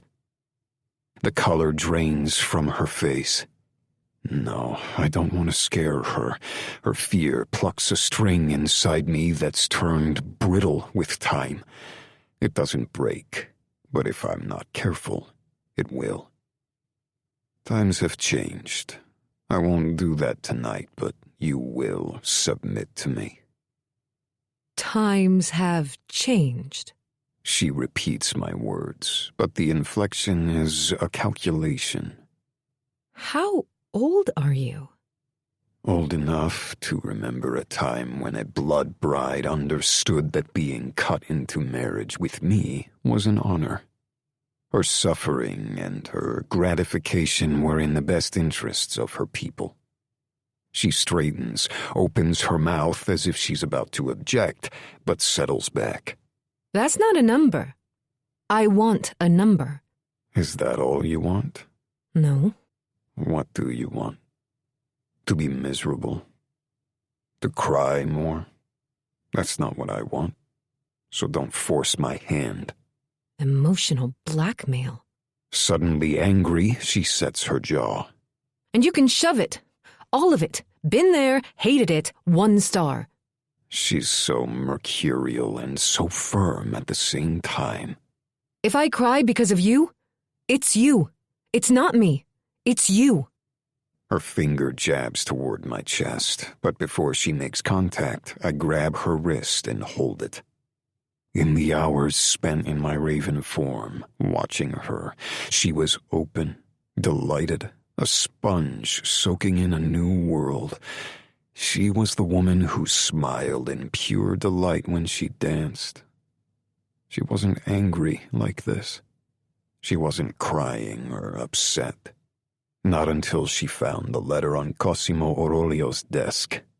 Then, I was pleased by her rage. She'd earned the right to rail at Aurelio's lies, but now it's directed at me, and I am not pleased. All I want is her joy. What if you smile because of me?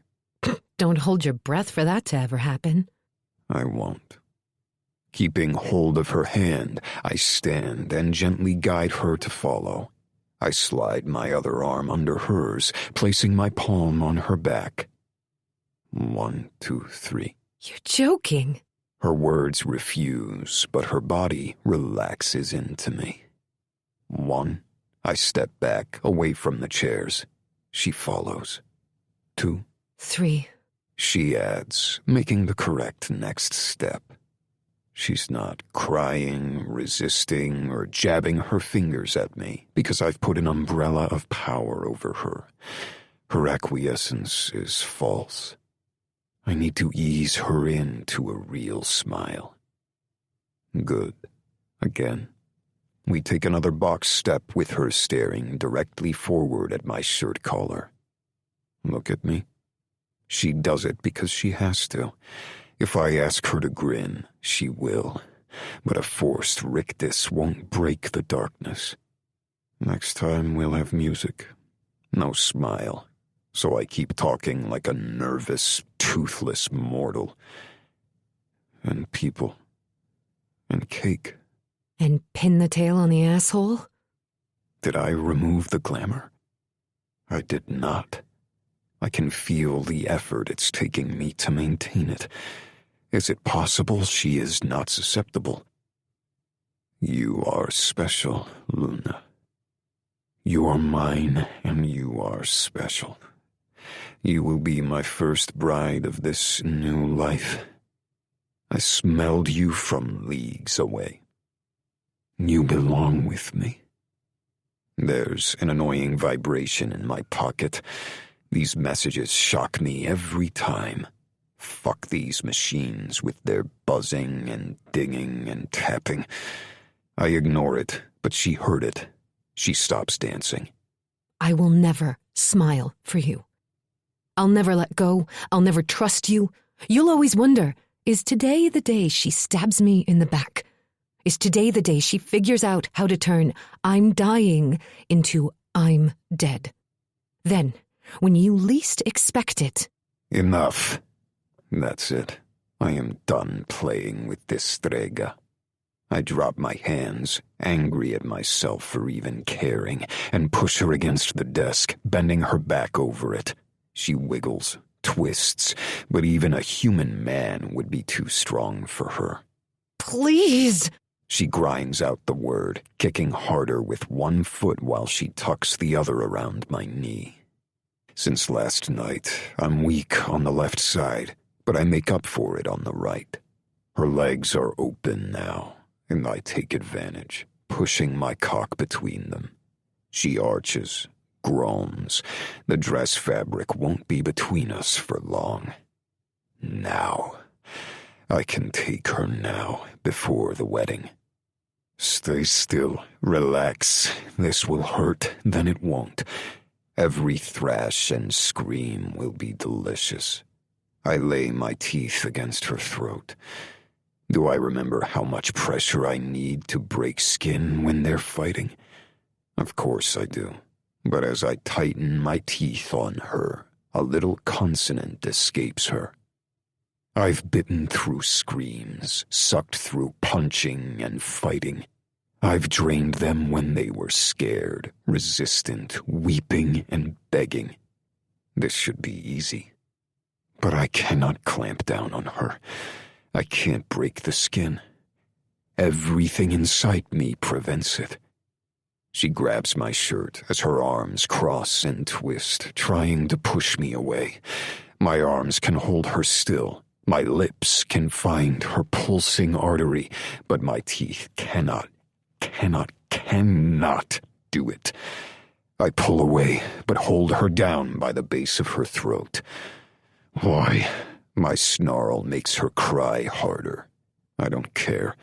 I lean down again, trying to make myself by surprise, clamping my teeth shut before I can even taste her, but my jaw freezes before skin breaks.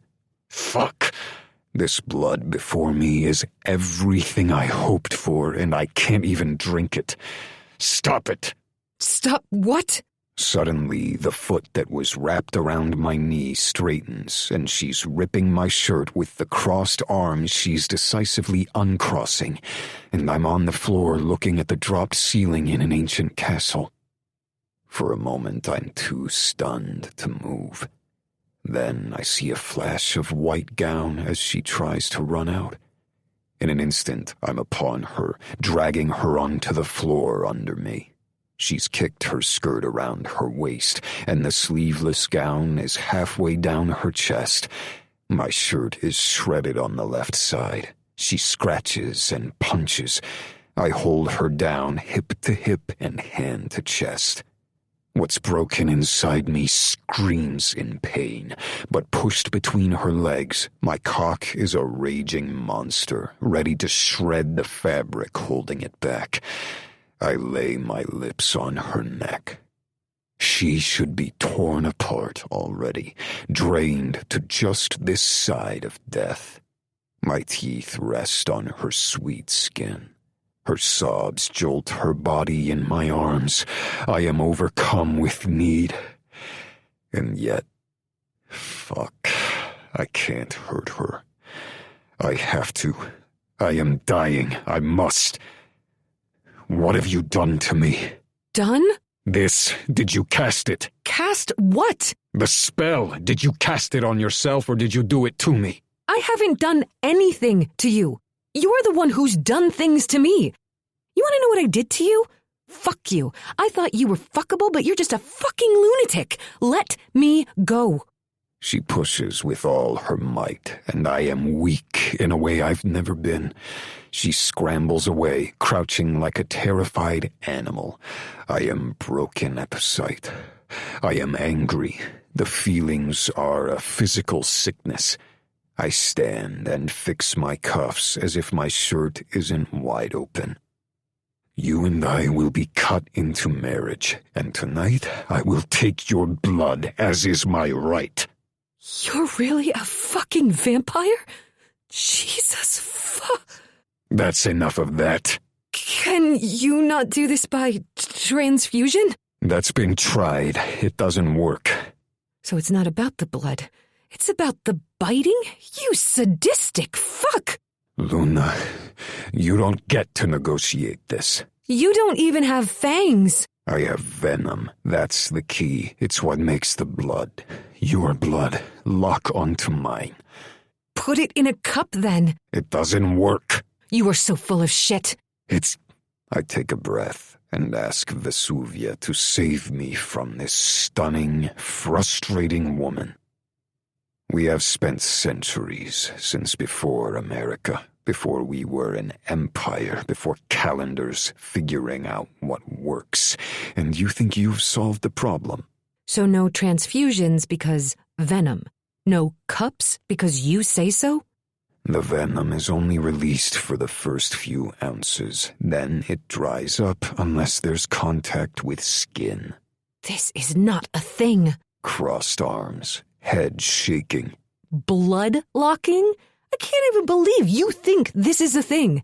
Venom, for literal fuck's sake. How did I end up here in this fucking banana basket?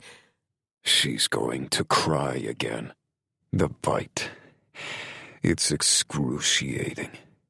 The pain will rewire your mind. It will take a few seconds for my venom to numb you, and I can make it pleasurable at the end. Very pleasurable.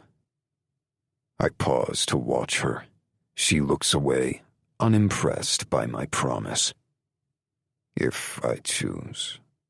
But if you try to refuse, I will withhold any relief. This is not one time, Luna. I'll let your body recover.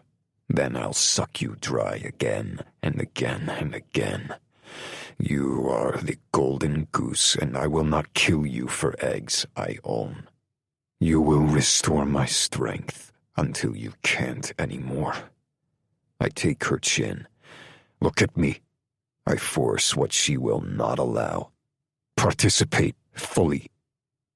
Accept that you are where you belong, and I will worship you. I will construct my new colony around you. Generations of kindred will honor your blood. You will be the matriarch of a family that extends across every ocean, and your name will forever be on the lips of my people. Her gaze softens. Do I have her? Will she comply now that I've dangled a little power in front of her eyes? Father. Laro's voice comes after a light rap on the door. We need you. Fuck. 1 minute. She takes the opportunity to run for the door as Laro opens it. He catches her. I said 1 minute. Laro pushes her against the door frame, knocking her breath away. My legs get cold and my face boils. I pull him away and smash his body against the opposite wall. Don't you touch her. Ever. His hands are up in surrender, but he's not afraid of me. My son is the only person I've remembered how to love. It's chaos down there. They're all running like a herd of cats. I let him go, scanning the room for Luna, who's leaning on the arm of the couch with her dress pulling away from her chest as she pants like a marathon runner at the 25th mile. They'll be back. He puts his hand out to show me the blood-filled witch, as if I don't fucking know I haven't taken a drop. Then my torn shirt, exposing the bruises from the snare. The blotches should have healed in a few hours. But I'm so fucking broken I can't heal myself. You interrupted me. I'm so sorry, Father. We need you. Interrupt me again, and I swear to the fucking dirt you'll spend eternity wishing I'd let you die. I've never threatened him before. He is my boy. But now I've scared him too. Palms up, Laro backs up, confused, alarmed, needy for a father whose world revolves around him. He leaves the door open. She notices. She thinks she's going to run out. I cannot be seen chasing her like a desperate suitor. He's your son? I'm not going to be able to drink her blood under these circumstances. That much is obvious, but I will extract something. Get on your knees. No. She's looking at my broken ribs. I'm going to drain Nunzio into a leather sack for that snare. How strong is this spell? I take her by the back of the neck and push down until her legs bend and she falls. She lifts her hands from the carpet and looks up at me with big brown eyes. I took a self-defense class. That's how I got you down. No, the spell to protect your blood. There's no such thing as magic spells. You're not from here, so I'm going to be patient with you. I wait for gratitude and get nothing but a slow blink. From now on, I am your master, your capo. You obey me the first time, without question. Do you understand? I understand the words you said. She seemed so malleable when I met her, and now the harder I push, the harder she resists. That's not the same as agreeing. That's confirming you speak the language. Confirmed. Stop this, Luna. I am your capo. But you said a body can only have one head. Her gaze drifts to the bulge, threatening to burst my pants wide open. I take her chin in my hand to keep her face on mine. That insolent little mouth needs to be fed my cock. But I'm not invited. That's got to change. This is intolerable. You will show your respect the way we do here. I flip my hand over to put the raven's ring under her lips. She glances at the etching of the raven and the Latin prayer to the goddess Vesuvia. That's the wax seal. From the letters. You will kiss the ring. You're joking. All of a sudden, fear seems to have left her body. She's not sobbing or begging to keep her teeth anymore. She needs to be brought back to heel. I cannot have her defy me at our wedding. If she hasn't been brought up to understand the consequences of disobedience, the only way to make her do what she's told is to make her afraid. I am not joking. I tighten my fist on her hair. Let me up. She's a minute from going full Hellcat, which I have no time for. You will kiss this ring, and when you do, you'll cast those defiant eyes down at the floor like you mean it. And if you try to use those teeth to bite... Never say that again. Her whisper is soft, but pointed. I'm not taking orders from her today, or ever, but she's the strangest creature I've ever met, and I need to know what she thinks she's demanding. Say what? That you'll pull out my teeth. She's looking for a win. Any win. If I refuse her, she'll struggle in front of everyone. If I give it to her, she may stay calm, but she may not. The words will never leave my lips. If I decide to have them pulled, I won't warn you. She tries to stand, but I push her down again. And let me give you the best advice you'll ever get. Her eye twitches as if it wants to narrow with suspicion, but the urge to hear me is stronger. Never, ever tell your adversary what's most important to you. Do you understand that? She nods against my hand. Not just the words, Luna. If you tell the wrong person, do you understand how fast your teeth will be in a jar? She nods again, eyes cast down slightly. This needs to be over. I'm not enjoying it, and she's only going to resent me. I push the coin of the ring into her lips, leaving it there long enough for her to feel the edges of the raven in the center. She will know who's in charge. That raven. Me. Then I let her go. You'll be brought to the throne room when it's ready, and you'll behave yourself. You will be a docile little lamb, or my first order of business as your husband will be to spank your naked ass raw in front of the colonies of Italy. I let her go and start for the door, but stop when she speaks. Carmine? What? I spin back around to find her standing. Her cheeks are tracked with remnants of tears, but now her shoulders are raised and her hands are balled into fists. The bodice of her dress is skewed sideways, making her look broken when she's anything but. I spent half my life living where people hide. I know how to do it. So if you hurt me, I'm going to get away, and you'll never find me. Not until I'm ready. Then I'll find you, and you'll end up with your dick in your pocket and no idea when I'm coming back for your balls. I believe she believes it. And if you don't give me a reason to hurt you, you will rule a dynasty. Now, straighten your dress as befits a queen on her wedding day.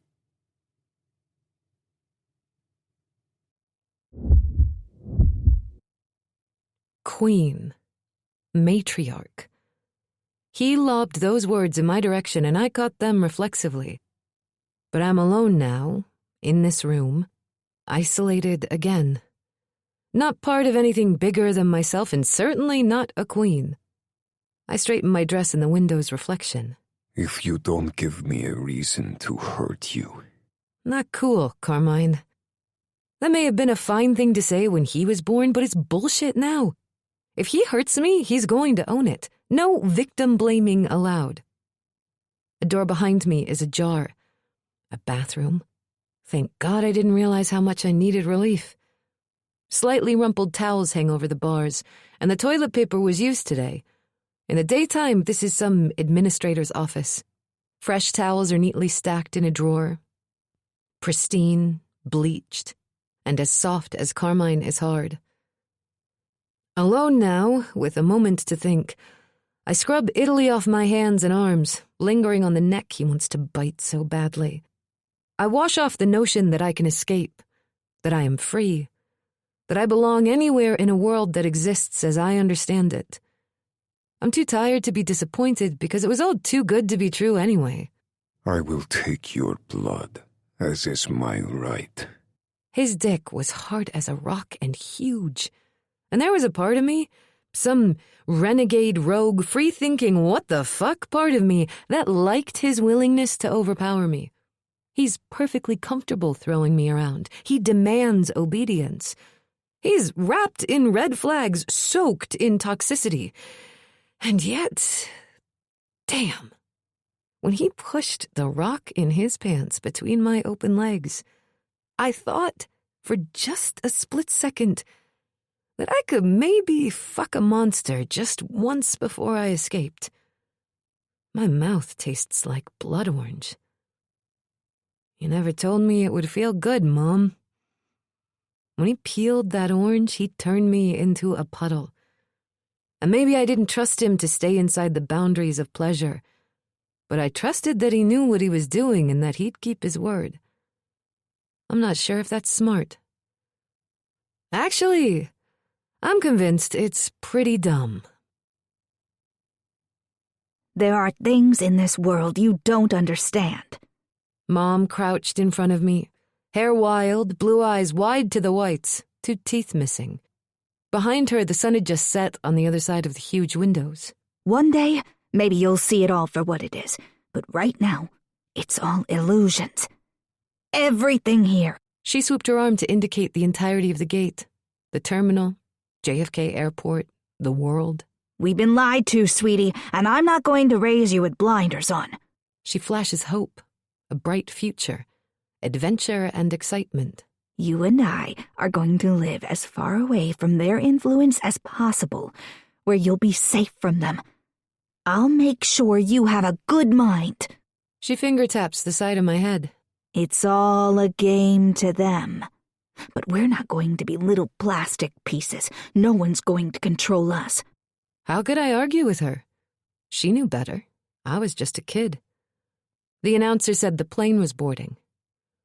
You should have let me pack for myself. My books, my journal, my boots, all home.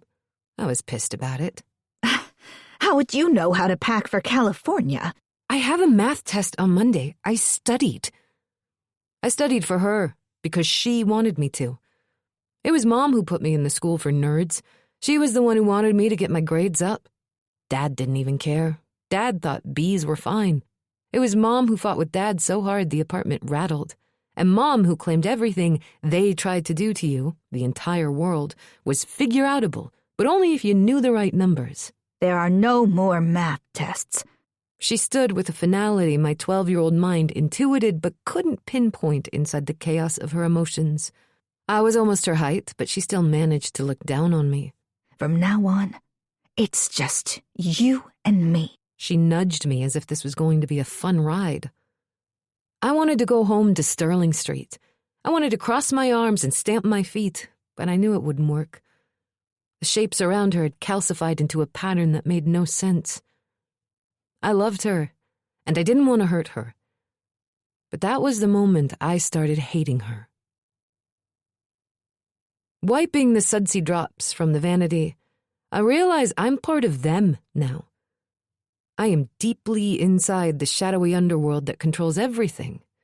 Did Mom know there were vampires? Did she know that in the guts of Naples, daughters were offered up to appease them? Or was she imagining a different underworld that was drier, more secular, more fitted to the shape of her personal fears? Too bad she didn't have the good sense to fear my blood could cure a sick vampire. Back in the office, I pick up the phone. I'm pretty sure the dial tone sounds different than the one at home. What if I get a dispatcher who speaks English? What will I say? Hey, I'm at Castle Ovo and I'm being forced to marry a vampire?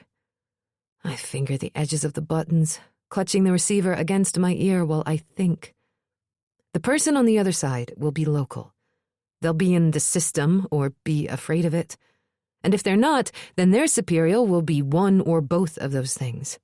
And if they're not, well, then they'll call me crazy. A robot recording comes on, coldly reciting something in Italian, then the thing screeches in my ear. Fuck. I slam down the receiver. I never heard a phone make a noise like that before. A groan comes from the dark corner where I'd first seen Carmine with his chin bloodied. Jesus Christ!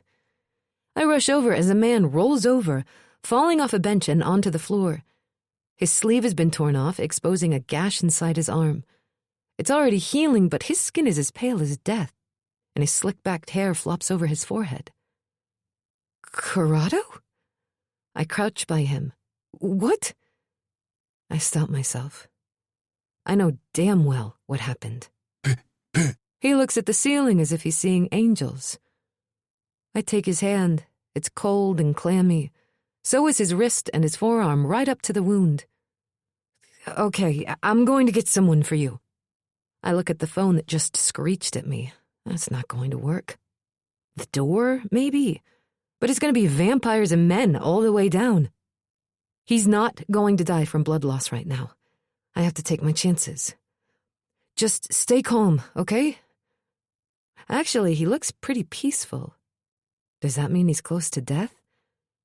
I'm gonna be so mad if he kills you, Corrado. His eyelids flutter, then he looks directly at me. He grabs my arm, obviously delirious. I'm gonna kill him in his sleep, I swear. So concerned about his physical state, I didn't see his emotions until now. Desire, need, desperation. A desperate lust without sex, and a growing fear of oncoming pain. His eyes focus. He recognizes me. Take He holds up his arm as much as he can. more. More what? I hear voices outside the door. Men. Good. Someone's coming to help him. More. Please. He tips his chin in his glance to his right elbow, lifting it slightly, practically sobbing. Tell him to take more. Oh. My hand goes as cold as his. In a half-drunk, near-death stupor, Corrado is begging for Carmine to take more blood.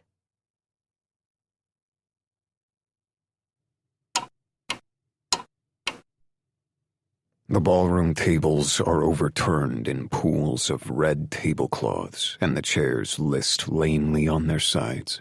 Chaos. Ferrante opens his arms at the overturned tables and broken plates of the unlit ballroom. His blonde hair is pulled into a low ponytail.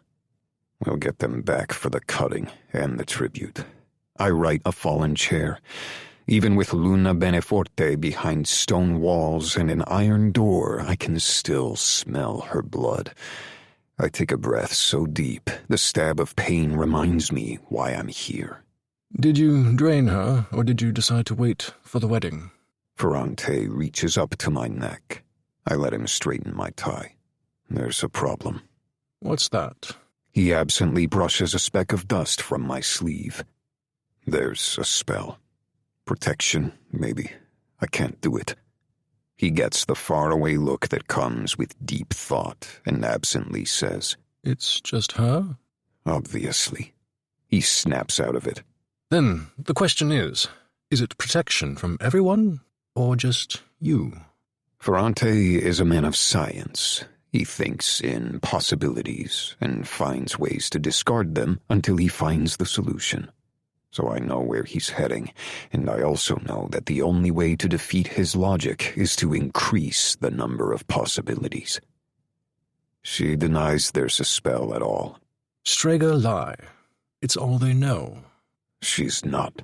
It could have been cast without her knowledge. He throws his hands up at the disordered room. But we need you back.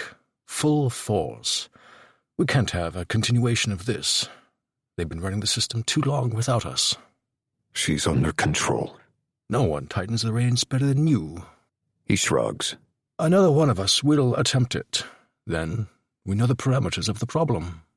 My blood, with all its new limitation, can still run hot.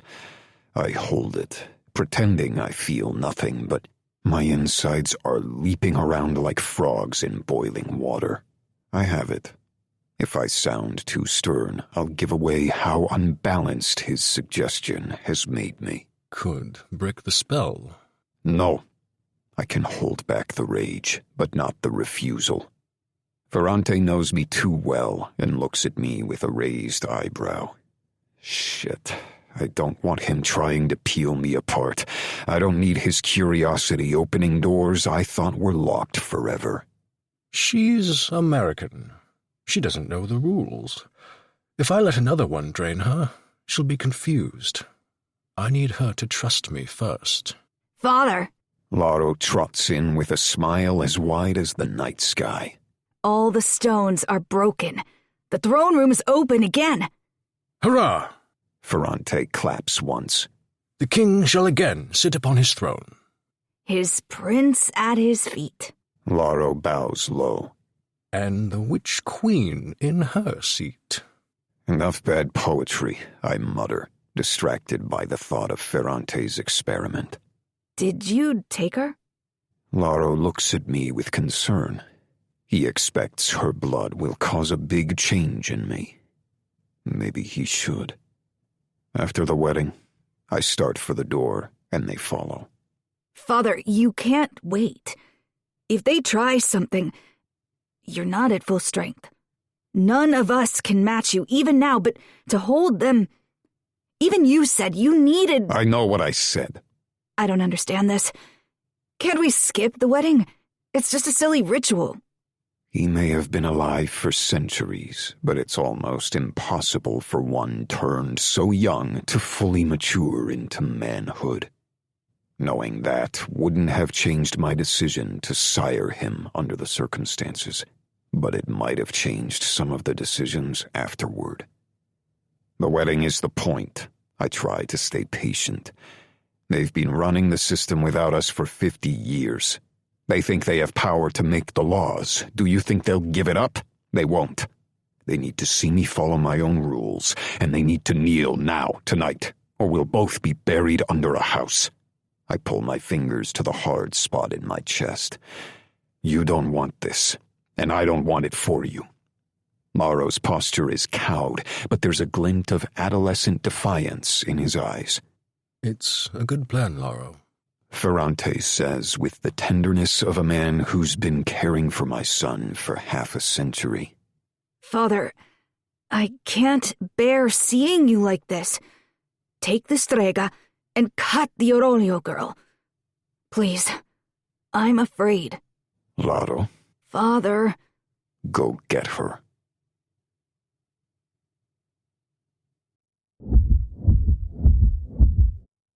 The stairways leading down below sea level smell like wet socks. There are no windows or lights, just guys with flashlights and camping lamps. Serafina's behind us, flanked by Domenico, and some other dude I haven't met. Lara walks alone in front, then me. Nuncio's right behind me. Two of his fingers circle my wrists, and his other hand pushes a gun to the back of my head, as if he knows that as strong as he is, I can get out of his little finger pinch. Did you know about Corrado? Of course I did. Now, walk. He presses the gun to the base of my skull. Dude, you aren't going to shoot me, I whisper to him. The narrow hallway slopes down. The deeper we go, the older the stones get. If he tells me to, I have no choice. So, be good. Were you with them the whole time? I try to turn to look at him, but he uses the gun to get me to face forward again. No. Serafina says her father's coming for her. He's not. Okay. So, what should we do? What's the plan? Whatever my capo says. What? I manage to turn and quickly read his emotions. Nunzio is terrified, but it's dulled by a need to please. Not a desire or want. Not a wish. It is a necessity that has nothing to do with survival or fear of consequences. Oddly, I can see the source. The bloodless slash inside his elbow. What did they do to you? I got made. He pushes his arm forward, showing me the cut. They took my blood, and now... Nunzio! Laro calls from the archway at the end of the hall. It's bordered with broken cinder blocks and rubble along the walls, as if it had been bricked in only hours ago. The stink from that doorway is overwhelming. Mushrooms, salt, laundry left in the washer too long, all under the heady thickness of incense. I don't want to hurt you, but if you don't get moving, I have to. He speaks clearly. He's not groggy, drunk, or influenced by some experimental military drug. He's either faking it so he can rescue us all, or he's not. Either way, I have no choice but to do what I'm told. Laro steps up to a row of still mortared bricks into a larger space and waits for me. Nunzio lets my wrists go and holsters his gun. I stop without stepping over. The room I'm about to enter is massive, with vaulted ceilings too low for the width of the space. The basement cathedral was once lavish and glorious, but right now, the only lavish and glorious thing in the room is Carmine Montefiore in a dark suit, standing at the base of a platform 3 steps high, leading to a throne made of sponge-porous lava stone. That's his throne. No man has ever been meant to sit on one as clearly as he is. Swallowing back my unease, I lean into the big room. The floor is laid with gray marble and shiny tiles. Torchlight flickers on tiny black glass tiles. Moss grows up the walls, covering frescoes just enough to obscure the story they tell. Thin, glossy stalactites reach down from the leaky gold-tiled ceiling. I am your capo. You will kiss the ring. He doesn't seem like a guy who doubts his power that much. A drop of water falls into a dark puddle on the moss-grown tiles. The plop sound bounces off the walls. Nunzio, I speak below the threshold of the echoes. Did you kiss the ring? Is that what it does? Please, be quiet, Luna. Is that what makes you compliant? Just do what he says. Another drop falls into the puddle. It's too thick to be water. The torchlight reflects only the dimmest lines. It's blood. Above, chains creak. A man hangs upside down, the flap of his comb-over hanging on one side. A squeak escapes my throat. I saw that man on a balcony my first day here. It's Signor Aurelio. He will not come for Serafina or me. He's already here. I look back for her, but she can't see from the hall. Nunzio is beside me, unbothered by the sight. Fuck! Nunzio puts a finger to his lips. I ignore him. Did you know? When we went to his house, did you know why he wasn't there? Serafina's going to flip out. She's lost her father and her hope of escape in the most gruesome way possible. She won't stop at tearing the walls down stone by stone, and it's going to get her killed. Serafina. Nunzio pretends he doesn't hear me. You can't let her see. Laro turns around and looks at me, then Nunzio, who leans into my ear. If you don't keep quiet, I have to gag you. Deep breath. I need to focus, because Signor Aurelio was never going to save me. Maybe he would have come for Serafina, but he would have left me to drown in a swamp full of crocodiles before lifting a finger. That doesn't mean he should be hanging upside down from the ceiling. It shouldn't matter if he was nice or not nice. Stop. Now is not the time for objective morality. No one's coming. Nuncio isn't here to help.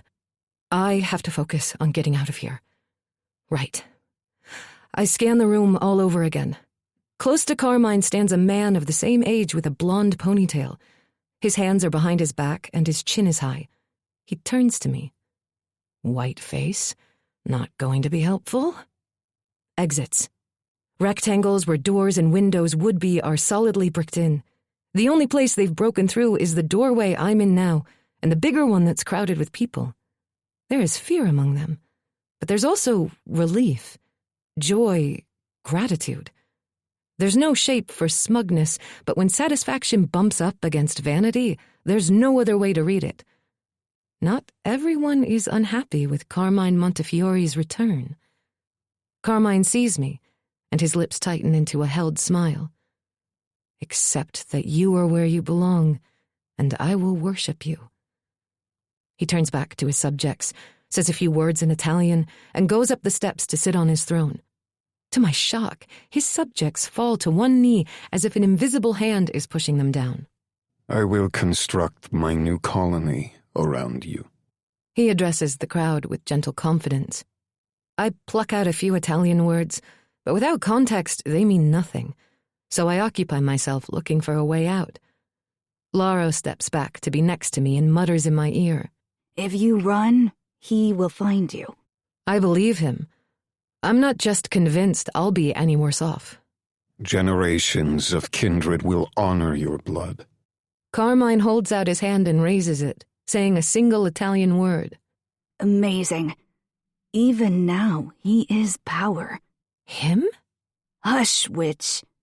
You will be the matriarch of a family that extends across every ocean. From the throne, Carmine speaks in a voice as powerful as it is temperate, with the kind of confidence that only comes from an absence of fear. I have never been in the presence of such a thing before. It is intoxicating. My heart beats with desire, understanding Corrado's lust. More. What is he saying? I ask Laro in a whisper. A lot of fancy garbage I'll skip. Then... Laro continues, adding what has to be his own more up-to-date take. The system was created to maintain peace. You give us tribute, we don't kill random people. We are going back to the old ways.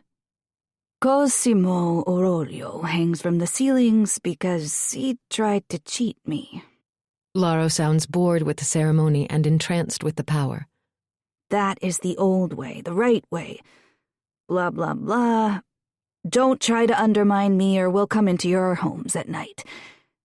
Now comes the tribute. Dedications, promises, etc. They just want to save their own skin. 4 men line themselves shoulder to shoulder before Carmine and call out places I've heard of but never seen. Laro translates as they go, a kindness I neither understand nor resist. That's Tuscany, Modena, Parma, and Genoa. They're greeting the capo and Ferrante of Aragon, which my father tolerates. I can't read Carmine, but his nod is the acceptance of a gift he thinks he's owed. He loves this. Asshole. Laro says, Napoli's here.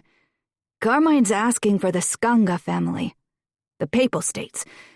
These others are the heads of the rest of Italy, and they claim they don't know shit. You're enjoying this as much as he is. It's been so long. Watch.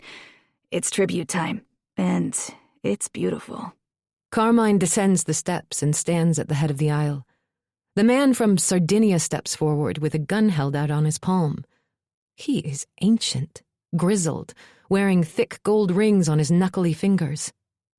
I look to Nuncio for some sort of plan, a signal, or any indication the man is getting ready to shoot up the place. But no, he's facing forward with nothing but conscientiousness in his heart. I look back. Serafina stepped into the room, probably at the mention of the Napoli capo being present.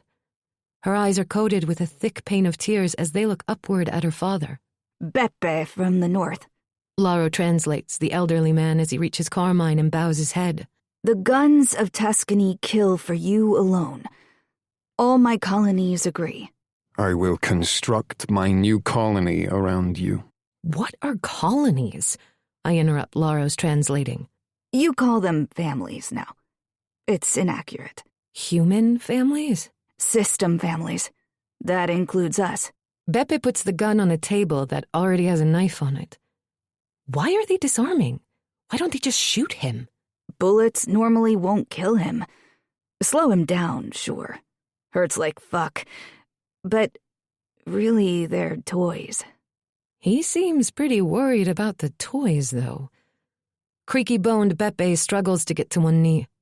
Carmine does not help or rush him, but waits for him.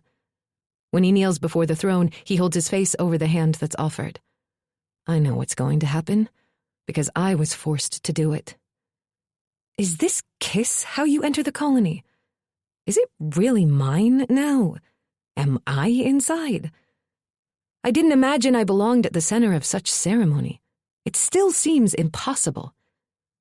What do you mean, normally won't kill him? Laro doesn't answer. Beppe kisses the ring without a fuss. Carmine puts his hand on Beppe's bald head as if blessing him.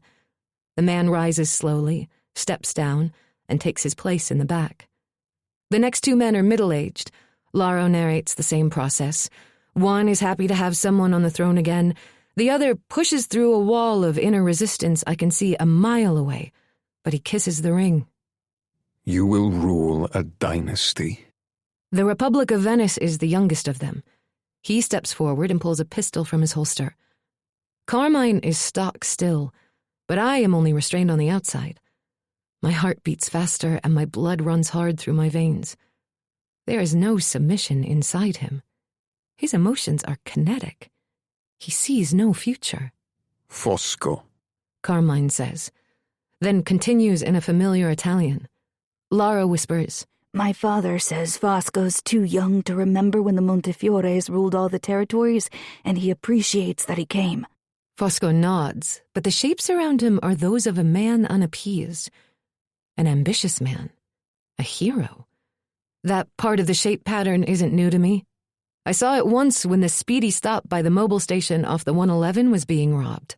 He says he heard about us. I bet he did. Laro's amused. I am not. Fosco snaps out the magazine and lets it drop onto the table. He holds his palm out flat with the gun resting on it and recites his part. All the bullets of the northern reaches only break skin for you, capo. Fosco starts to lower the gun to the box.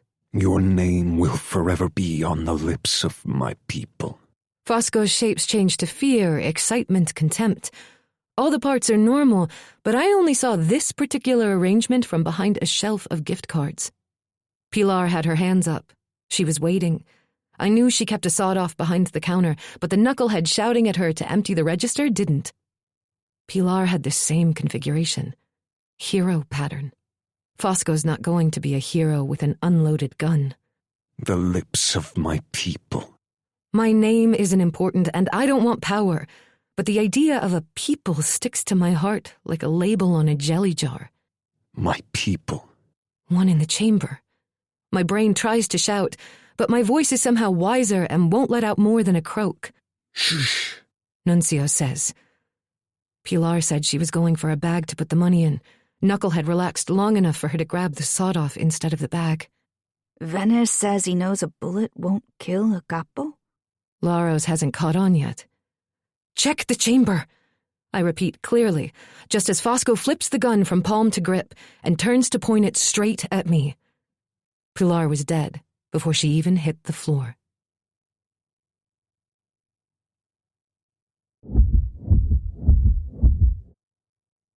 The barrel is a full circle, deep as a well, black as the space between us. Fosco's knuckles whiten, squeeze the trigger, and my brain reacts by freezing every muscle in my body in the decision between left and right. I am frozen. I have no gun. I am exposed. There is no time. Well, This was a fun trip. The angle of Fosco's face changes and the barrel turns from a circle to an oval just before the flash and pop of a bullet leaving it. My body jerks to life, chooses left, and a chunk of plaster is shot out from the wall above me.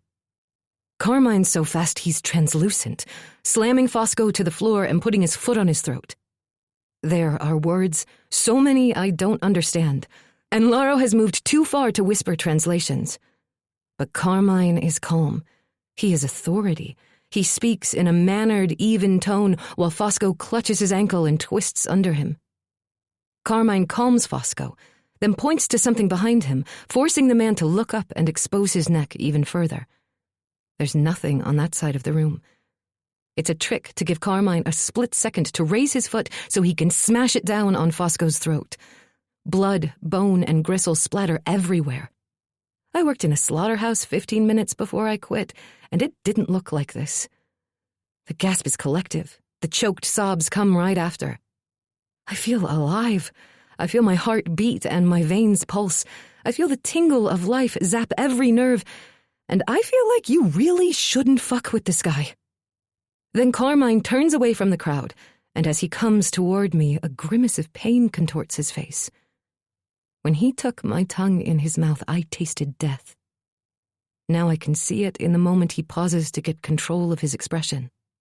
I don't know what's wrong with him, but it is truly killing him. The three men who made tribute take Fosco away. Carmine holds out his hand and says in English, "Are you all right? "Yeah, I didn't expect that." Anyone who threatens you? That's exactly what they should expect." He maintains eye contact with me and holds out his hand. Luna, queen of snowbirds. I'm not any kind of queen, and I'm not a snowbird either. I'm a basic person and a year-round land squatter. That bit of factual nuance breaks some kind of spell. As if I've been living in a dream, the gravity of this situation hits me so hard I turn to stone. What am I doing here? How did I end up in this room with dozens of people watching this beautiful monster take my hand? I don't understand any of this. I want to go home. I grab Nuncio's arm. Please. But I am home. Shit. This monster is home. Come. From Carmine, that one word erases any resistance, leaving absolutely nothing to fill the space. I have chosen you. Taking a deep breath of acceptance and exhaling all previous expectations, I give him my hand so he can lead me to the front of the steps. All eyes on me. I want to say I'm sorry for ratting out Fosco. I should have let Carmine get shot, but they wouldn't understand a word I said. We will be bound in marriage the old way. Carmine says in English, which I appreciate, but it's also frightening because I am the audience now. With a sfarzilie. The knife rests on the table next to the surrendered guns. I can pick one up and finish Fosco's job. Run out the way I was forced in. Maybe in the chaos I can grab Serafina and we can escape, hand in hand in a hail of bullets, out into the great desert of unknown alone. Carmine takes my hand. I pull away, but he weaves his into mine, pushing his knuckles into the webs between my fingers and squeezing. Don't even think about those guns. He picks up the knife. At least one of us was thinking about them a second ago. He smiles at me, then announces something in Italian, raising the double-edged knife. Without Laro to interpret, I don't know what he's saying. He could be telling them he's going to keep the old ways by stabbing me repeatedly. I am gripped by a chemical reaction. What are you going to do? I pull away, but he has me. The table with the guns is to my left. My free right hand won't reach them. Please. I hold Carmine's wrist, trying to pull him off. He only locks our fingers together more tightly, knuckle to knuckle, squeezing until his little scar lines go even wider. Don't. Please. I don't want to. Luna, be still. I'm too panicked for stillness, while he is utterly calm. I'll kiss your ring in front of everyone. I bend my knees and pull. He pulls the other way. All I have to do is use the strength of his resistance against him. But how do I get away from Laro and Domenico and Nunzio?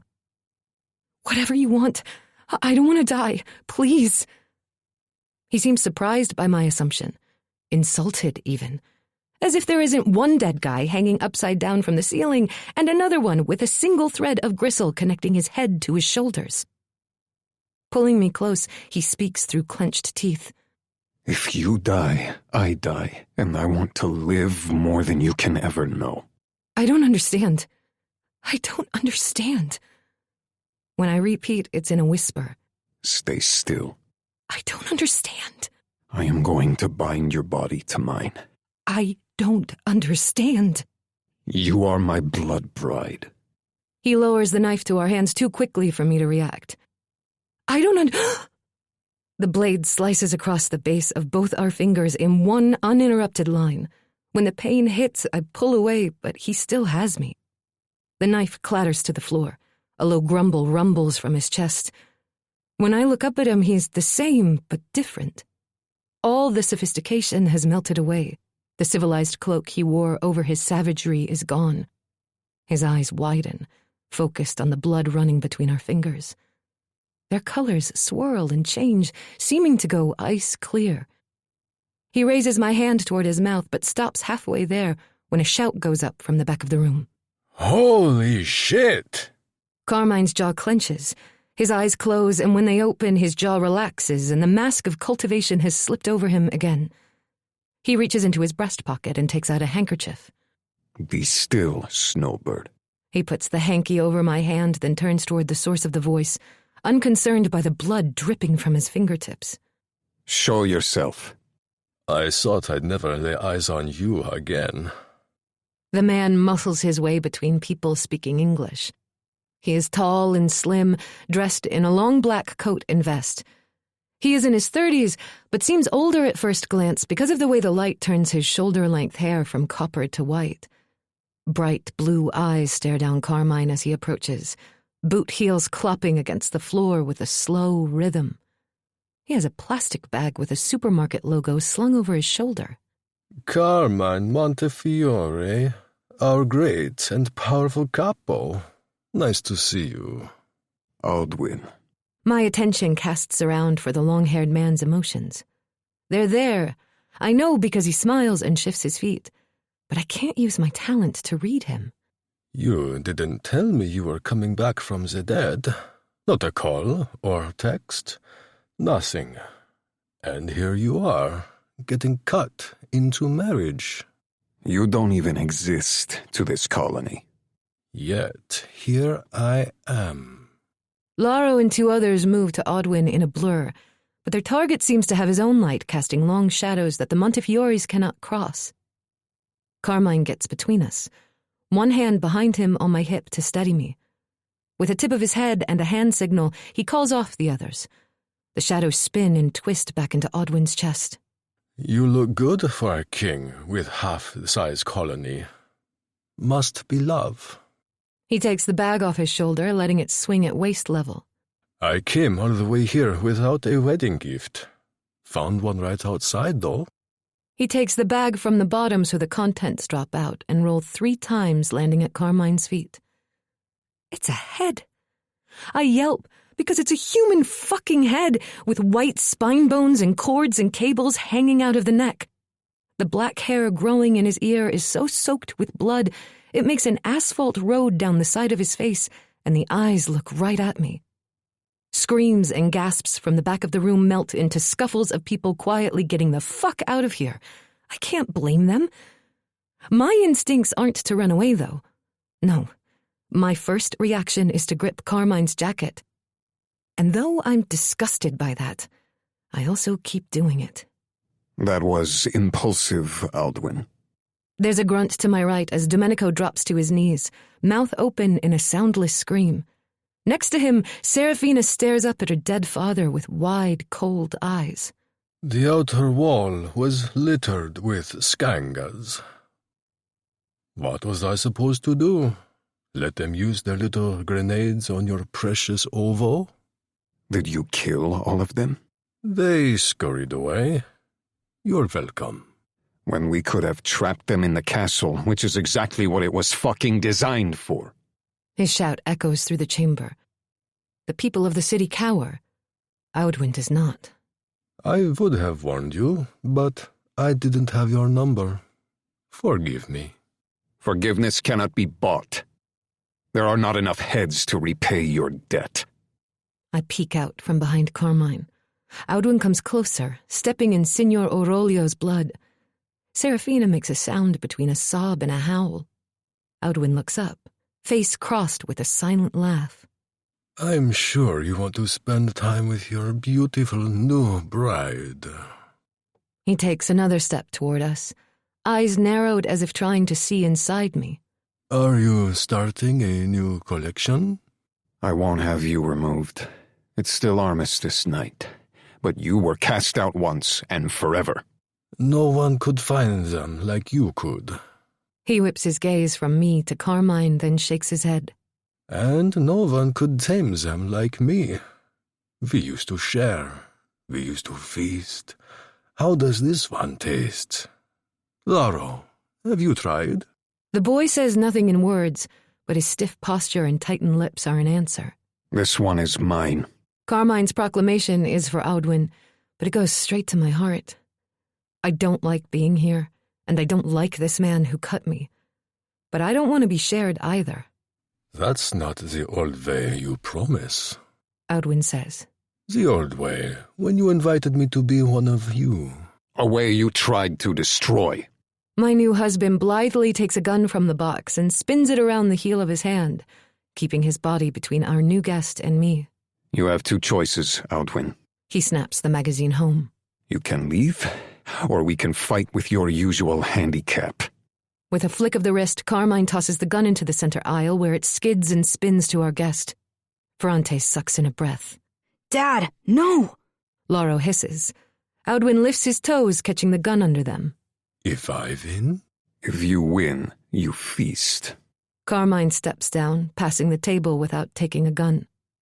Without Carmine right in front of me, I'm a defenseless woman standing on a dais with her jaw hanging loose and her eyes wide.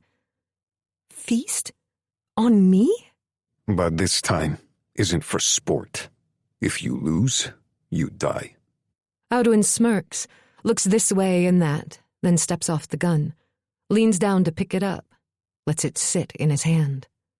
These were fun. For you, I'm sure. It wasn't as much fun to lose every time as it was thinking I could beat you. You could have learned to fight better. Sure. He lobs the gun into a high arc. Carmine catches it in one hand. I don't want to add your blood to the post-wedding cleanup. With a swirl and blur of attention, he's gone. Serafina picks that moment to come back to life, emotions popping all over her like overfilled bubbles.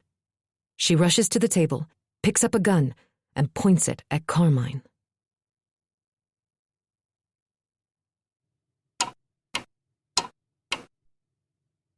Audwin hasn't gone mad. He didn't come here to kill me or take Luna. He came to assess my strength and pry his way back into the Montefiore colony. But he did me two favors. One in getting rid of the Scangas, and the second interrupting the moment she bled, and I caught the explicit scent of what had been locked behind her skin. The only sweetness I've been allowed since I changed. Strega blood. With that first whiff, I became less of a man and more of an animal. My senses were leaving me until Audwin walked in and I turned into a different kind of animal. Protect her.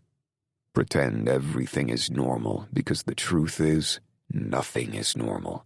This is the third challenge of the night, and it's from an exhausted, disturbed child in an ill-fitting dress. I can't protect her. We aren't a well-oiled machine. My made men are too green to act. My kindred are too few to both chase Audwin and take care of Serafina. I am fast enough to move her arm, but not fast enough to catch a bullet if I time it wrong. Audwin didn't shoot me because expertise told him I'd live. But in reality, if she shoots me, I'm as good as dead. Serafina? Luna has come from behind me, where she was safe, and approaches the girl with hands out where she isn't. Come on. I reach for Luna, but she's just past my grasp. Why not? Serafina relaxes a hair. Because there are 3 more of them? Luna says urgently. And the one that just left? He'll come back. I shift closer to Luna so I can push her away from the line of the gun, but that only makes Serafina straighten her arms. Don't fucking move, Strigoi. I lost my brother last year. You killed my father because he was coming for you. But my sister...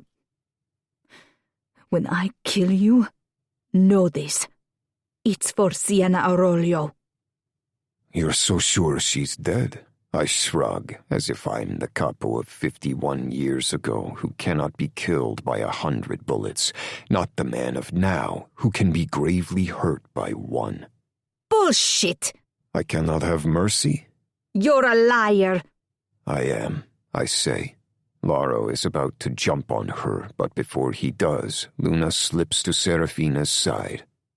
That doesn't mean I'm lying.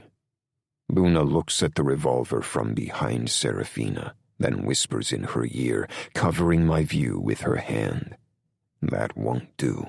I won't have them colluding right in front of me. This needs to be stopped. Before I can give Laro the signal to take them both down, Serafina lowers the gun and collapses into sobs. Luna catches her, and they crouch together on the floor. I barely remember what it's like to be moved by a woman's sorrow. I approach with my hand out for Luna. Everything has gone wrong, except her.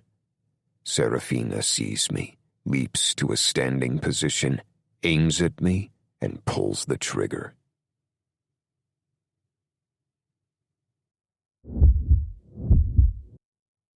It's not loaded, I whispered. Once I could see the empty chambers in the cylinder.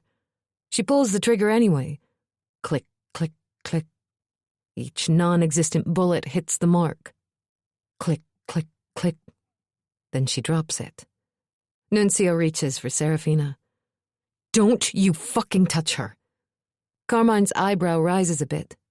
It's a twitch of surprise with a touch of respect. I might hate him more than I already did, but his regard is more rewarding than it has any business being. Right after the ceremony, Serafina and I are led out of the way we came in by a few of the made men. The midnight air driving in from the sea is wet and cold. The music from the bar on the next pier is subdued, and the walkway to the street is emptier than it was a few hours ago. Carmine's handkerchief is over my cut fingers. Cars zip by. Streetlights work. A couple of kids laugh and joke across the boulevard. This is the real world. What just happened? You're bleeding. Serafina's voice and tone has taken on a drained flatness. It mostly stopped. I think there aren't a lot of blood vessels there. Does it hurt? Dull throb. The ocean pounds the seawall. The world is turning. My world. The one I spent my life in. The one my mother tried to tell me wasn't real. If it's all right here in front of me, what just happened? A black car is pulled onto the flagstones. The driver stands by the open back door. They can't just line up women for marriage in the European Union. I tell Serafina to convince myself. Obviously, they can. They can't. Domenico interjects. But laws are for the little people, not the power. And you're working for them. I have no choice. That's why it's called power. Fucking stupido. I can't understand the rest of what she says, but she really comes alive when she's insulting someone. My name will forever be on the lips of my people. I will be the matriarch of a colony he will construct. I'm no one. I don't even understand why I'm here or where my old world ends and this one begins. I know. Get in the car. He pushes Serafina in first, then turns to me with a face that says he doesn't want to hurt me, but he will. I don't know what my face says to him, but when I look past him at the parked cars and the closed restaurants, at the way the boats rock against the pier and the power lines curve between the poles. I am sure that if I get in this car, I'm making a choice to exist in one world and not the other, forever. My body may return to this reality, but I will never belong. What is a dream, anyway, but a story we tell ourselves about the things we're trying to understand? I get in the car. The door shuts. The lock snaps.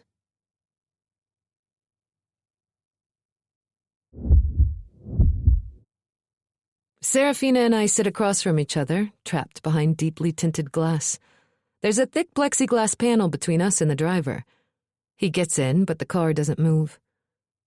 Where do you think he's taking us? When I uncover my fingers, they trickle blood again. I don't know. She's foggy and sad again. I don't blame her. She saw her father hanging upside down from a ceiling. I'm sorry about... Shut up! Shut up! Don't you dare even say another word! She's shouting in an enclosed space, teeth bared, leaning forward as if she's ready to throttle me. Would scare anyone else. But I can see the ebb and flow of her emotions. She doesn't have it in her to hurt me. My condolences pulled a deep sense of insecurity to the surface.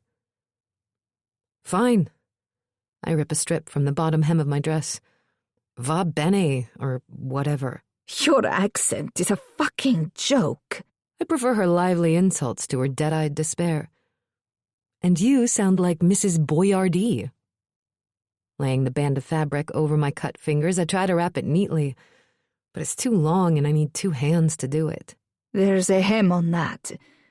You're not going to be able to rip it short ways. Serafina takes the bottom of my skirt and rips another strip with her teeth. Hand. I can do it. I reach for the makeshift bandage, but she pulls it away. She needs to help me more than I need to be self-sufficient, so I give her my cut hand. I need something to do while I think of ways to kill your husband. She places the white fabric over the 4 fingers. The first layer soaks through. That wasn't a real wedding. There would be a reception and food. I'm starving. Oh, it was real. More real than a church. She wraps another layer and the blood petals get smaller. Your married way of the first carbonari. As she bandages my hand, she is still carrying grief and confusion. But she reads lighter with her attention outside herself. The marks on your bodies complete each other, so the old gods see. They were ours before the Greeks came and gave them stupid names. Before even his kind showed up. She looks up while she continues wrapping. Montefiore. She practically spits it, then rips the fabric. A bullet wouldn't have killed him anyway. Next time I'll take his head clean off. Or I'll be ready with a hammer and a wooden stake. She stops wrapping when she realizes something. You need to help me. You'll know where he sleeps. I'm not having sex with him. She pauses to pay attention to the wrap, then gives her head a short shake as if looking for my common sense at the bottom of an empty coffee can. If he wants it, you won't have much of a choice, don't you think? She's wrong, technically, but right in the only way that counts. My resistance is an act of perfunctory denial.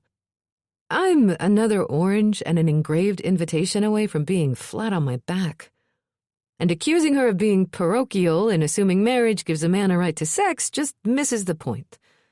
She's not talking about spousal violence. She's talking about something worse. I have a mind of my own. My stomach growls like a lawnmower. As long as it gives it to you. She tucks away the end of the fabric ribbon. They have ways of rearranging your mind. Don't let him glamour you, Luna. I'm the least glamorous person I know. Just... She points both her second fingers up to hold me to a pause. Just tell me if I have to explain what the glamour is. I know what it is. Is it a magazine to you? No, it's... mind control. Don't let him glamour you into thinking you have a mind of your own. Mind control is bullshit. MK Ultra failed. There's no such thing. But if there was... My God, what a perfect excuse to do something I'm old and strong enough to say no to.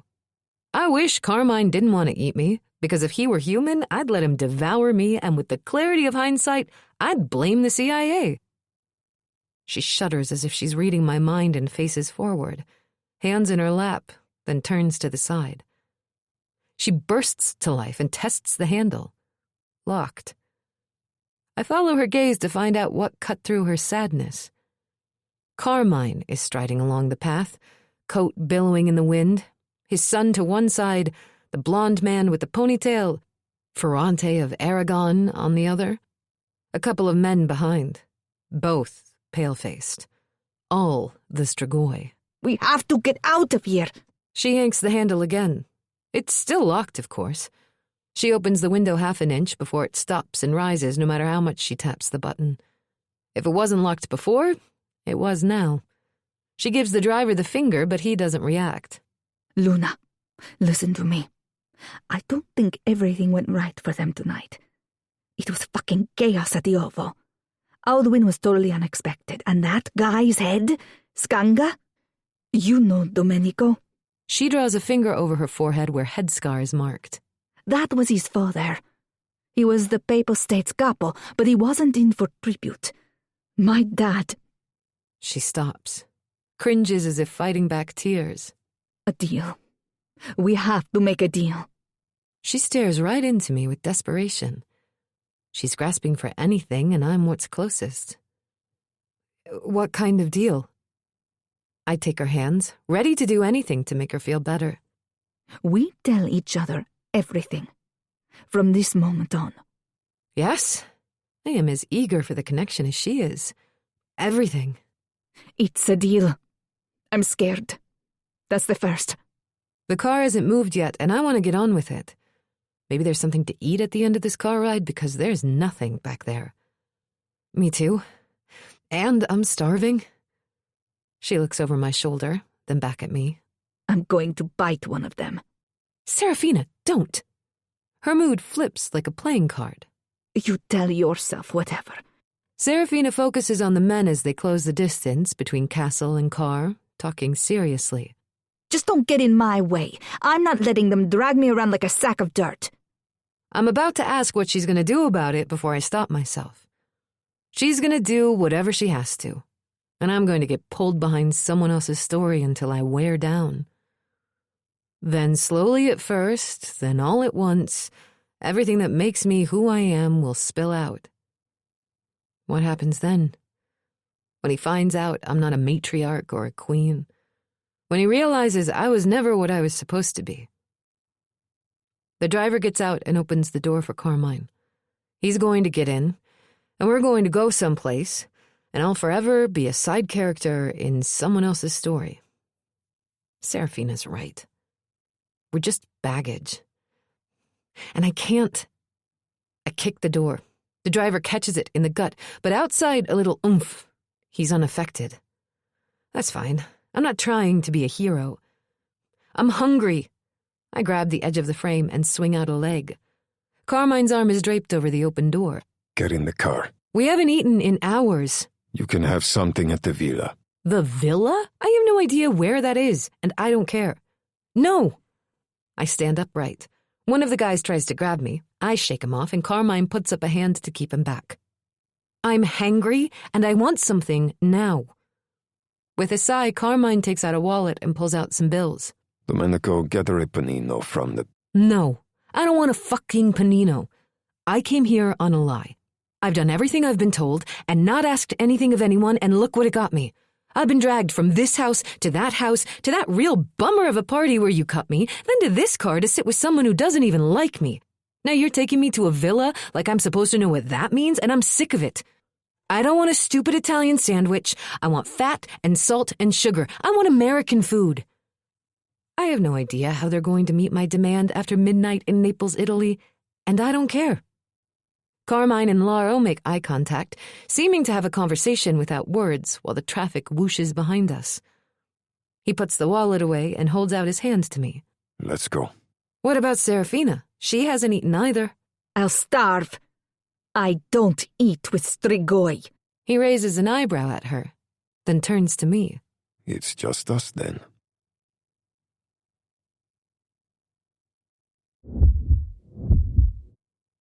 The McDonald's is inside this courtyard/mall thing that's not too far, but we don't make it. The guy's locking up just as Carmine is about to open the door. He says closed silently in English, then taps his wrist. It's fine, I say, but it's not. I might cry. I'm with a vampire, and I might be married to him, and my fingers hurt, and I'm so hungry I can't decide what I'm even going to cry about. There's pizza over there. Carmine points toward the far side of the Galleria. Yeah, I'm totally going to lose control. Your pizza's weird. My mouth and nose tickle and start crunching up. Shit, I'm going to bawl over pizza. He starts to say something, but I can't listen to him. It has the balls of cheese, and it's uneven. I know you invented it. I know it's supposedly better, but it's not what I want. My voice bounces off the glass ceiling and comes back down as the whine of a spoiled brat. My whole life, I went wherever someone else wanted me to go. When I was 12, my mother packed me up and put me on a plane to California. Richie decided to move us to a trailer in the desert, so I went. And now? Pizza? Carmine's eyes narrow. Who's Richie? Looking down at my prom-styled wedding dress with the shredded hem and its thread fringe tickling the tops of my knees. You never asked if I had a boyfriend because I don't matter. I never asked because he doesn't matter. Sure. It's only about you. My stomach grumbles echo in the cavernous space. He shakes his head and taps his black kissy ring on the glass door. The guy who locked it up looks up from his mopping and motions closed again in English, then Italian. Carmine wraps his finger on the glass more softly, but with intention. Mopping guy tilts his head, as if listening to a faraway sound. A woman with her gray bun stuffed inside a hairnet stops counting cash to tell mopping guy something. He takes out his keys and walks in our direction. You're going to glamour them? Don't. They want to go home. They're fine. He takes money out of his wallet, and when the guy swings the door open, he shoves the bills in the man's pocket. They have an exchange in Italian. Then the guy steps aside, arm outstretched. Siete invitati. Is he inviting you in? It's rude to enter otherwise, don't you think? Carmine crosses the threshold, and I stay on the other side. I need answers, not truisms. If he hadn't, could you have gone in? Like, if there was a $100 bill on the floor, could you go in and get it if he didn't invite you? No. Well, that was the clarity I asked for. I step over the threshold and into a version of home. It's just like the McDonald's in Brawley, except for the plants and the porcelain cups and plates clacking as they're being washed in the back. But otherwise, same. Not really, but kind of. It smells of beef grease and yellow cheese. The tables and chairs are bolted down. The menu is above us with red and yellow golden arch branding. My stomach is a symphony. The oil's cold. The soda machine is off. They have what they have made already. Do they have a Big Mac? He asks, brandishing another €100 note, and receives a C from the hairnet lady. Thank you, I whisper. You love him? It takes me a second to realize he's talking about Richie. I don't even like him. Behind us, the mop clacks against the table and chair legs. I left him to come here. I wanted to take control of my life, but now it's just worse. I can't even eat when I'm hungry. Hairnet lady pushes a tray toward us. It's loaded with fries, wrapped burgers, and 2 Big Macs in boxes. He takes it and takes me to a booth. I sit facing out, and he sits next to me, pushing the entire tray to my side. One for you. I give him a Big Mac. No, both for you. There's no way I can eat both. But I unwrap the first without argument. He watches as I get the entire depth of it in my mouth. It's still kind of warm. He digs a napkin from the bottom of the pile of food and wipes the corner of my lips. Grazie. Prego. He kicks his feet onto the chair on the opposite side and leans his head back. In the flat fluorescence, I notice how pale he is. Before, my brain made adjustments for the darkness, or the light was warm enough to fool me. Now he looks well, dead-ish. Is he? It's totally dumb, and maybe I'm only considering it because I'm running on sugar-free blood, but is he? And is it offensive to just ask? Do you eat at all? I take another bite, trying to sound casual. He shrugs, picks a cold fry from the pile and shoves it in his mouth as if he's trying to prove something. Then his nose wrinkles and his mouth curls. These are disgusting. They're cold. No, they don't taste like they should. He swallows, but he's not happy about it. So, you do eat? I eat sometimes, but not this. I plow into my Big Mac, deciding on the next question. Are your teeth sharp?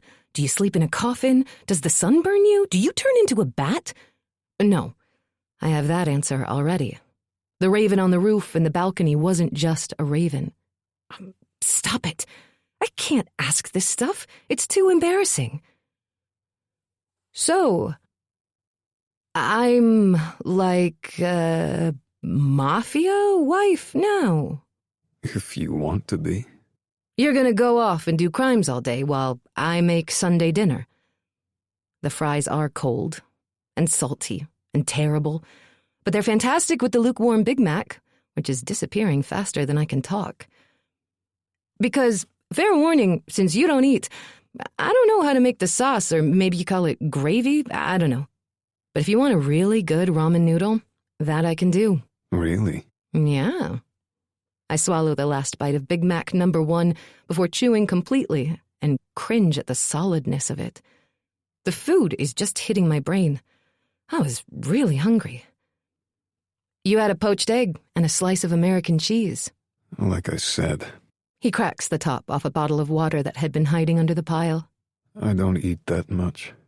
Ignoring the insult, I thank him and empty it in one draught. It's the drinking that reminds me, and I take the bottle away from my lips. What about people? People? You left Corrado in the room with me. The regret on his face may as well be printed with bold black letters. Then it's gone. I was. He looks for the word. Can't find it. Empty calories are still calories. He unwraps the second Big Mac. Eat this. You're still hungry. How can you tell? I take the burger. I've never eaten this much in my life, but my brain hasn't gotten the message that there's an entire meal in the queue. I know your blood sugar better than you do. That's uncomfortable. Yes, well. He's the one that's uncomfortable now. And I don't even feel bad about it. As far as my normal feeding habits go, it's not a need. I'll live. I'm old enough to go a long time without, and then an animal would be fine. But now, after... The pause is so fast, I only know he took it because I'm watching him so closely. There's a place in my hunger that hasn't been empty in a long time. And I keep trying to fill it with the things that used to fill it. They won't work. I know they won't work, but I try anyway. This is an admission of failure, and I don't need any talent to see how much it hurts him. Corrado was a boneless wraith begging to give more because this creature had to hurt himself with his own disappointment. Like a habit. Yes, like a habit. He taps his fingers, twists his mouth in the shape of deep consideration. Have you considered talking about the weather? I've been hanging around people who don't speak English for a week now, and I haven't been able to ask any real questions. So, yes, but no. The guy mopping has stopped to poke at his phone with a smile across his face. The counter lady is talking loudly in the back, and the voice that responds to her sounds phone speaker hollow. What do you people do with phones that makes you look at them all the time?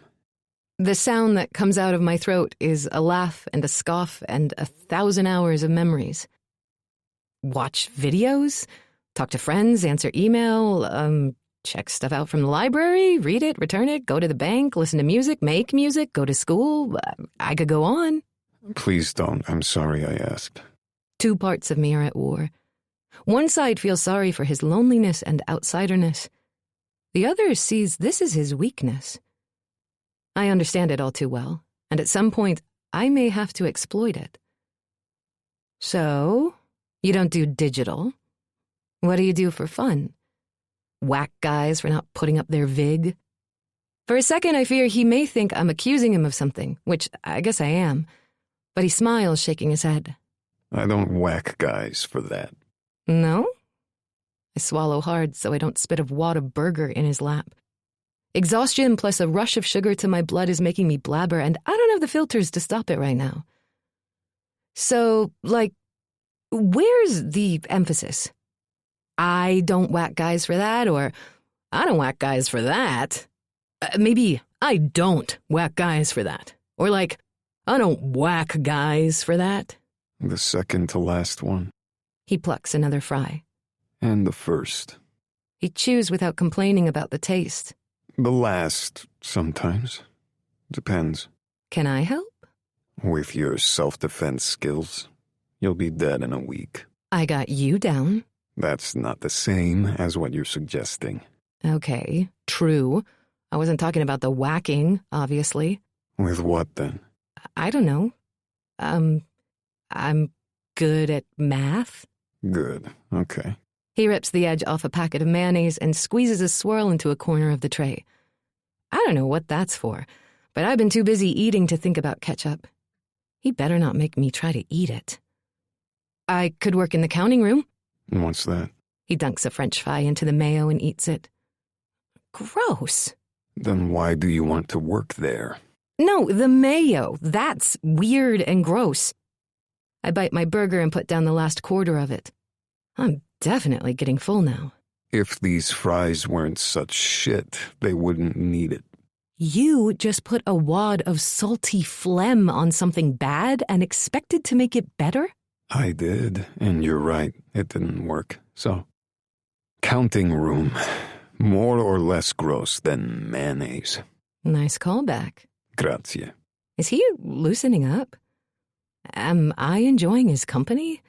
Is any of that weird? Yes, all of it is weird, because I'm supposed to be figuring out if I'll ever be able to get away from a vampire, and I'm having a conversation that ebbs and flows in a human way. A counting room is usually in a basement or a warehouse or whatever. Everybody sits around a table, smoking cigarettes and putting piles of money into the little machine that goes brrrr. That's what you wanted to do before you came here? Work in some mobster's counting room? He's being utterly sincere. I was trying to be charming, but he doesn't get it. And now I feel silly. No. What did you want to be doing? Maybe I was already doing what I wanted. You think I'm lying? To yourself, maybe. He opens a red box I hadn't seen before and slides an apple pie out halfway. You don't know anything about me. I don't. But if you were doing what you wanted, you wouldn't have left that man to come here, even if you don't love him.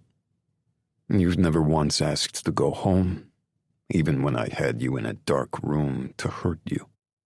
You smiled when you danced with me as if there wasn't another man in the world who could make you happy. He holds up the apple pie. Eat. I shouldn't have left you so long without. Fine. I bite it.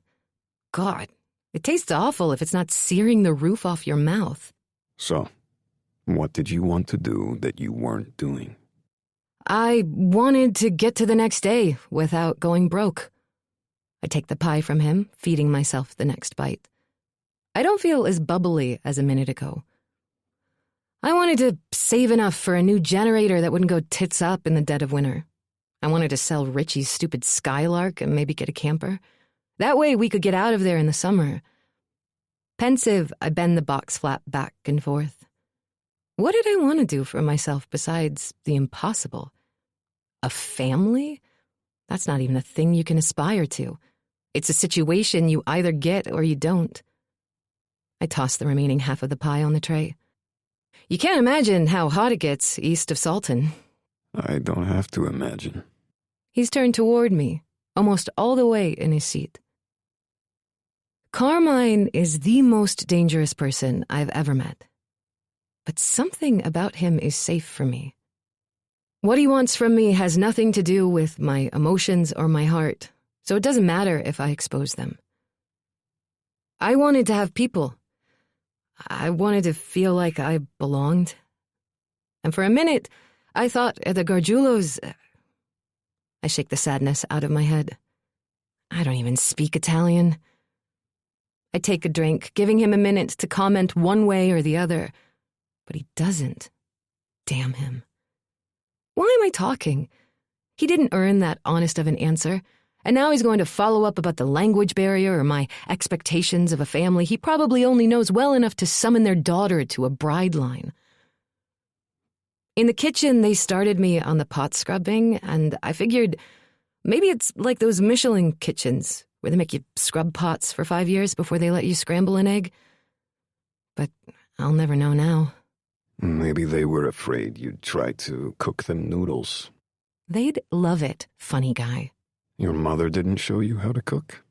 Now, he's not just a sexist, but a prying sexist. It's not his business. I don't owe him even half this story. But everyone who made it to adulthood has a mother, a father, an aunt, a guardian. And that person either teaches them how to cook a meal or doesn't. She was doing other things. We should go. What was she doing? I don't want to talk about it now or ever. I'm a blank slate to him. I can be anything. I can even be a liar. No, I don't have to lie, but I don't have to describe it all to him. My mother was sick. Always. Doctors could fix her a little, but not all the way. She said the only thing that would help her is this book. The Smorfia. The Smorfia Napolitana? Come on. His expression tells me he knows the book, and that's heartening. But he also seems really dismissive of it, as if it's garbage not worth asking about. I'm not saying it'll work, but it might help. At least she'd know I wanted to help her. You shall have it. He puts his hand over mine, and it's warmer than the first time, but still cool and dry. Really? My entire consciousness lunges forward and hugs him, but my body has the sense to hold back. Really? You have it. I can't believe getting my mother's sacred magic book was as easy as marrying a vampire. I can get it. And you can bring it to her after I've taken care of some things. Finish your pie. I'm good. Is it hard to get? Do you need money? I supposedly have money, but if I don't, I can work. What the fuck am I talking about? After everything that happened tonight, are my habits as strong as his? Listen to me. With his thumb, he pushes away the tray. You don't have to worry about money anymore. Wow. My joy over the book falls through the cracks created tonight. That's awesome. His intensity is painful, so I turn away from it. The boy's still looking at his phone. The lady has removed her hairnet. She barks at him in Italian as she pulls her gray curls into a ponytail. He snaps out of it and comes for our tray. I'll take care of you. And you take care of me. If you're loyal and do what I ask, you won't have any problems. Oh, right. Sure. I mean that. I want more than that and a book from my mother. I don't even know what I mean by more. If he asks, I'm going to make something up and sound like an idiot. I've never defined a future for myself, and there's no way I'm going to be able to define it for this man. If I can give you more, you'll have it. In exchange for... He shrugs, flicks an eyebrow. I'm supposed to know exactly what he wants. And I do. I will break your spell, Luna. I'm sure he will, because there's no spell. I'm completely unprotected. I wipe my mouth and drop the napkin on the last of the fries, knocking my fingers on the edge of the table when I draw my hand back. The shot of pain under the bandages gives me an idea. Maybe the reason you couldn't drink my blood is because I'm not what you think I am.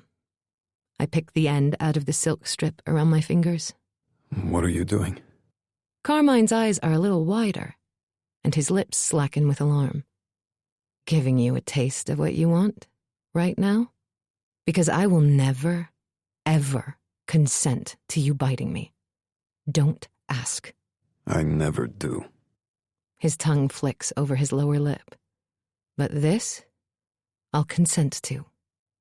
When I unwrap the layer that reveals the 4 red blossoms soaked through the fabric, I am sure he's going to pounce.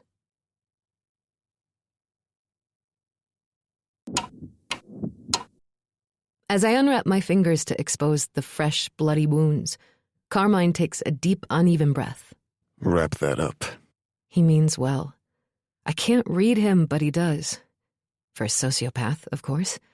But my guts react by tightening, because the words may be meant to encourage, but the subtext is something else entirely. I'll have more if he can provide it. And if he can't, I'm out of luck. Any capabilities and ambitions I develop are irrelevant. My world will revolve around loyalty and obedience to him. This more I speak of is extracurricular and to be provided. As far as he's concerned, I won't make a single decision about my future for the entirety of it. It's almost the same as my whole fucking life. This guy is Richie with money. I didn't believe it was true until I saw Corrado. And you answer questions about it as if it's true. But I need to prove it all to myself, one way or the other. The blood has already clotted into the fabric. I think once you taste it, you'll let me go. You're in a dangerous place, Luna. Yeah. The cotton pulls off the clots from the first finger, and the wound bleeds. Ow. Fuck. He sucks in another breath, clenching his fists. What are you trying to prove? That I've lost my mind and I know it? Or you have and you don't? Or that I'm not what you think I am? That the reason you can't bite me is because you have good instincts? What are you talking about? He leans toward the wounds, a barely perceptible rumble in his throat. My father was a demon, and when... I'm prepared for the second finger, but it still stings badly. When I got vaccinated, his DNA was activated. Supposedly. The third finger bleeds even more. The way you guys do weddings really sucks. Luna. My name is a complete sentence in his whisper. He seems overcome, not verbal enough for another word. Carmine, would demon blood hurt you? Demons don't have blood. And then I guess it's your myths against mine. I hold up my bloody hand. It's shaking with fear my brain refuses to acknowledge. The tremors match his. Right now, from these cuts you made, you can take it. First and last offer. We both shake to the rhythm of his hunger, his need, the power of what's been building inside him, smashing itself against the shell of his skin. Fuck.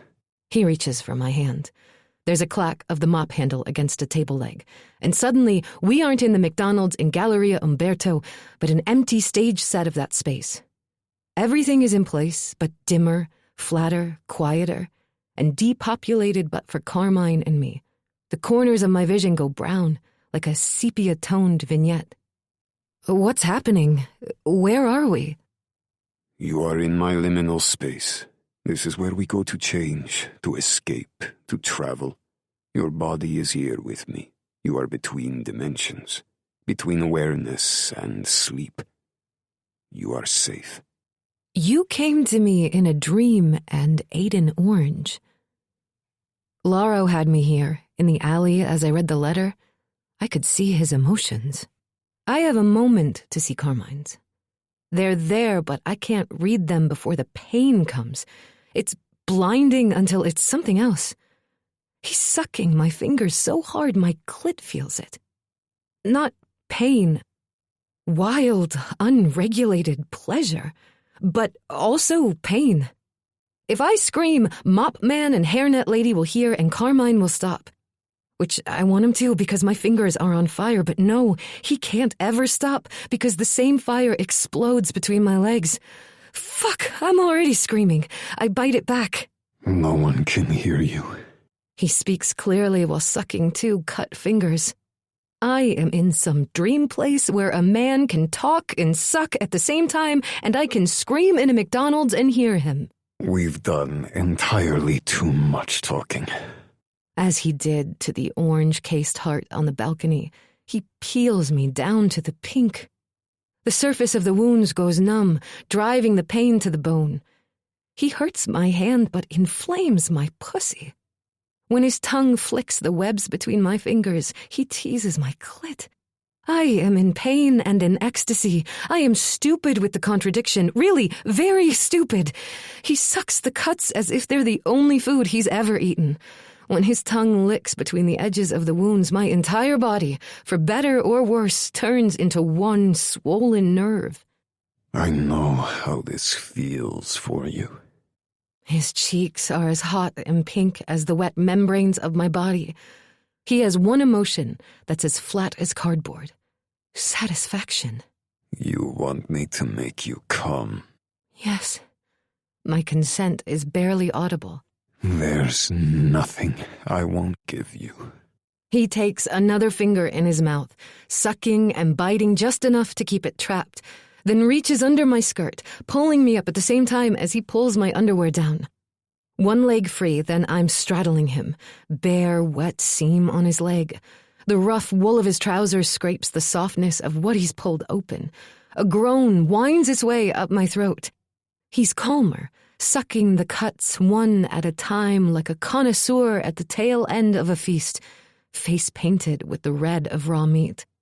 His lips drop away, still parted and blood-glossed over a chin glazed in crimson, gazing up at me with receding brown flecks in green-blue eyes. Another emotion, an instinct, a demand of the body pulling the heart. Lust. Move yourself. He undoes his belt. Fuck my leg. Without hesitation, I leverage myself on the back of the seat and shift back and forth, rubbing raw skin against starched fabric. Oh, God. Shh, none of that. He puts my fingers to his lips again, while his other hand fists his enormous cock. It's painfully big, and I want it to hurt me. For a second, I wonder what the fuck is wrong with me, but doubt is drowned out by his voice. You're starving for it. Faster, Snowbird. I'll let you go over when I'm ready. My hips shift more quickly. With one hand holding my cut fingers to his mouth and the other around his dick, he tips the angle of his leg so I can push against it. If I'd seen you picking up that orange on the street another day, another time. He murmurs around my fingers as they bleed and bleed. God, it hurts, but not enough. I fuck his leg like a dog in heat, and I have to remember something about a boat and a staff and shame. If the circumstances were different, I still would take you. I'd enter your cunt hard and fuck you slow, like a gentleman. Then, when you were close, I'd rip your throat open. You'd punch and fight, but once I had my teeth in you, we'd be locked. I would drink and drink. He takes in a breath, as if the thought is overwhelming. I want to tell him I'm overwhelmed too. I'm walking an endless tightrope between sanity and orgasm, not knowing which side to fall on. But I can't make a word. My brain is sucked dry. I would drink you and fuck you. He drops my hand and pulls my face close to his, still jerking himself. Over and over, your orgasms would come with exquisite pain. Your death would be a sweet shudder under me, and I would never think of you again. But, little Snowbird, these are different circumstances. He pulls down the neck of my dress. I will never stop thinking about you. His cock explodes on my breasts, and I go into a place where pleasure hits as hard as pain, and pain lines the walls of a well of pleasure so deep I fall and fall and fall into an orgasm without end. The tube of the well is lined with him, the anger, the sadness, the fear. So much fear. And spiraling inside it, a golden thread of something more beautiful than the stars. It is silenced joy and delight, trying to survive, avoiding all the oily darkness to breathe and shine and sparkle in the endless night. It is mine. And in a split second of possessiveness, I pluck it like a harpist, creating a topography of waves as I fall. With the shock of an ice water bath, I hit the bottom of this well of pleasure and pain, where all I can see is a tiny dot of sky. I am standing in front of him with my underwear looped around my left ankle. I am smarter now, older. I possess 4 truths stacked. Vampires are real. I am married to one of them. There is something beautiful inside him. He will use it to leave me bloodless in a ditch, and he doesn't need my consent to do it. In this empty, sepia-edged movie set world, details are muddled, and each one is critically important. The streak of my juices on his pant leg, the dripping wetness of his orgasm on my chest, the burn of a new blister on the ball of my foot, and the way my bloodless fingers tingle at the edges as if a painkiller is wearing off. I saw you. I hear myself as if I'm speaking from the other side of a plank of wood. I can still taste his fear and his ambition to correct it. He will do anything. And I tasted you. He presses his lips between his teeth and sucks off the blood. He seems calmer than before, almost at peace. You are perfect. No. No, I am not. Nor have I ever been perfect. This is the first time I don't want to be. He finds a wad of dream napkins in this weird dream place. We will leave, and I will tell you what you need to know. He reaches forward to clean his semen off my chest. I'm glazed with it. 50 years worth. No, I step back. Come closer, Luna. You need to be cleaned up before... I turn and run.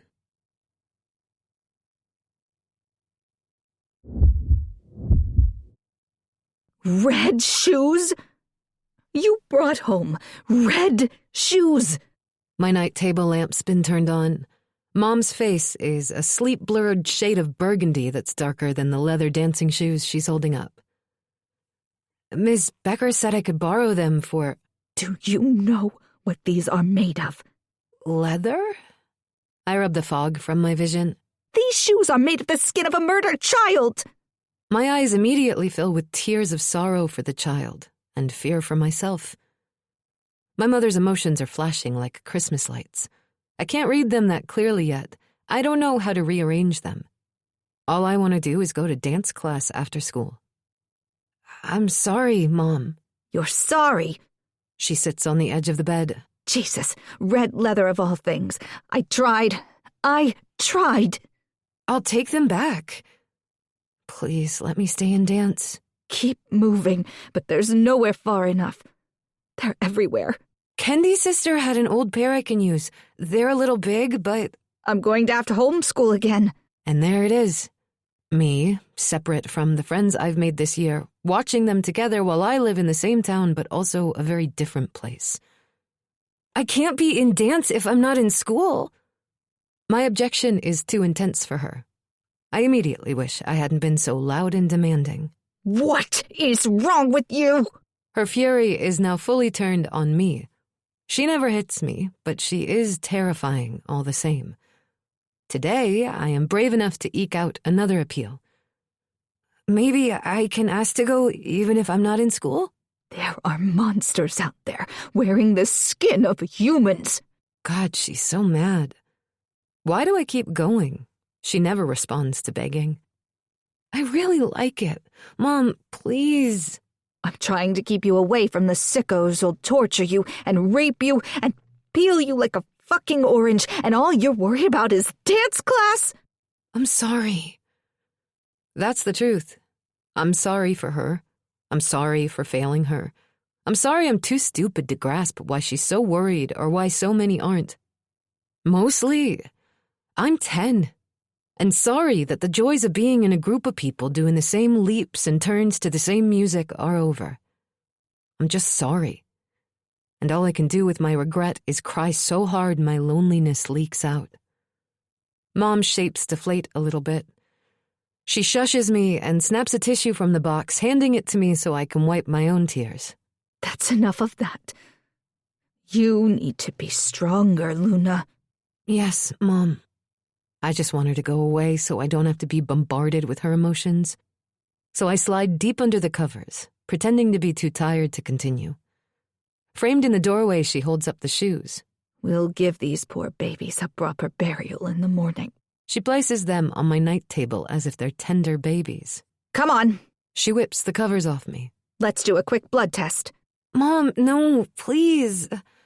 I plead. I'm tired. She could take me by the wrist, but she grabs my ankle and pulls me off the bed so I slam against the floor. I am dragged to the kitchen, and I know better than to scream or make a shout when she does the test. Before Mom was gone, I made a bunch of incremental decisions. That night was the first. It wasn't done in a moment, but an hours-long process, watching the sunrise through tears, holding back a thought that marked an early end to my girlhood. In the morning, his mom tossed the red shoes made of a murdered child into the hole we'd just dug. The scary thought slipped through. If I decided to not believe in her, I wouldn't be so alone. I will have friends. I will be inside instead of outside. I am a child. I stay with her and do what she says. But my mind and heart run away from her and never look back. And so, in silver blonic shoes, I run out of the McDonald's, fleeing a murdering mafioso vampire whose existence in no way proves my mother believed true things. He kidnapped me and called me his bride. He cut me and tasted me. He fed me sweet fruit and taught me how to dance. He crouched on the balcony wall and fingered me as he peeled an orange. Wait, that's impossible. But it's not unexplainable. Just run. The world shakes with every step. My feet slam against the marble floor of the Galleria, shock waves through thin soles. A man hoses down the floor, another scrubs with a hard-bristled broom. They are translucent. Are they in the real world or the movie set world? Which one is in my mind? Luna! I hear him twice, on 2 different frequencies. I don't want to die. I don't want Carmine to take my blood and my will. How deep is this plaza? A door. It's generic public space blue with Ushida stenciled on the middle. I burst through. Hallway, blue industrial carpet, white walls. Okay, good. It's narrow. There are boundaries. It leads somewhere. I have a little more control of the situation. I turn the corner. Another hall. There's a door on the other side. A gray bar crosses it at arm level. All I have to do is run for that. But between me and the door is a drinking fountain with someone squatting on it, the way Carmine squatted on the balcony. A man. I practically jump out of my skin. Long red hair drops over one shoulder. It's Audwin. Hello, Luna. You scared the fuck out of me. I back away, suddenly lucid and sharply aware of this new space. He jumps down. He's taller and slimmer than I remember, with his own breeze flipping his copper hair away from his face. In this light, it's metallic. I came to rescue you. Okay, thanks. That's better than putting my head in a bag, I guess. Here I am, accusing this guy of murder, as if it means anything with any of these guys. You know what we are, right? He takes a step in my direction. Strigoi, yeah? You're picking up the language. I'm impressed. Sounds better than vampire. Backing away, I add a nervous laugh, then clear my throat, because he doesn't need to hear that I don't want to believe the truth. Not from me. Not here. No good can come of that. You don't belong with him. Step for step, at an angle between sideways and straight on, Audwin comes toward me. You're too perfect. I've heard that before. He was an asshole too. He's damaged. He's alone. Who isn't, though? Why am I defending Carmine Montefiore? I just ran away from him, and now I'm asking myself if he's a better option than the handsome, long-haired creep closing in on me. They both suck. He has nothing to offer you. You belong with us. Us? Well, that sounds like a party. That's when I back right into a man and I spin to find Audwin there. I jump away before he can grab me.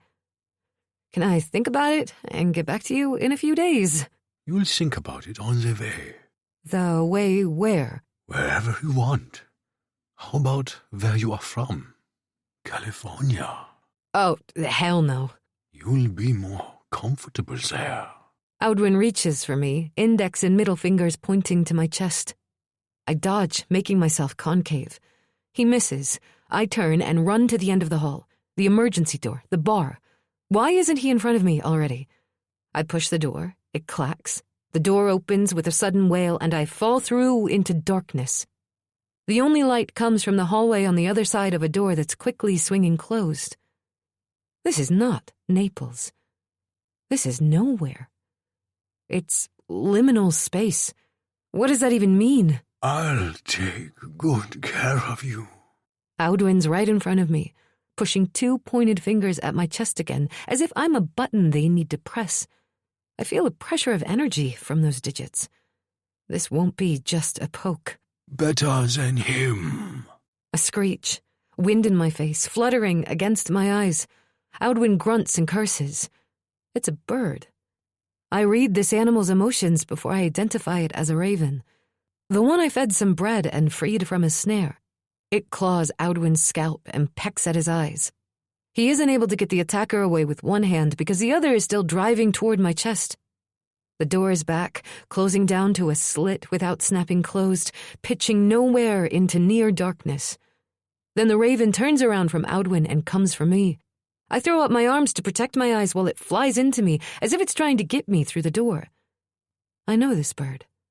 It won't hurt me, and that makes me bold. "Carmine!" I scream. "Stop it!"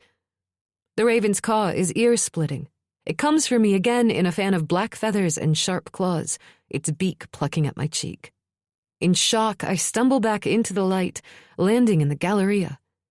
Audwin's coming for me, but then he has a crown of angry raven trying to tear his face apart.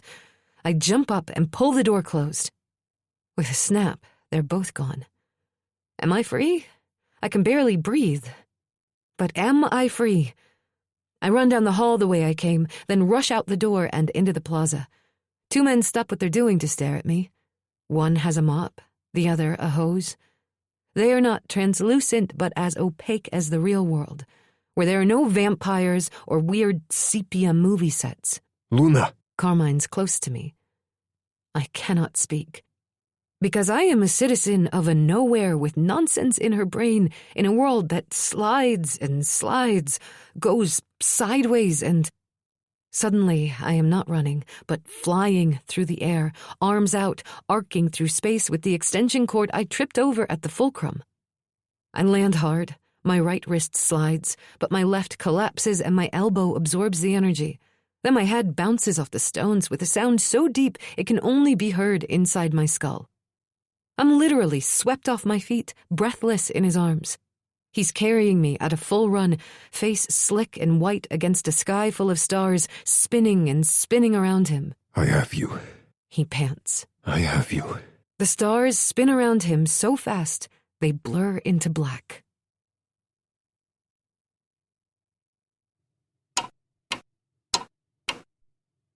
Luna's blood is power. The thimbleful I extracted was enough to send shockwaves through me.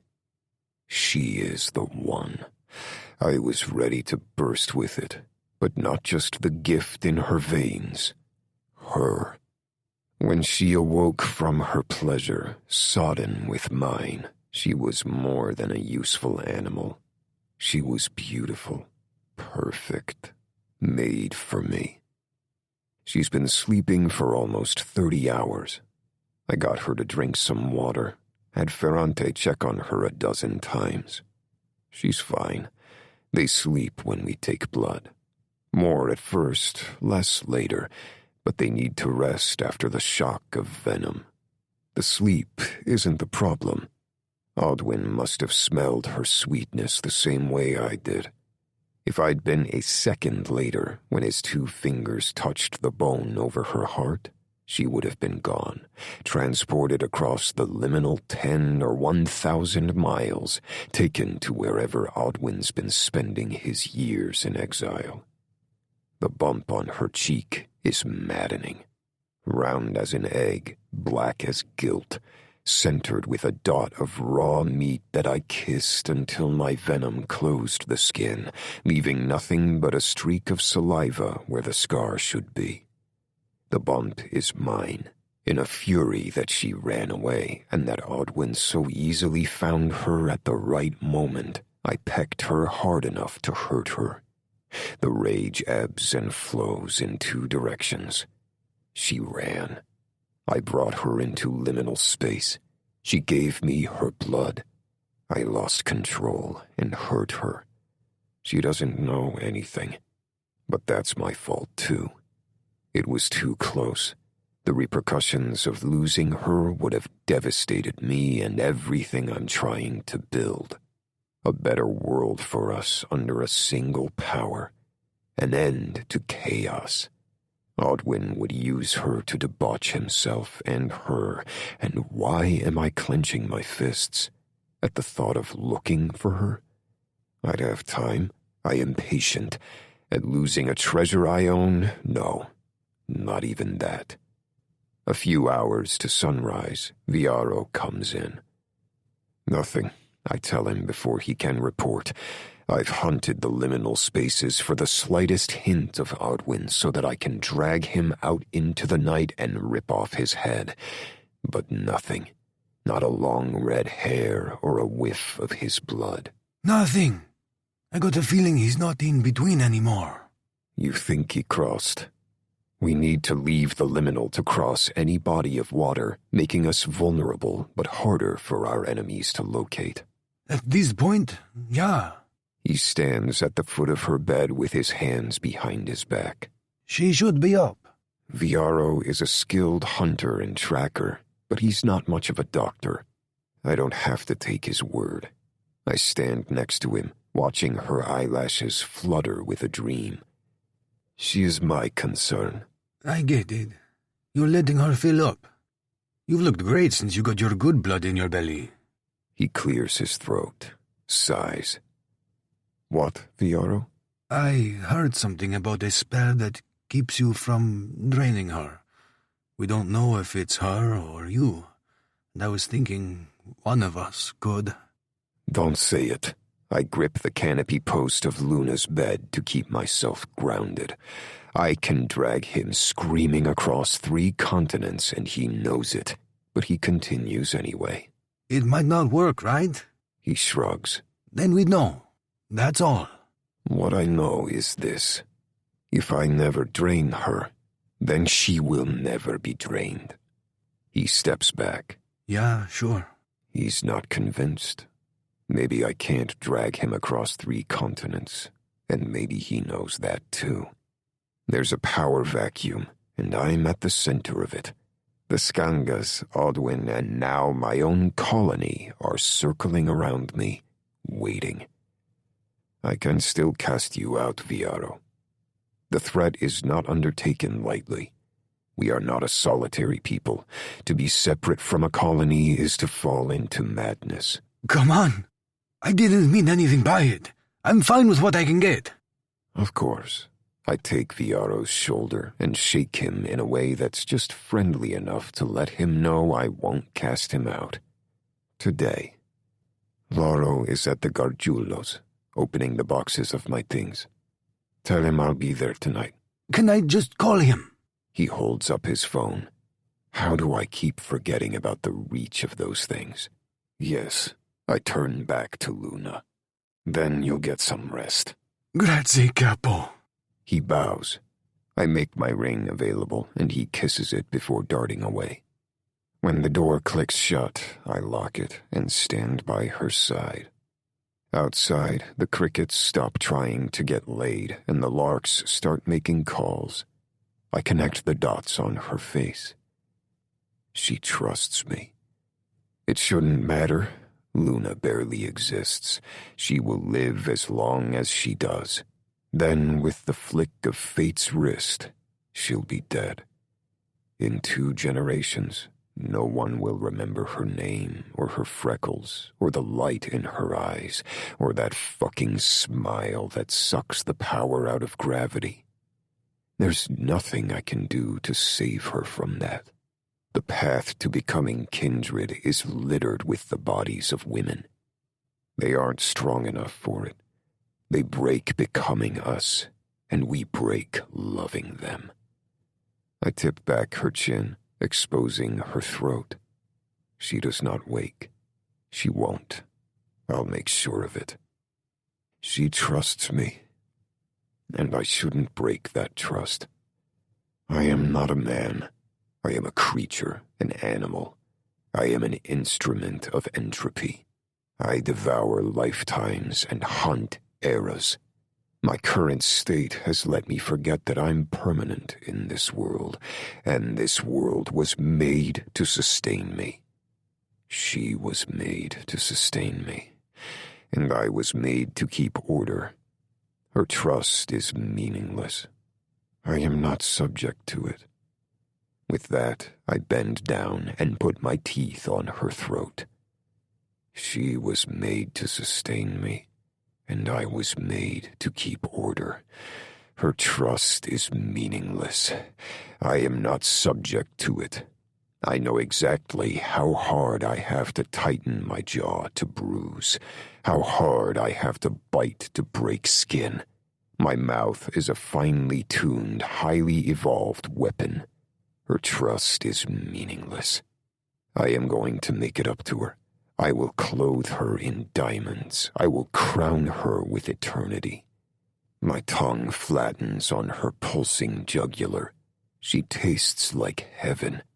When she wakes from the pain, I will caress her. My face tightens, contorts, pushing into the resistance as if it's a wall I can break through. Sucking skin between teeth. I will give her such pleasure. Jaw tightening, I push my teeth together because I have to do this. She'll die at 80 or 120 and it won't matter. I need her to bring the world to order. She'll go back to sleep and wake up with a headache, maybe mad, maybe not. It doesn't matter. I have no choice. But I do. I do. With my teeth at her throat, I know I cannot, and I know that something inside me is choosing. The fold of sweet skin between my teeth pops back in place, wet and red. I can't. Her throat is not stronger than any other, and my teeth are not duller. There's no physical or magical reason I cannot tear her apart and drink away the life flowing through her. There is no spell. I know this now. The only thing stopping me is me. What is this feeling? It's terrible. A knife in the chest, a burning in my spine. My thoughts are on fire. She is the flame and I am the fuel. Or anger is fire and she is fuel. Too much time has gone by for this. I know the difference between meaning and diversion. I know what lives and what passes away. I can see the forest and the trees, both. An infection runs through my veins. I am the victim of a malady that seizes the whole body, infests the mind, and controls the will.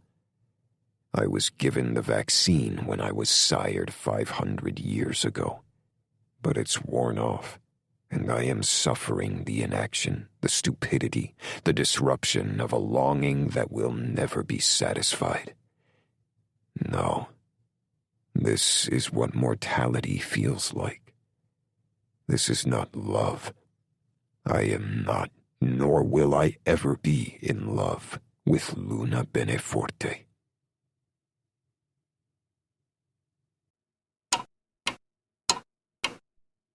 The underground room is lined with rows of wooden crates. We've opened about half of them and not found the Ossidiana knife. Maybe Cosimo Aurelio used his last breaths to tell the truth, and it's in New York. Domenico and Nunzio have piled the bunting in a corner and are removing smaller boxes from the crates. Some are inlaid with art and jewels, delicately crafted by artisans. Some were hacked into shape to contain destructive power. Some guarantee virility, ensure victory, or manifest malicious intent. The rest are just beautiful. Before stasis, I don't think I appreciated beauty as much as I craved pleasure. Domenico Scanga jams a crowbar under the lid of a fresh crate. He is one of the best men I've made. Even seeing his father's head rolling out of a bag, he serves me without question. With all my failures of power, I can still make excellent men. The arches on either side of the chamber are inlaid with tiles over the curve. One says est, and the opposite says ovest. I have no heart to tell Gentile Gargiulo they face northeast and northwest, because my heart is preoccupied with things it forgot how to control. The capo did ask. Excuse me, Gentile? He starts over, wringing his meaty hands. Cosimo Aurelio did ask to store these here, capo. Why? When Domenico's crowbar makes the nails squeak, the man of the house jumps a little. He was fixing the supports in his basement and he didn't tell me he was trying to hide anything from you. He's lying. Will I snap his neck for it? I should. I would have before, but the citizens of the Spanish quarter of Naples have softened, and there's a fine line between shocking mortals into compliance and shocking them into the chaos I'm not in a position to put down. Your grandfather was one of the best men. In light of that, I will consider this transgression a simple human mistake. Nunzio, the second best man I've made, despite the wicked snare, takes the lid off the crate. Laro glances up from his fucking phone long enough to watch them put it aside. Grazie, capo. Gentile bows so low I can see the back of his neck. When he stands, all the blood has rushed to his face. Luna Beneforte was staying with your family up until armistice night. I'm not asking a question, because I don't want him to waste time denying his part in Cosimo's tricks. Yes, capo. Nice girl. My wife's sisters tried to teach her how to cook, but American... He pauses, hands waving to gather the wool of his point, as if he has any idea what goes on in his own kitchen. There was only so much they could do. Luna wasn't interested in learning how to cook and clean. She wanted a place to belong. And for a minute at the Gargiulos. The woman I chose is not deficient. No, of course not. She is capable. She will learn. Gentile nods while, behind him, Nunzio pulls out a metal box with a handle. Painted on the side, a man and a dog run alongside a lake. They said she worked hard. They were sorry to see her go. Etta and Sylvia will have her back to continue her education. Gargiulo takes a moment to be surprised before nodding with conviction. Of course, capo. When she's in your house, she will be treated as family. My security will be present in force, and there will be no argument. Now go and prepare. I hold out my hand. He kisses the lava rain before scuttling out of his own basement. Nunzio has laid down the painted metal box and is about to flip the latch. No, I bark, crossing the room in 2 steps to put my hand on the lid. Don't. I told you, nothing will be opened by anyone but me, not one of these boxes. I make eye contact with all of them, though the kindred here don't need to be reminded. You don't know what's inside. I'm sorry. Nunzio's hands are up as if he was caught robbing a bank. A Scooby-Doo lunchbox goes for €200 if the thermos is in there. And the euro goes to shit if you open the thermos. I take my hand away and reach inside my jacket. Trust me. I take 2 €100 notes from my wallet and leave them on the crate. Now you've sold it to me. But it was already yours. Laro looks up from his phone. At least he's staying still. He looks at the thing while he's walking. I've already warned him that he's going to trip on a loose stone, and he's already told me I shouldn't worry about it. Take it. I clap him on the shoulder. Payment for ruining your snare. Grazie, capo. Domenico stacks a cigarette pack-sized gold box on top of a crate containing blood wine next to a deck of Strega dream cards wrapped in silk. He takes out a few more things and swoops the bunting to one side to make sure it's empty. No knife, capo.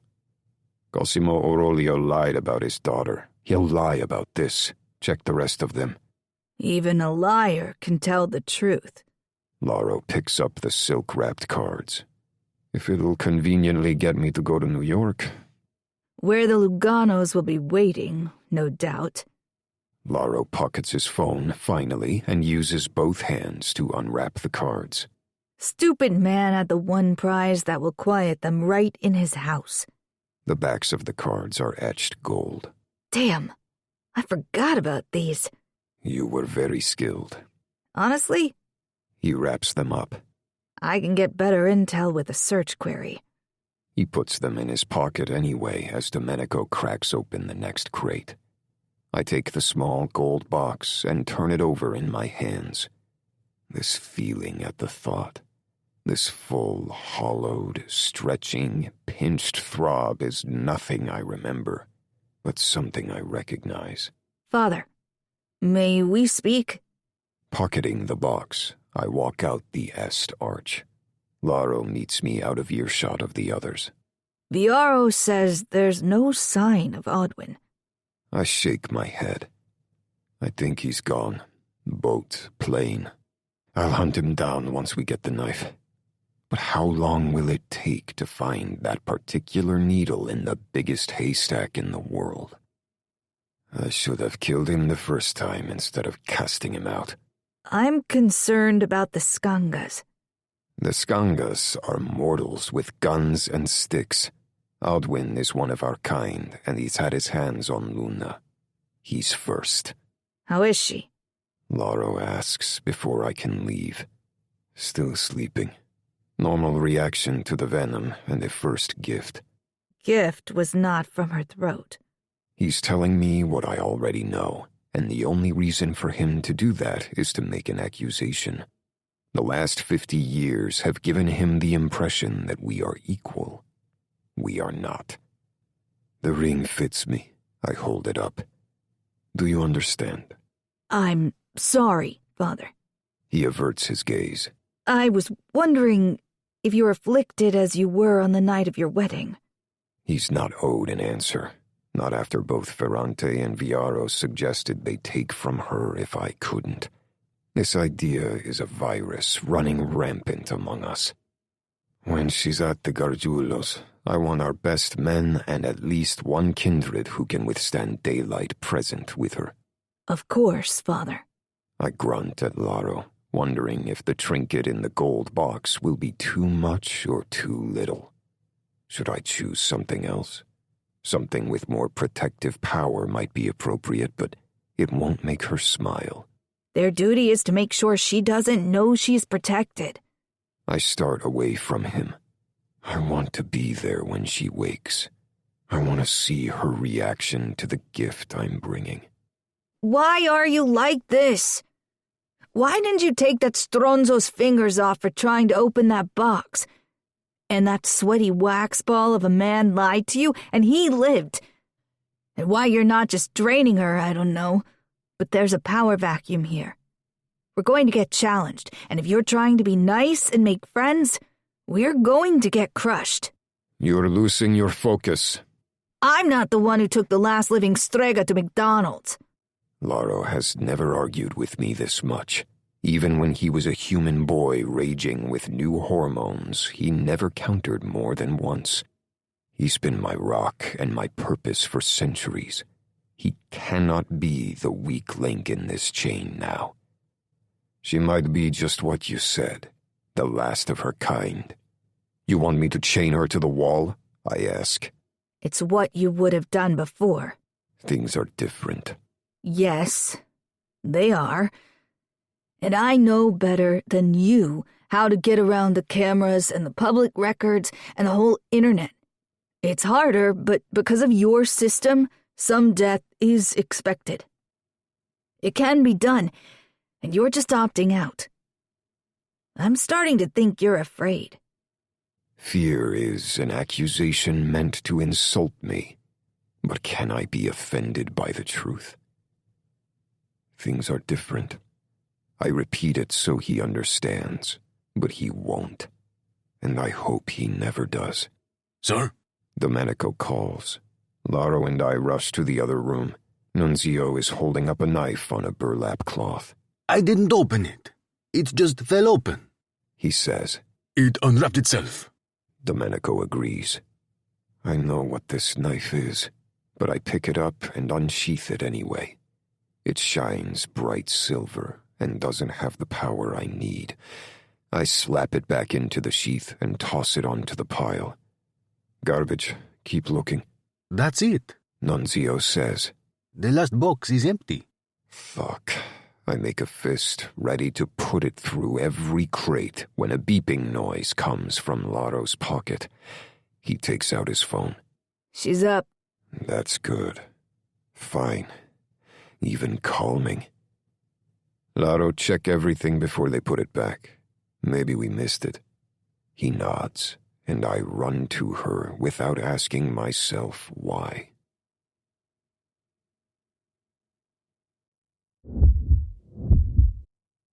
I am in a strange room. There's a fire. It's day, then night, then day again. I dream a lot after I'm in Carmine's arms. I dream about my trailer, my cardboard closet, generic faces staring at me through windows, but mostly, I dream that Galadriel is beside my bed, 95 pounds of loose skin and drool. When I have this dream of her next to me, I am aware that I'm dreaming, but I'm comforted by her anyway. I want to see her.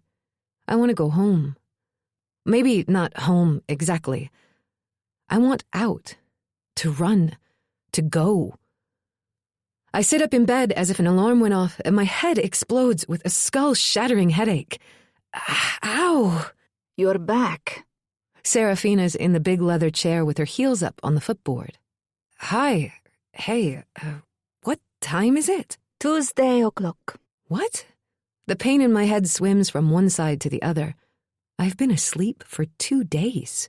There's Advil on the night table. Is that what you call it in America?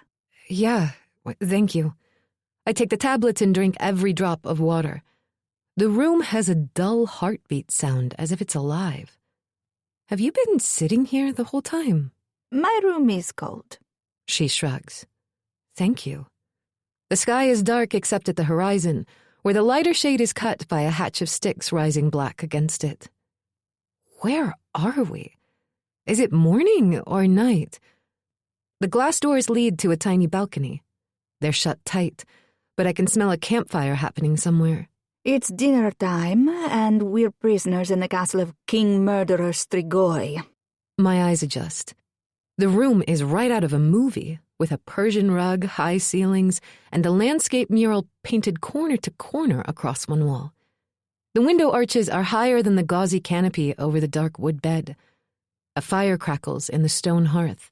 My Nike bag is an anachronism on a high-backed leather chair. It's like Jane Eyre. I slide out of bed, pausing to let the world straighten itself out. Whatever that is. She flips a page in her magazine, then folds up the bottom corner. Did you make the fire? I slide the brass poker from the rack and jab the wood. It doesn't move. No. She licks her finger and flips a page. It's been going a while. She folds the corner on what looks like an ad for socks. The log holder is empty. We'll need fresh ones or it'll go out. I'll have someone chop down a tree. She folds another corner twice, making 2 triangles. There's a stack of thick magazines on the floor by her chair. I stand up to realize I'm wearing nothing under a black t-shirt that says The Who over a band of 4 white guys. I put my hand on my chest. His semen must be a nice crust by now. I got that shirt in Milano. I don't even know who they are. The shirt slides across me. I look down the neck. Clean as a whistle? Who put it on me? Carmine. I didn't know he was doing that until it was done. I was so pissed. She tosses the magazine on the pile and grabs another one from the other side of her chair. All my clothes were already in my room, so you can come take what you want. Again. My Nike bag has the change of clothes I laundered the night before I got put on the bride line. Underneath that, an unenforceable contract signed on a private plane mocks me. What judge would cure this breach? Go after justice against the mafia? Or vampires? This is all really overwhelming. I'm 2 days older in this. She waves her hand at everything. I'm through that door, on the other side of the lavatory. She juts her chin toward a door that's half open. Leaning to see inside reveals walls of 1970s pink tile and a matching pink toilet. An open door on the other side is open to reveal a room, much like mine. It's a Jack and Jill?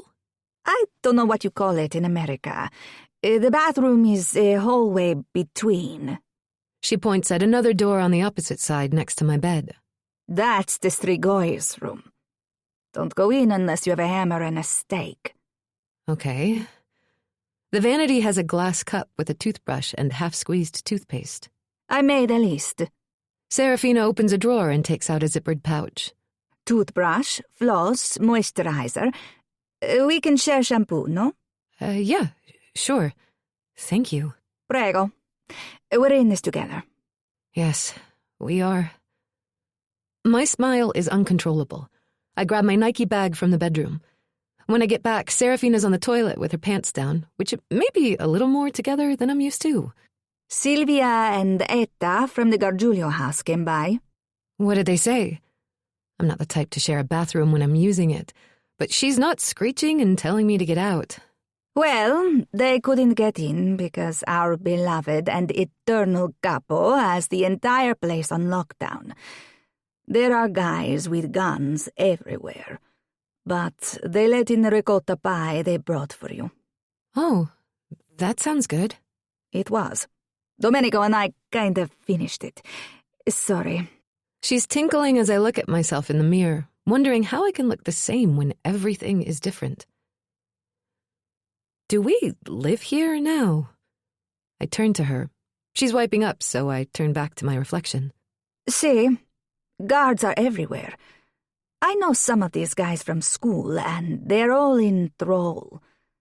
Like, sorry, but we'll shoot you if you try to leave, and so... The toilet flushes. I'm stuck in the house. It's like the pandemic again. She stands next to me and washes her hands. And again, and again. It's a fucking joke, this life. Her gaze drifts down to my cut fingers. The bandages have been replaced by white lines that look like the ones Carmine already had on his hand. She sucks a breath through her teeth. I run them through my hair to hide them, but it's too late. Suspicion and fear have entered the room. What did he do? She takes my hand and turns it to inspect the scars. It's like they're completely healed. It was just a little. A little? She spreads the skin, but the scars hold as if they're years old. He took, I can't say it. You know, just from the open wounds. Not your neck? Handling me like a cut of meat, she checks both sides of my throat for scars. I don't understand. Well, it got weird. I'm not sure it makes sense. No, I get it. You had no choice but to obey him. You were completely in thrall. Not really. I did obey him by getting on his knee and fucking it, so I was a little in thrall, but not in a way I'm willing to admit right now. So how did he get your fingers? I just offered. Her shapes change into a kind of disappointment dressed up as sympathy. She pities me, as if I'm their one friend who's doing things they don't understand. I hate this. Why? To see what would happen, I guess. I dig into the Nike bag, avoiding her gaze so she won't see the half-lie. I'm not ready to tell her my mother thinks I have activated my demon blood, and for once, I hoped that she was right. How is he doing? How is he doing? Yeah. Does she not know who I'm talking about? Carmine. You care? Yeah. Kinda. I lean into the mirror and run my fingers through wet hair. Last thing I saw before I blinked out, he seemed really worried. Is he doing all right? He's the same. She flicks her hair over her shoulder. Pale, cranky, and murdery. Serafina went downstairs while I showered and brushed my teeth. When I leave the bathroom, the fire is still going, and not one bit of wood has been consumed. I've built enough campfires to know this wood should have broken down already. The warmth is real, but the flames are like Yule log running on a loop. My room faces the east side of the property. Naples is below and to the left. Total darkness to the right. In front of me is a grassy clearing, a pile of burned sticks, and between the two, a stone building. There's no driveway into it, so not a garage. A shed, maybe?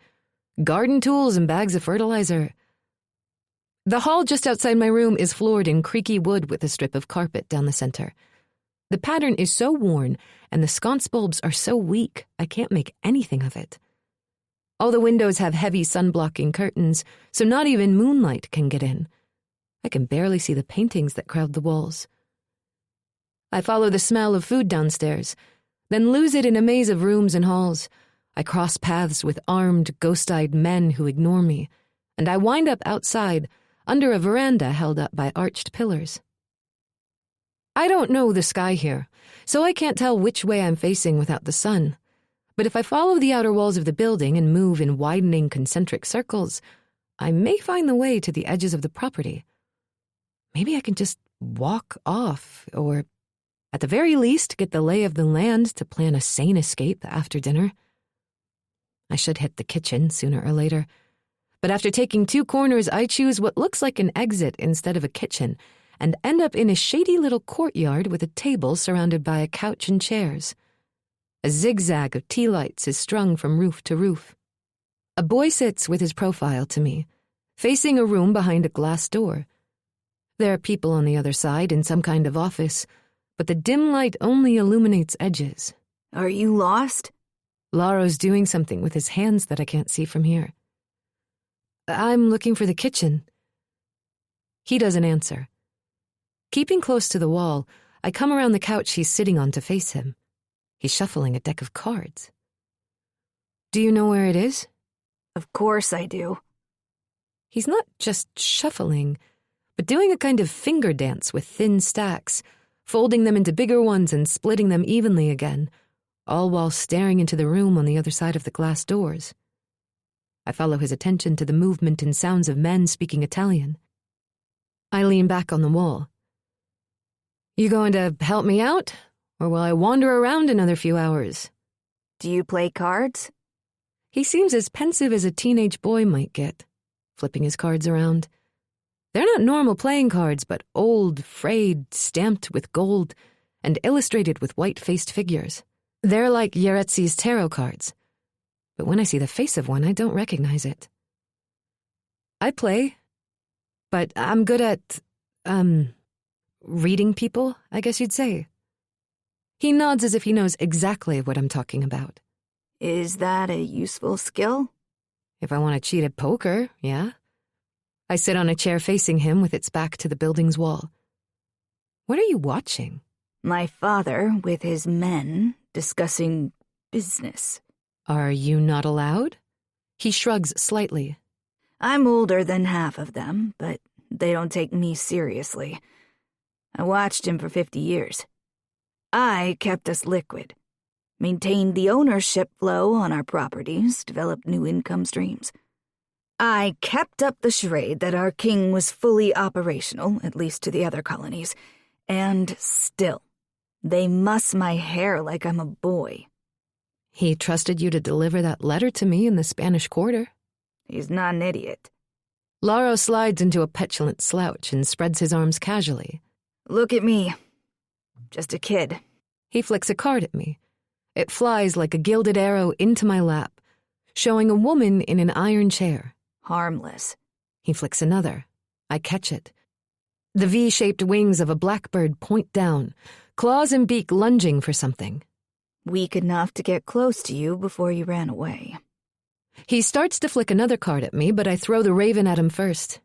It flutters onto the table in front of him. You're pretty powerful. I swat away another casually violent throw. Got me into your liminal space. Easy peasy. He flicks a man crouched on a ledge overlooking a dusty Medina. Made me see things in my head. Did I do that? Flick. A red egg in a bird cage. Or did you? It didn't feel like me. Flick. Liminal spaces are weird like that. It's where we change to our flying forms. Even our minds get a little sideways. This card is a man in a dark suit with jeweled eyes. His chest is open to reveal a heart pierced by rays of light. Can't imagine what happens to yours. What did you see? People I care about? I flick the heart man back at him. Murdered? This card flies well, nearly traveling over his shoulder, but he catches it. More gruesomely than I'd make up. Again, all those scenes flash in my head, with Mom at the end, as if I wanted to save the most painful for last. They're so clear and come so unbidden that I believe maybe it's possible they were mine all along. He flicks a card at me, but the aim is bad because he's looking in the window. It lands face up on the terracotta tiles. This one is gray. No gold. Just gray, from edge to edge. Like I said, liminal's weird. It finds our change in the couch cushions. Pass those back, would you? And like this. He puts a card between two fingers.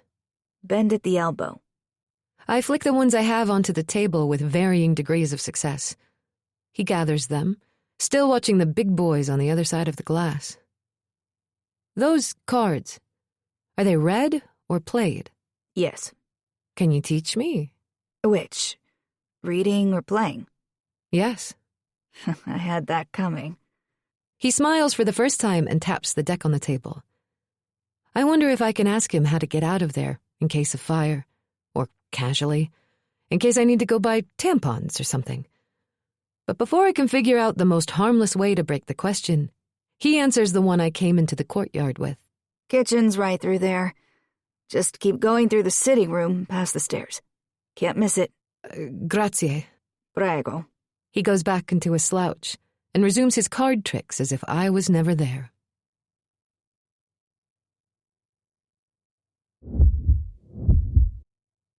Finally, I find the kitchen, where Domenico and Nunzio are bringing plates and silverware to a table in the garden. I am not too ravenous to compare this house to the Gargiulios, where I never saw a man-cousin lift a finger.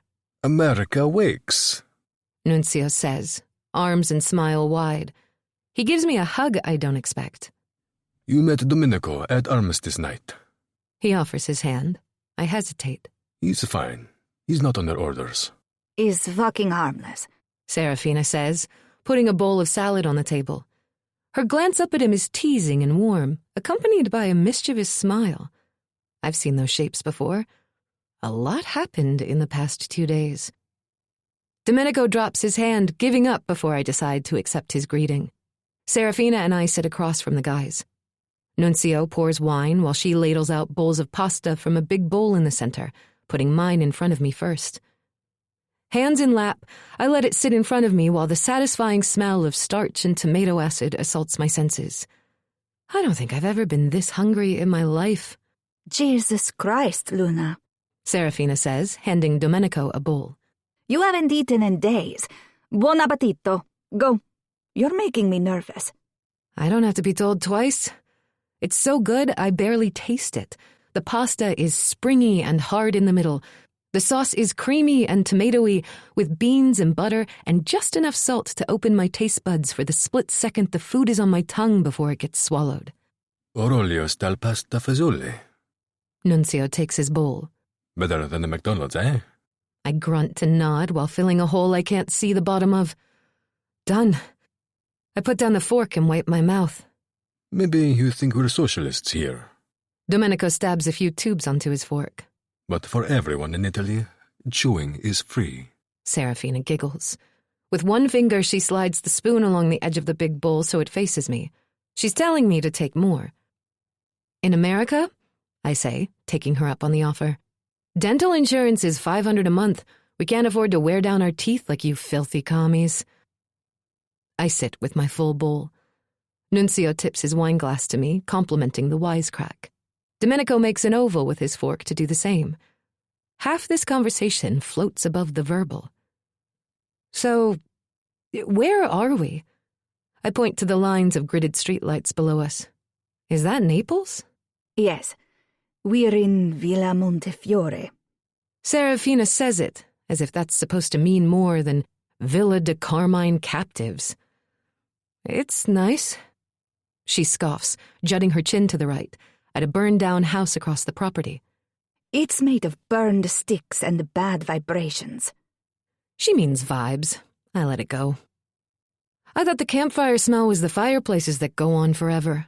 That's the smell of hell burning. This house stinks. Nunzio lifts his wineglass. In the summer, you can smell it all the way to the Ovo. Even the ocean can't push it back. Yeah. 50 years already since this place burned down. It's gonna stink another 50. Domenico shrugs and pushes around his food. Hey. Serafina has to half stand to lay her hand on his arm. It's okay. She continues softly in Italian. With a fuck it, Domenico throws down his fork and stands. I have a little brother who's so fucking confused, and my mother needs me. I'm going home. No. Nunzio grabs his arm. Sit. Now. Domenico. Serafina's voice seems to go down an octave. Glances are exchanged. Expressions are made. Emotions change shape and color. Sit. She practically whispers it, then continues in Italian. I recognize the word strigoi. She smacks the inside of her arm and says a sentence that includes the word sangua? Blood. He sits, ripping a piece of bread in two with his back teeth. He's grieving. My condolences won't make it easier, but I offer them anyway. I'm sorry about your father, Domenico. His older brother, too. Raffi, little more than a week ago. Did Carmine? Serafina tisks out a no. Another story. You should go home. I speak with all the force of the blissfully ignorant. Serafina jabs me with her elbow.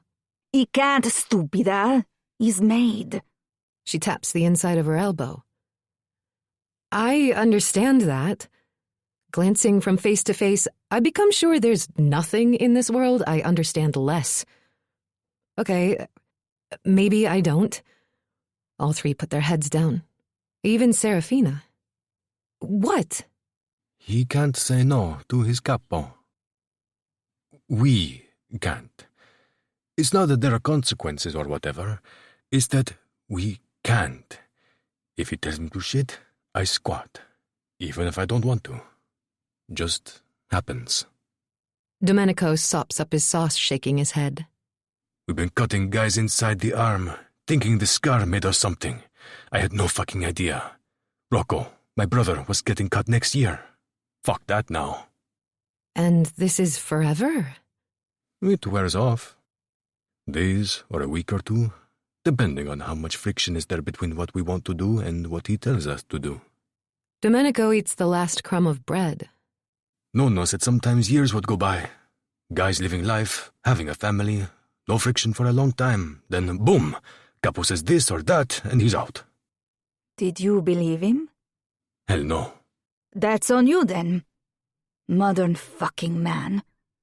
She insults him with a smirk and a quickly raised eyebrow. You telling me you believed all those stories? You telling me your nonna lied to you. You're the one who wants to go home and can't. What else you want to prove true? Didn't he tell you they can pull you into the underworld with them, steal you away? 1 minute you're walking down Toledo, and the next... She snaps her fingers. Boom! You turn up in the fucking Carpathians. Strunzat. Domenico throws the last bite of bread in his empty plate. They don't lie. They're ignorant. He jabs his temple with a finger as if he's trying to poke a hole in it. Some kid disappears, and instead of dealing with the fact that some bad shit went down, they make up a story. My mom and her friends did that a lot. See? Listen to the American. The word capital of making shit up. It's not his words that make me realize he has a wider interior life than I gave him credit for, but the emotions bubbling around him. Subtle, smooth frustration is self-control. He has a lot more to say.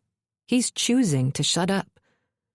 There's no danger shape near his restraint, so he doesn't have heavy secrets. The annoyance isn't near the softly glowing attraction he has toward Serafina. He's not shutting up for her sake. With a quick glance to me, I know he's holding his tongue so he doesn't hurt my feelings. He won't, but nonetheless, I'm glad he's not a wooden-headed stronzo. And I'm delighted that Serafina's not just a loudmouth with a defiant streak. She won't admit to sitting by my bed, but she did. Nunzio cares for both of them and has a tick-tock of snakes in hats. All three of them speak a different language and have a completely different set of formative life experiences. I shouldn't feel this close to them. It hasn't been that long, after all. But how long should it take to know that you belong where you are? It's not made up.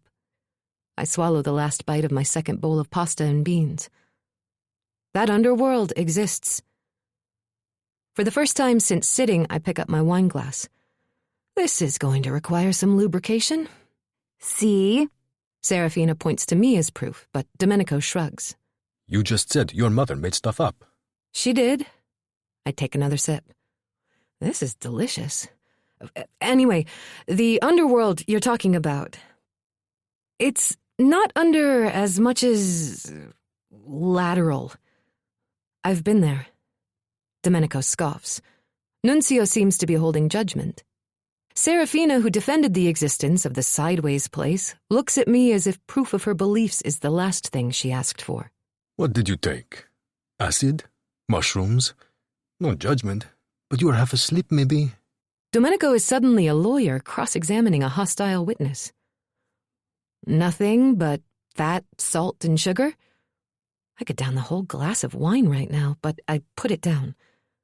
At least the second time. The first time, I wasn't on anything but adrenaline.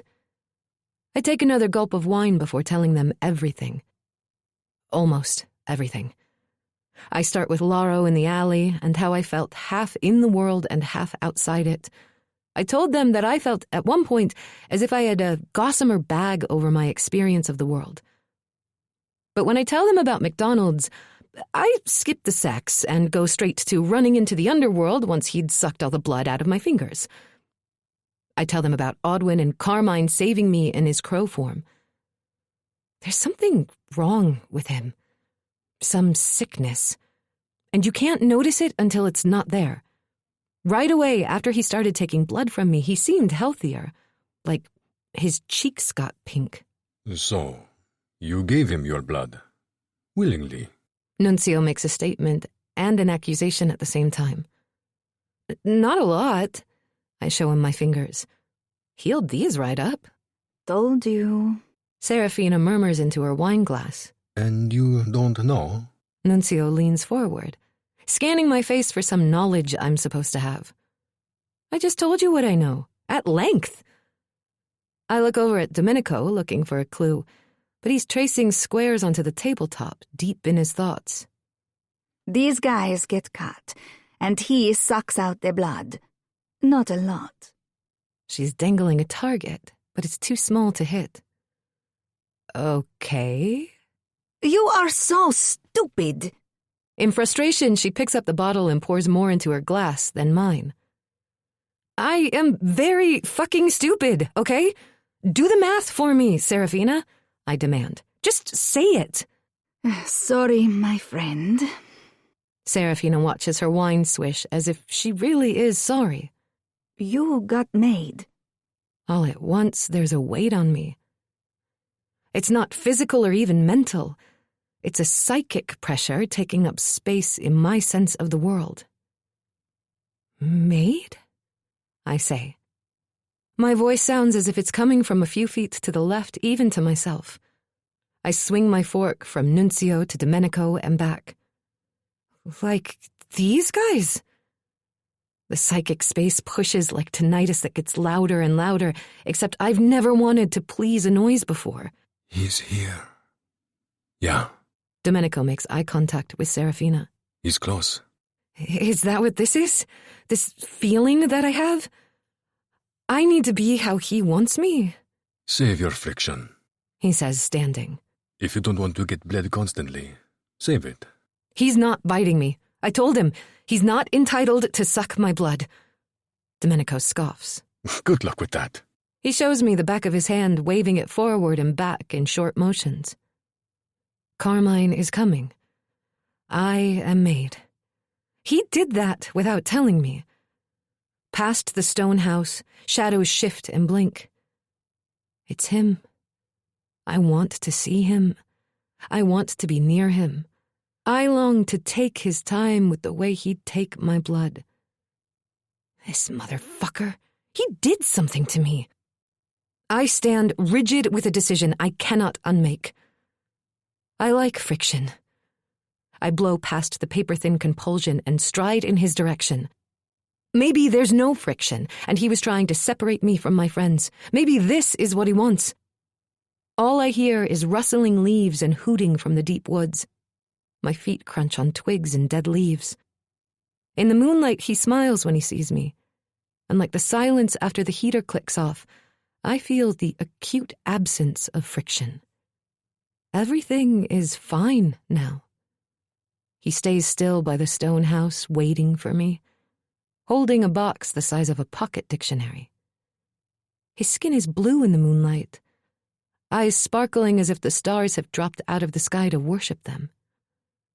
He's unbearable. This is not smooth. It is not fine. The friction is me. As soon as I'm close enough for him to hear, I hurl an accusation at him. What did you do to me?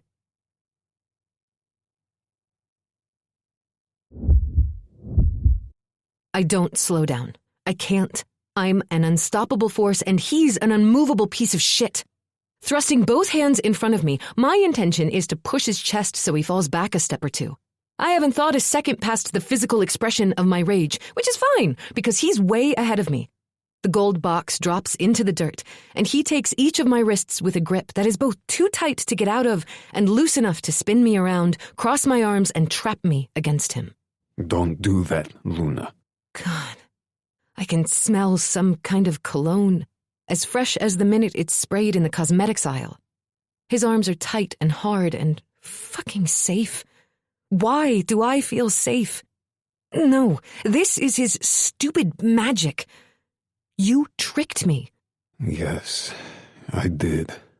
He buries his face in my neck and breathes deeply, ending in a satisfied exhale. You glamored me. Not since the orange on the night of our wedding. I haven't been able to. Liar. I push back on my heels, trying to send him off balance, but he's too strong. The grunt isn't from fighting me, but pleasure. You took my blood.